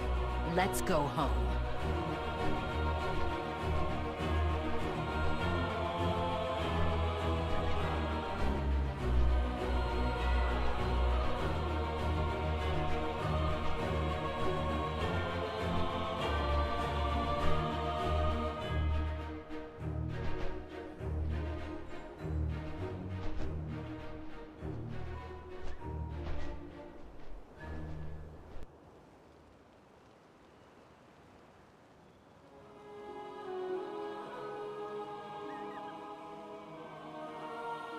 Yeah, maybe, maybe on this character, I will do one of the other regions. Capital of the noble alliance. Though they hail from many different lands, the races of the alliance convene in Stormwind on matters of trade and diplomacy. Their age-old enemy, the savage Horde, poses an ever-present threat. Oh, also another thing. But no matter the challenge, on your the soldiers of Stormwind stand ready allied to races face by it. doing their quest lines. Though the Worgen curse ravaged your home kingdom of Gilneas, you have mastered your feral rage as a weapon against your rivals. Azeroth faces countless threats. Bold heroes are needed to rise up and defend her. For the Alliance!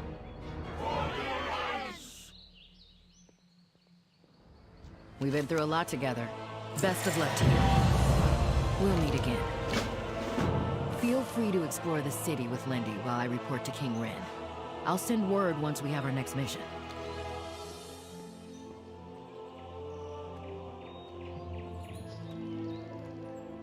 I can't attack that.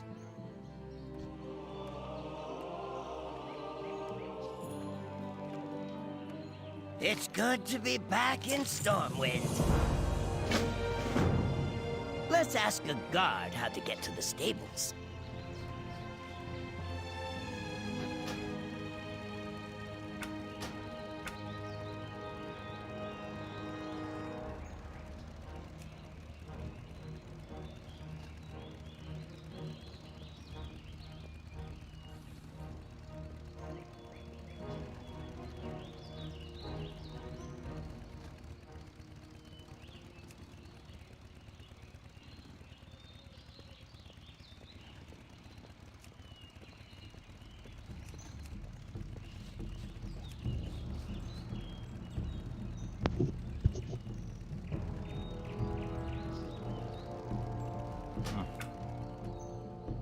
Oh, here.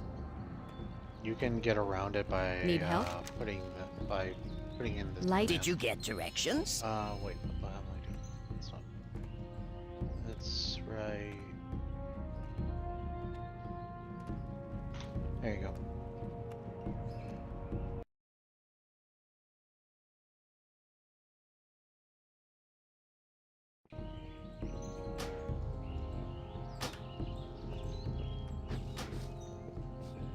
Nope. Nope.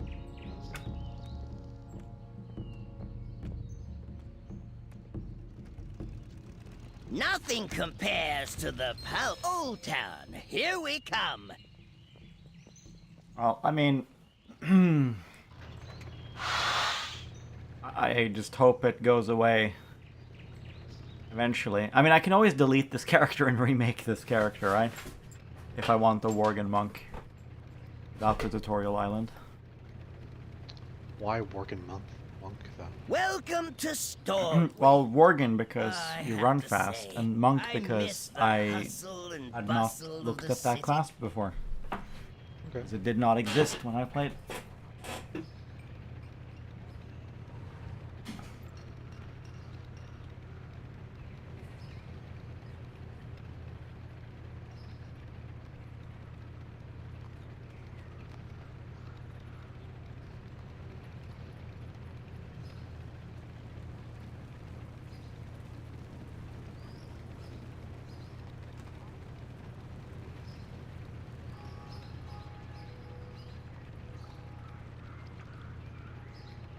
We're headed to Old Town, which is, well, an older part of town. I suppose Stormwind has a lot of history to it. if I just trade items that I don't loot myself, I would also be able to probably track how much money I'm making, because I know there's add-ons that let you track like the profit per item and stuff like that.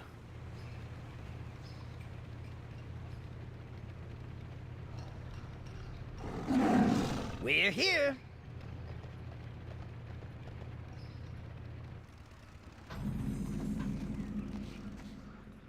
Hey there. See you around. It's good to be back in Stormwind. Let's visit a trainer to learn about specializing your skill set.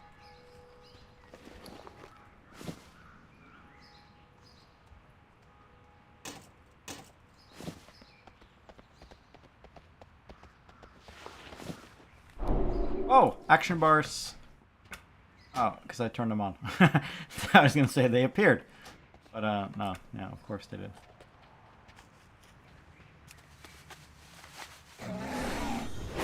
Hey, we can fly right away.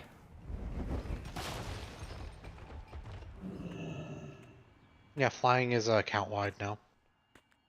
You are most welcome. Ah, so because I could May fly the on the red one, I can crate fly on the rest. live forever Yes. in your Your money is also account-wide, and all your ups. Oh, wait. No, at least it's not in the bag. Yeah, you have to transfer it into your warband bank, and then Yeah. you just withdraw it from there. But sure.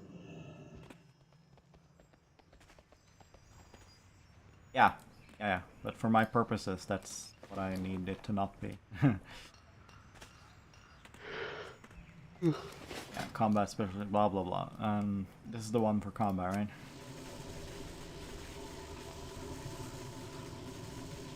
An excellent choice, indeed.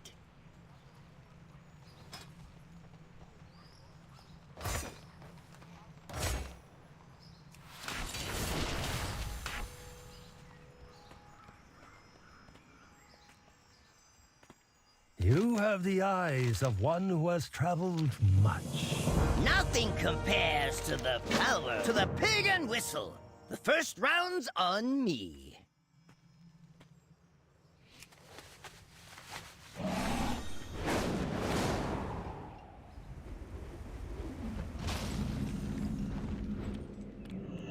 Hello. Safe travels. See you later. See you around.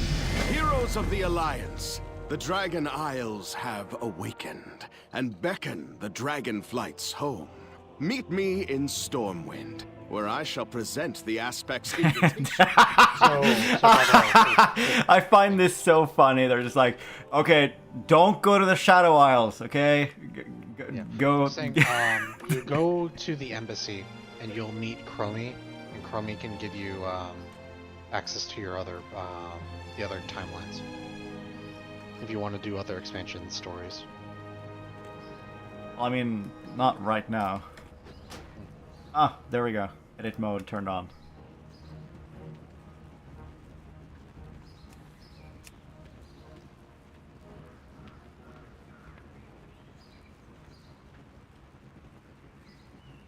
Fuck off. Alright, I'm gonna go eat. I'll be back, okay? Yep, I'll walk centers.